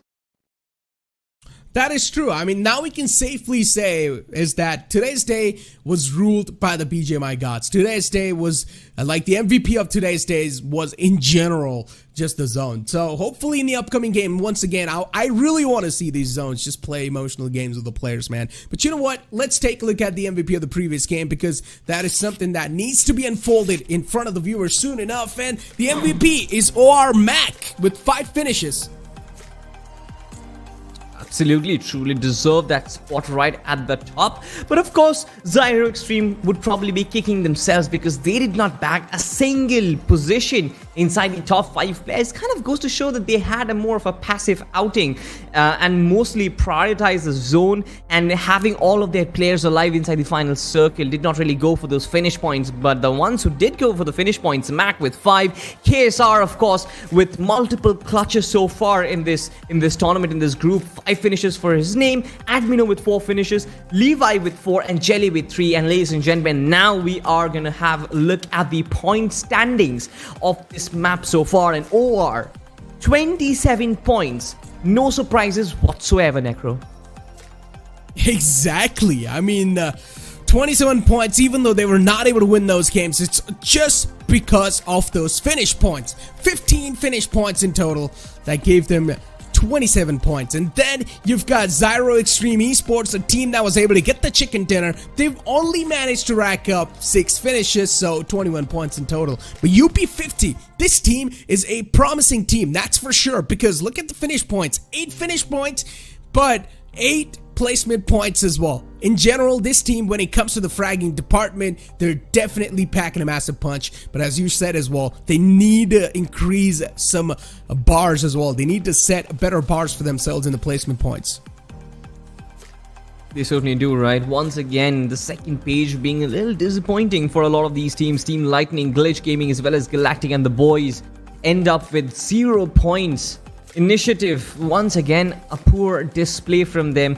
2 points, and I believe coupled with the map of Erangel as well, Initiative, they're not in the right position. They're not in the situation where they would want to be. UP50, on the other hand, you mentioned this team very accurately. I feel like their fragging department has been really firing on all cylinders. It's just the placement points where they've been struggling, right? On the map of Erangel, they only racked up about 2 placement points. On the map of Miramar, they had 8 placement points to work with. I believe the added total is enough for them to cross the mark, cross the finish line, and actually qualify. They already have racked up about 26 points, something around that. But the fact that this team is sort of knocking on the doors of tier 1 BGMI. They've done this in the past, they've been at this stage in the past, and they've had this experience of playing such knockout situations. I believe this team would really want to make a statement, considering they are an underdog. They want to make a statement with the final game of Sanhok, probably rack up a lot of those finish points and placement points, maybe even get a chicken dinner to end things up and finish this run, because so far they've been decent in taking their fight. I mean, to be honest, I'm just happy the fact that these underdog teams are able to perform even better than what we saw in the past. It just feels like as the day are passing by, even these underdog teams are getting way too stronger. But you know what, ladies and gentlemen, as we all know that the registrations are open and you are probably seeing all these teams duke it out inside BGIs. And if you do want to register your team and if you want to play on this stream itself, then what you guys need to do is register your team on esports.battlegroundsmobileindia.com. The registrations are now open.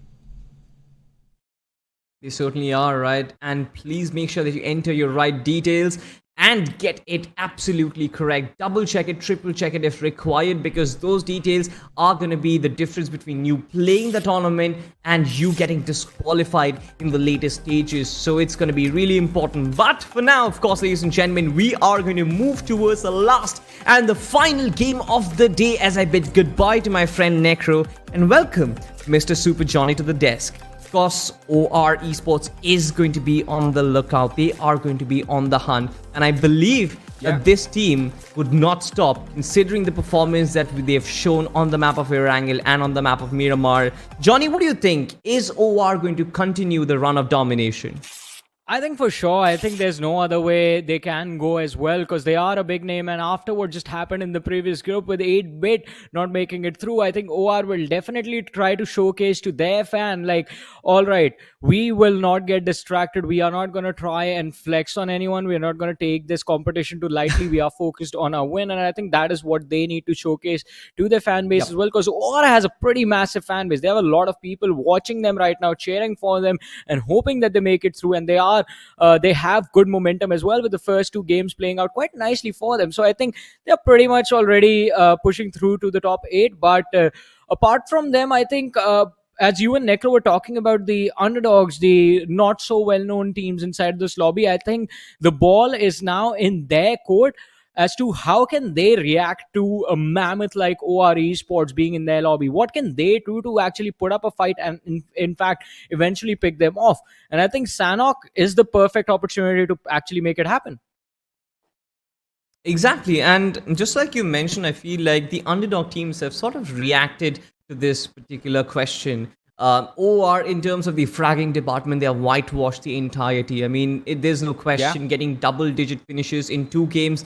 This team is really on the run. But when it comes to the underdog teams, what I feel like they've cracked the code in terms of maybe getting the chicken dinners, maybe getting the placement points, finding those good positions and keeping your men alive. Might just find an odd player of jelly in the final circle who you still struggle to take out, even though he's just a single player.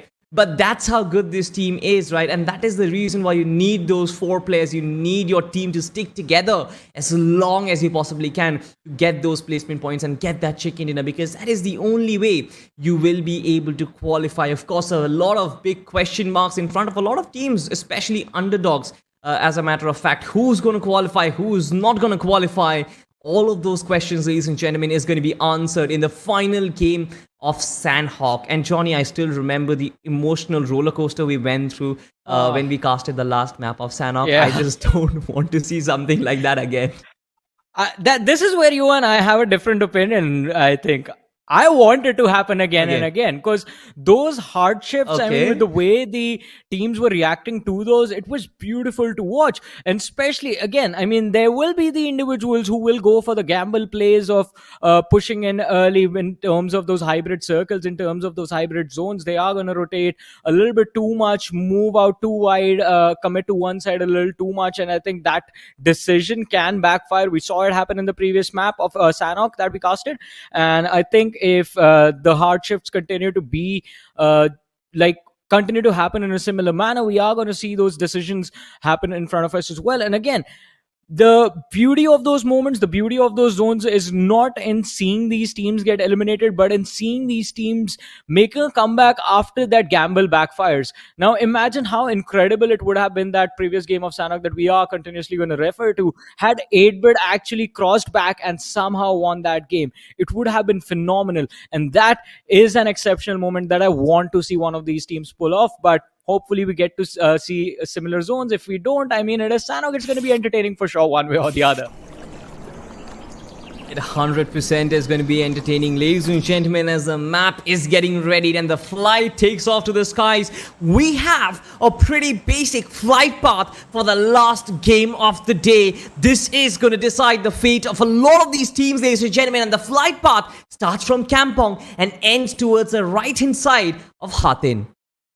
Yeah, this is kind of a short flight path right now, and it's leaning heavily towards the northeastern part of the map, but being Sanhok, you don't really have to worry about the distance that you have to traverse unless there is an early drop clash in the previous game as well. In fact, in the previous few groups that we have seen, Paradise Resort has been one of those locations that is extremely sought after. And even in this game, I do see two teams dropping right on Paradise Resort. The players of TLG and the players of GG are dropping on towards Paradise Resort. There's one more team, Initiative Esports.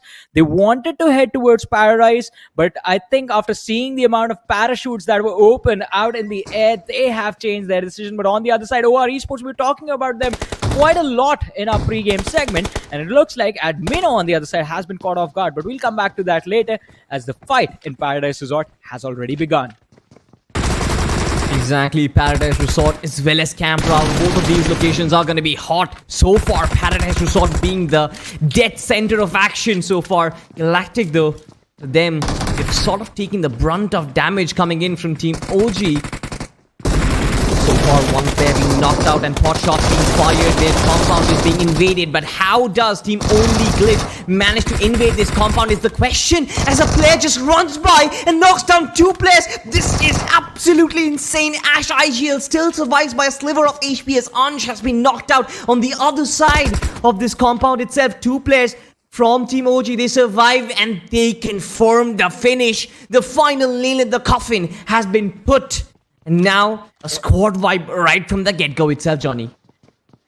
An absolute disaster for the players of Galactic in the early stages of the match. And the players from Only Glitch quite nicely do manage to glitch the opposition out of existence in this match. But again, all eyes on the players of OR Esports as they are looking to make the push on the players of NorulesXtreme right now.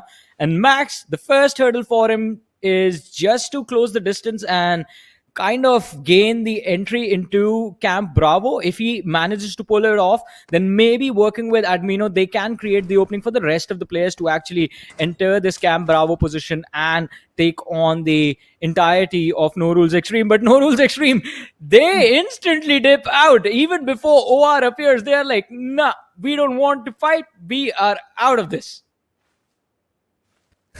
I love this approach. And speaking of Team NRX, me and Necro were talking about this team and how this team always manages to find themselves in good positions. It's because of right thinking like this, right? When you know you've got a team, even if you've spotted just a solo player up in front of you, it's always a wise decision to disengage, understand the situation a little bit more, get yourself a better loot to work with. Now look at this, right? APS, he does not have a helmet to work with, just has a level 1 vest to work with. Dawn does not have, he just found a helmet, has no vest till now. So all of these situation is just detrimental to you going for that initial fight. If you're not well equipped, just don't go for that fight. If the situation calls for it, disengage as quickly as you possibly can. Exactly. I mean, you have to think about walking away from a few fights as well. Sometimes can be a very important decision, and the difference between you winning the game and you just finishing with no points to your name. I mean, imagine had Glitch Gaming backed off right in the nick of time, maybe could have seen them make it to the other side, but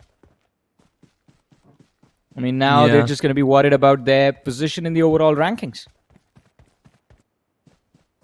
Not really sure where they are positioned in terms of the overall rankings. I believe they were somewhere in the second page. And now that having the fact that they are eliminated right at the beginning of the map of Sanhok, I believe that kind of rains down on their hopes of qualification. Yeah. But all of those maths and numbers are going to be crunched out later on, as the boys do tend to engage against an other team in the vicinity. It's going to be Team TS. Nades, of course, were lobbed in, but the trajectory was not right. So no damage dealt so far, and Sinclair just decides to fall back and maybe regroup with his teammates, because that is really important. You don't want to get caught out completely by yourself in the open. Scouting job is really important, but as soon as you get that information, it is also important to pass that information to the backlines and regroup with your teammates. So far, the circle, again, Johnny, I see a circle which involves every single one of the islands, and every single time I see a circle like this, I always prefer to have the delta finish.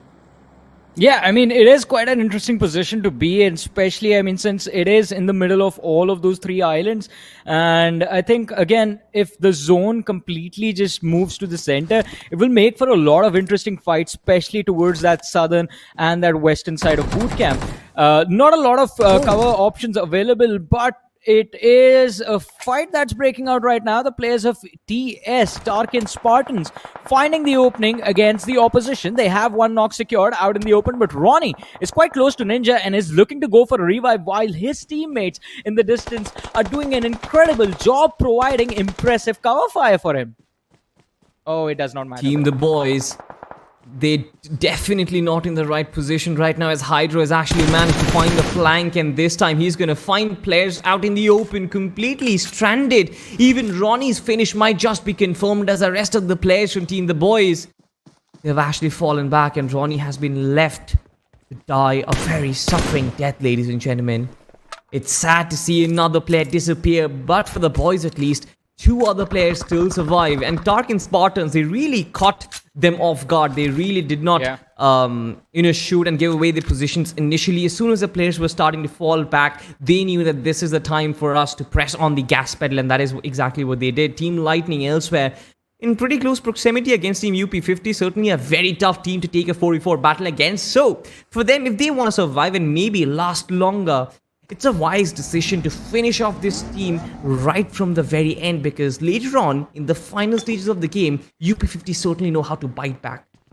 Yeah, UP50 at any point in the game are going to be deadly, and I think because of that, I agree with what you said. Like, finish them off as early as possible, as quickly as possible. You do not want to give a team like UP50 a second chance to pick up a fight against you.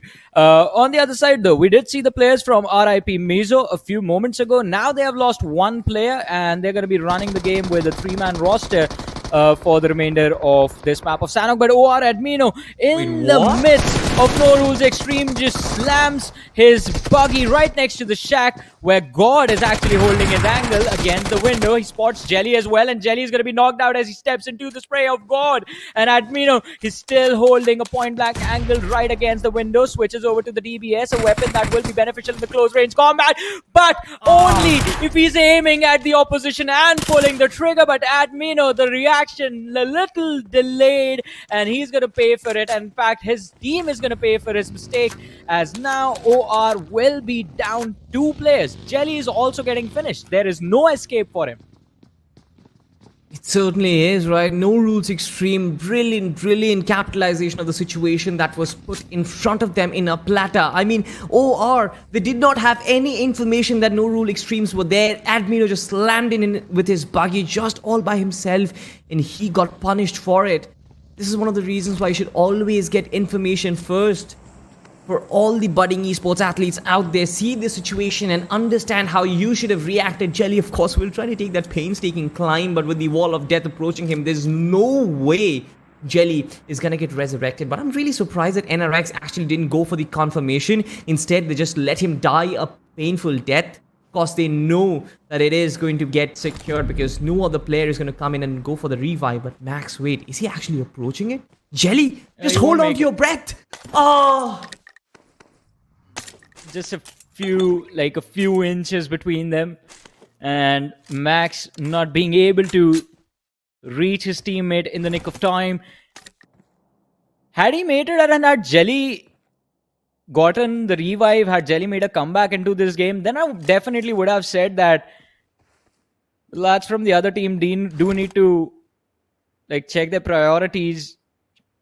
You can't Yeah. let OR Esports recover. A team like that, you let them bring their players back into the game. Oh, they're going to be so mad at you knocking them down. They're going to come after you with everything.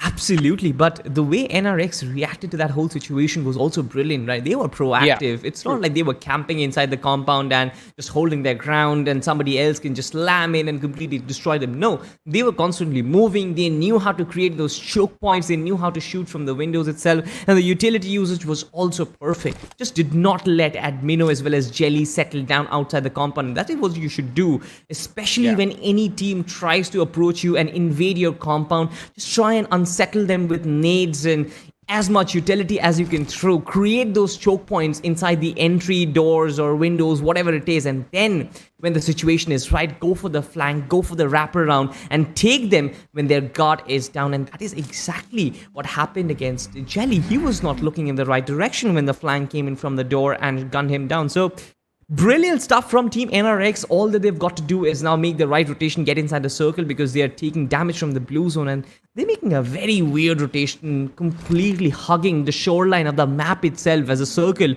shifts towards the Camp Alpha Island. It's going to be interesting, but elsewhere, near boot camp, we've got UP50 and Team TLG in very close proximity. This nade might just be the opening, Johnny.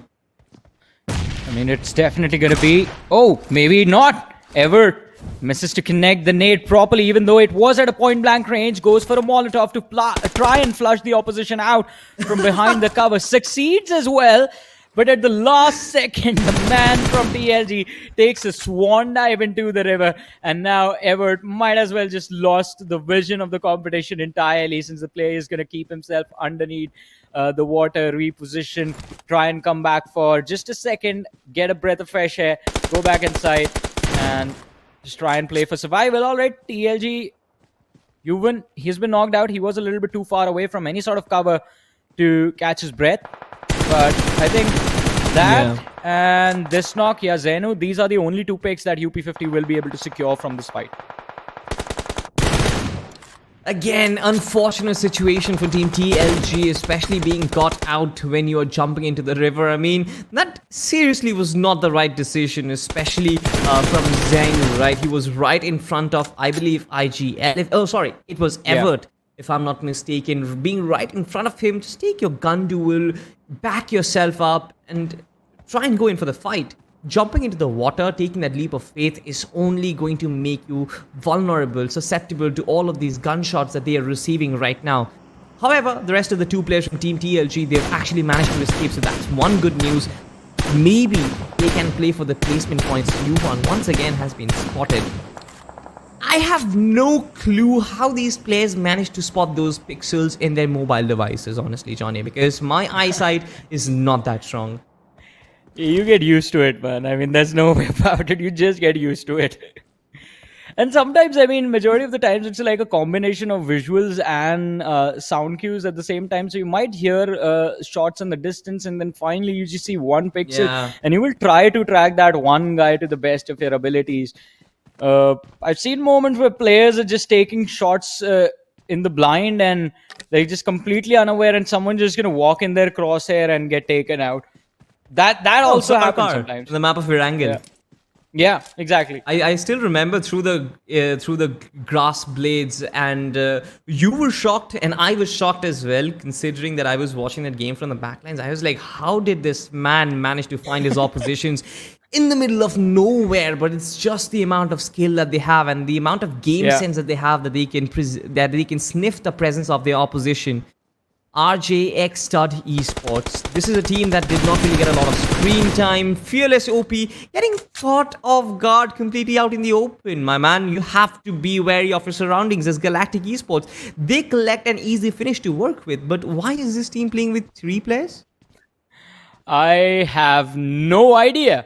Qualification on the line, and Galactic Esports, they show up missing one of their teammates, but still, I mean, they are in a pretty decent spot in Hath, and look at that. the gods of BGMI are being generous to them. This next zone is also theirs. And plus, with NorulesXtreme heading in their direction, Galactic Esports might just be able to pick up at least 1 or 2 points from those isolated players from the side of NorulesXtreme and gatekeep them. There's no way NorulesXtreme will be... Well, it's going to be tough for them to actually make it to the shoreline if Light does his job properly. But I think they do push through. They're going to be inside the zone. And yes, NorulesXtreme makes it. Right decision making over there. They possibly could have been taken out had they faced Galactic Esports right up front. But look at this though. Raw just firing hell and destruction on top of Hydro, who has been spotted. And once again, players in the waters, players on the shore. This is unfortunate to witness, but every single player just had to make those drastic last-minute maneuvers that they have to take it to the waters. They have to use their fists and legs to try and swim across this entire valley of death. But elsewhere, ruling since 80s, they've actually spotted team only Glitch in the backdrop. And now, managing to find that first knock, I believe it's sort of the right opening, but then the distance is just way too much. So will they try and confirm the knock for themselves? A full-out brawl is certainly not happening as of now. Yeah, I mean, it's not going to be an all-out brawl. I mean, there's still a few moments to go before the teams will definitely have to succumb to the chaos, and we're going to see a lot of fights where we're going to see individuals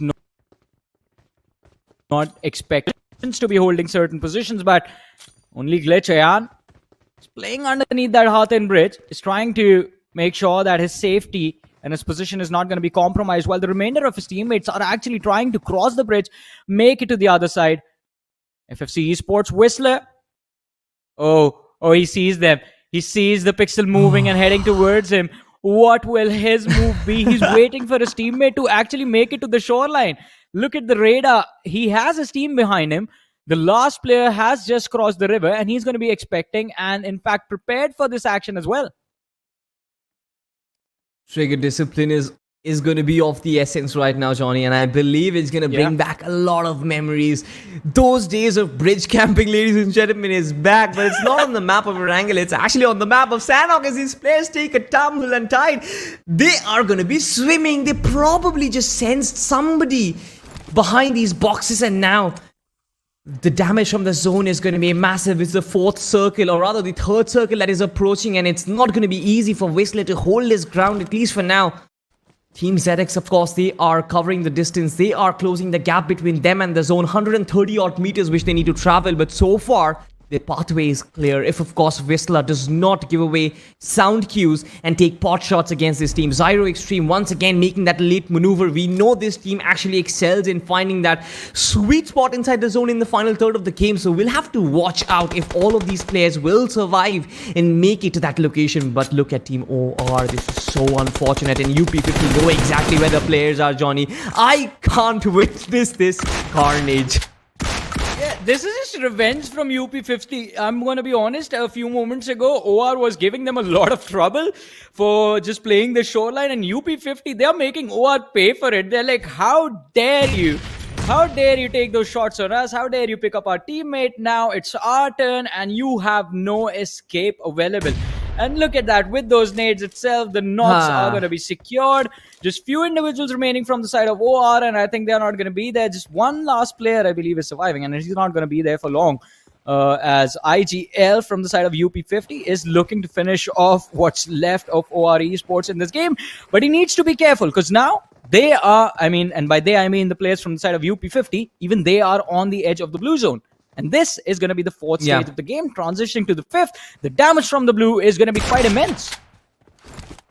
Yeah, they certainly need to wrap things up, which they eventually did. OR, ladies and gentlemen, has actually been wiped off, and now UP50 needs to be on the move. They need to be on the run to make it inside the circle. 350 meters, which they need to cover. Initiative Esports elsewhere. Nova Vampire on the offense. Nades being tossed in.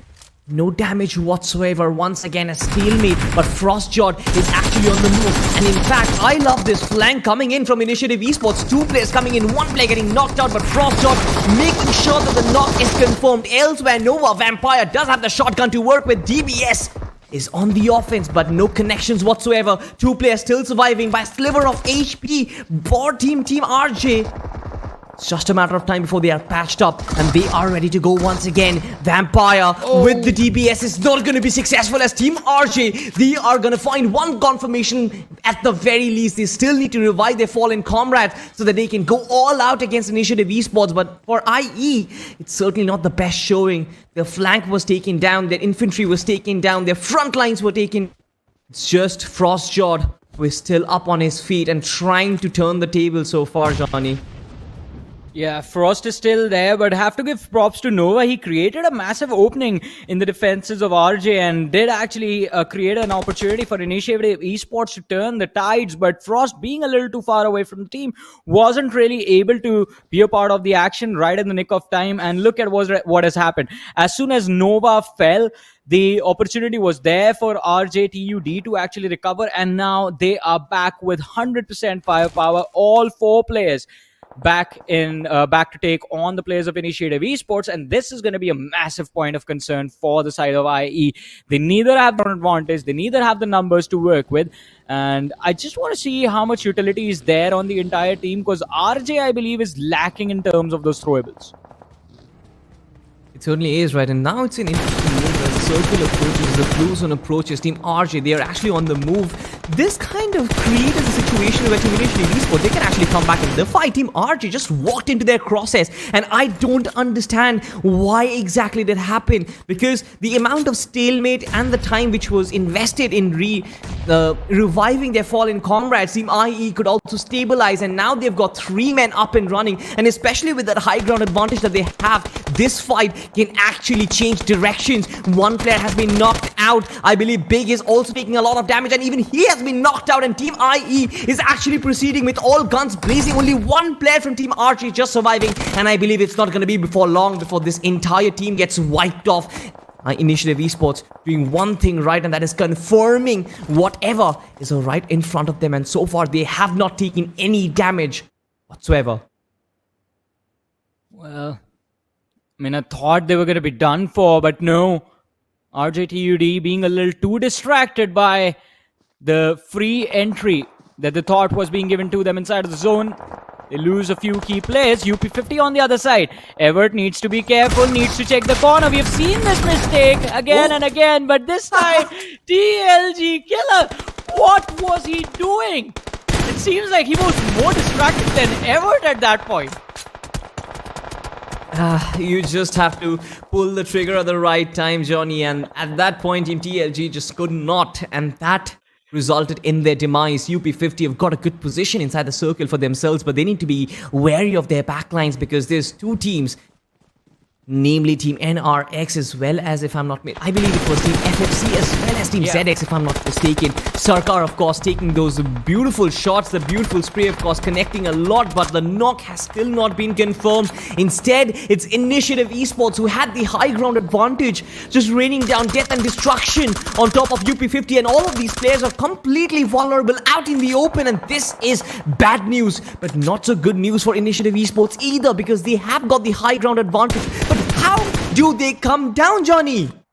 I mean, coming down, I was just about to come to that point. So I think just having control of that Temple Hill, I think they also realize the fact that they need to go for those finishes right now, because coming down from that hill is going to be a massive challenge for them. And that is why they were trying to take down the players of UP50. But unfortunately for the players of IE, their finish points were getting stolen by ruling since 80s. And I think this is going to make the end game a little bit more intense, because now IE, they realize they need to secure those, they need to make up for the missed points now in these final fights. And with 5 teams remaining, IE still has 3 players left on that Temple Hill, and one of the players from the side of FFC, Whistler, I believe, is going to be in their way, so they can pick him off and then play from there. But this was the challenge for the Temple Hill, that the only way down is by just taking a swan dive from the cliff, and 2 players from the side of IE have been knocked out because of that. Blasty is going to get finished off. 1 player has gotten revived, so IE is there to deal with the 2v2 situation against FFC. And from the flanks, the shots are being fired. IE, they're not coming out of this alive. They're getting finished off. FFC Esports, they survive, and they have racked up 6 eliminations amongst themselves. 6 eliminations for Team FFC Esports, but look at the zone itself. Just completely taking a hard shift in the middle of nowhere, in no man's land, of course. But Team NorulesXtreme, they've got a massive amount of map control, at least zone control, if I might say. The 2-2 split coming in from them just allows them to dissect the entirety of the opposition in two different sides. FFC has been cornered in by Dawn as well as War, and the nades connect from Dawn. This is his opportunity to capitalize, maybe shower in with more utility, still using the topography to his advantage. Filter maybe trying to lob in that nade, but it's not going to connect. Elsewhere, he has no backup whatsoever, so Dawn has to be very wary of his situation. Losing himself and his legs is going to be detrimental to Team NRX's success in this final circle, because this is their game to win. FFC is still pushing forward, maybe that 2-3 meters outside the circle, which they have to be traversed by proning out, but the location has been given out by the trajectory of the nade itself. Dawn might actually take the brunt of it, takes in a little bit of damage as Whistler as well as Filter find some sort of cover to work with behind these rocks. Dawn is still trying to challenge them single-handedly, Johnny. Yeah, Filter is trying to be a distraction, drawing all the attention to himself, allowing Whistler to step up from behind the cover and secure a knock. But that accomplishes nothing. In fact, the final fight between these two teams is also going to take place, but NorulesXtreme in an advantageous position. They have the zone, and they have two players inside of the zone, while the last player from the side of ruling since the 80s is just going to stay in the corner and go for a heal battle. 3 fair states, 2 fair states. So we all know ruling since the 80s, they're gonna have to settle for the second place finish in these games, and NorulesXtreme, they will be walking away with the chicken dinner on this map of Sanhok, and I think as the trend has been so far, they might be able to finish in the top 8 as well. He tried his level best to secure a few points, but not really gonna happen, man. Not gonna happen, especially with the last blue zone. It certainly is, right? I mean, he had a couple of first aids to work with, but we knew that the outcome was inevitable. A great winner with a chicken dinner from Team NorulesXtreme. They displayed a lot of caliber. They displayed a lot of skill in getting those positions and getting that position inside the final circle. We talked of how this team is really good in getting that final chunk of map control, especially when it comes to the late game stage. You don't really see this team making flashy plays in the initial stages of the game, but suddenly, all of a sudden, when the circle reaches its 6th or 7th edition, it's all of a sudden NRX with 4 players surviving, and they have a lot of map control. It's brilliantly done. I believe they deserve every bit of the points that they are going to acquire from this game. But what now, Johnny? 3 games have been finished. Group 10 also came to a conclusion, and we are awaiting the overall standings yet again. Once again, we are going to bid goodbye to 8 of the teams who participated in this tournament so far. I think this is why the ending stages of every single group are a mix of heartbreaks and surprises, because now, I mean, there are going to be those few names that we know for sure already. These teams are making it through to the other side. But what about the rest of them? And especially the middle pack is always extremely unstable. But we do have the highlights of this match on our screens, and I think one of my favorite moments has to be the fight between the first fight, in fact, that we witnessed towards the northeastern corner of the map, and NorulesXtreme were a part of it. So they survived that entire fiasco. We saw them towards Hatin and then play the entirety of the game from there. They weren't at the Temple Hill up until the extreme late game stages, and it was quite interesting to see how they pulled it off. It certainly is, right? And this was again another situation where the fight actually became detrimental to Team RJ. The fact that fight drew out for very long, RJ versus IE, and then there was that little bit of a stalemate in between those teams where only one player was surviving from Team IE, but he had the time to resurrect 2 of his fallen comrades. And when he actually made that happen, they suddenly had the advantage, because Team RJ, they just choose to disengage and walk into the crosshairs of Initiative Esports. That whole decision making was completely off the charts and did not make any sense whatsoever. I felt like that was the map awareness that was lacking in that situation. Once again, we saw Team TLG getting taken out. You mentioned it rightly, the triggers weren't pulled pulled at the right time, and this was the fall. This was the leap of faith, which did a lot of damage. Johnny, I wouldn't survive that fall, would you? No one does, man. I mean, I don't think I've seen any player make the drop from the Temple Hill down straight to the flat grounds and just like be there standing. I mean, everyone's gonna get knocked out. Too much fall damage to deal with. But on the other side, I think they planned for it as well in kind of Initiative Esports, because in the highlights, actually, I noticed that that was Wade was actually over engaging on the fight against NorulesXtreme without realizing that FFC was actually holding the flank. So FFC hiding their position was the deterring factor of initiating Esports endgame result, but can't really do anything about it. Everyone's objective is to secure points for themselves, and FFC, they weren't going to make things easy for Initiative Esports for any reason. So I think again, it was like a very, very chaotic final game, especially considering that final slope fight was also out in the open with literally zero cover available. We hardly see games where the end game have no cover.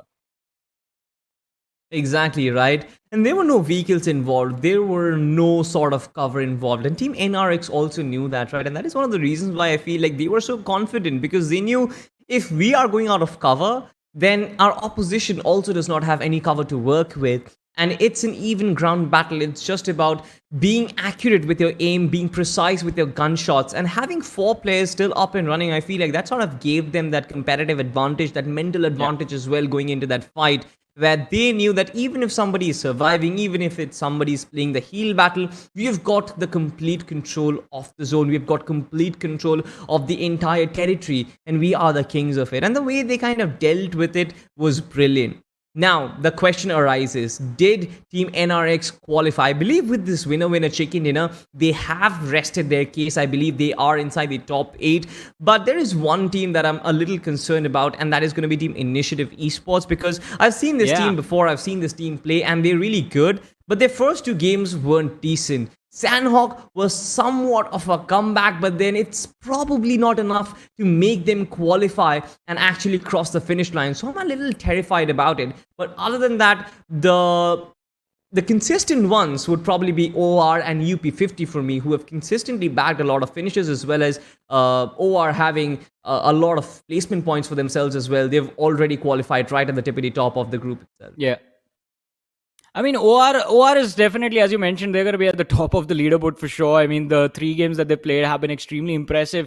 And even if the victories, the chicken dinners might not have been theirs, they made sure that they were racking up those finish points just to compensate for all of that happening to them. And also UP50, I mean, UP50, I know I've seen this name in the past and they have been impressive. But the problem is their fall off. You can't really predict when all of a sudden this team just starts playing in an extremely weird manner, because that is what happened. I mean, they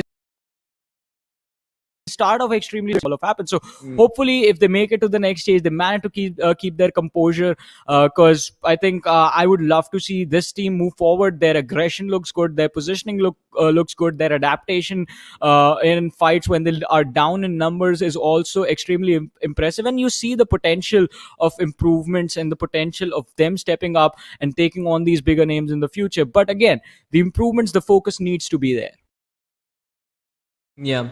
100%, and this is one of the reasons why I feel like tournaments like these, which support the grassroots levels of BGMI, right from anybody like you and me can register and play in tournaments like this and qualify just on the basis of your skill, is so important. I feel like UP50, if the hurdles right now, if they cross the hurdles which are yet to come in the following, they actually break into tier 1 BGMI and play the consistent, and this is going to be one of the teams to watch out for. And certain players like KSR, players like Sarkar, these players can also become household names. Speaking of household names, I believe this map had a MVP, and we're going to find that out pretty soon, ladies and gentlemen. The MVP of the map of Sanhok is going to be Sarkar. I mean, 6th finish to his name. I love this player already. I love how diverse he is with his utility as well as with his gunpowder. With 6 finishes, he just did justice to everything that I said for UP50. Yeah, for sure. I mean, the shenanigans from this man began on Erangel, where he saw him take down individuals completely unaware of his position, and he made sure that he was carrying them forward to this last game of Sanhok. And he's not alone. Everett is there in terms of the top 5 players as well from UP50, and we have 8 eliminations on these 2 players combined. But joining them is going to be Filter from FFC Esports with 4 finishes. We have Apps from NorulesXtreme with 4, and Rip Freezix is going to be there with 3 eliminations to his name. But it was an intense match, and I think, again, everyone is just waiting for the overall rankings. But before the overall rankings, let's have a look at the rankings of this point tally is going to be just for this match. And I think we have NorulesXtreme sitting there with 23 points. Their previous matches were decent, so I think they're going to be finishing in the top 8 for sure. Ruling since 80, 17 points. FFC Esports finishing with 17 points. And Initiative with 12. Interesting. Very, very. Yeah.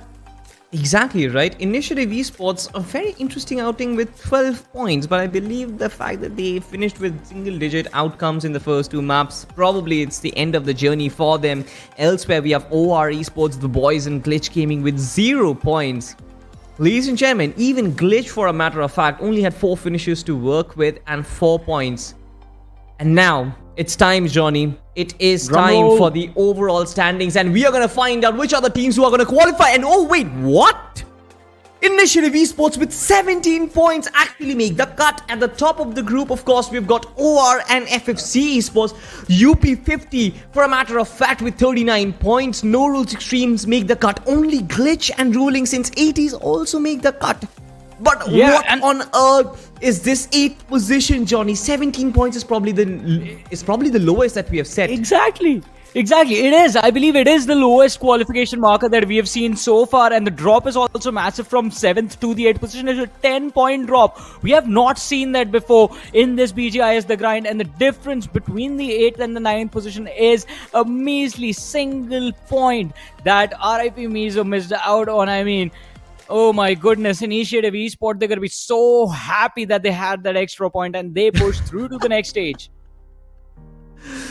Absolutely. I mean, I think at this point I've sort of endured myself enough of these shockers. I am expecting such close finishes every single time. These 1-point differences, the difference between placement point and finish points, we have seen that.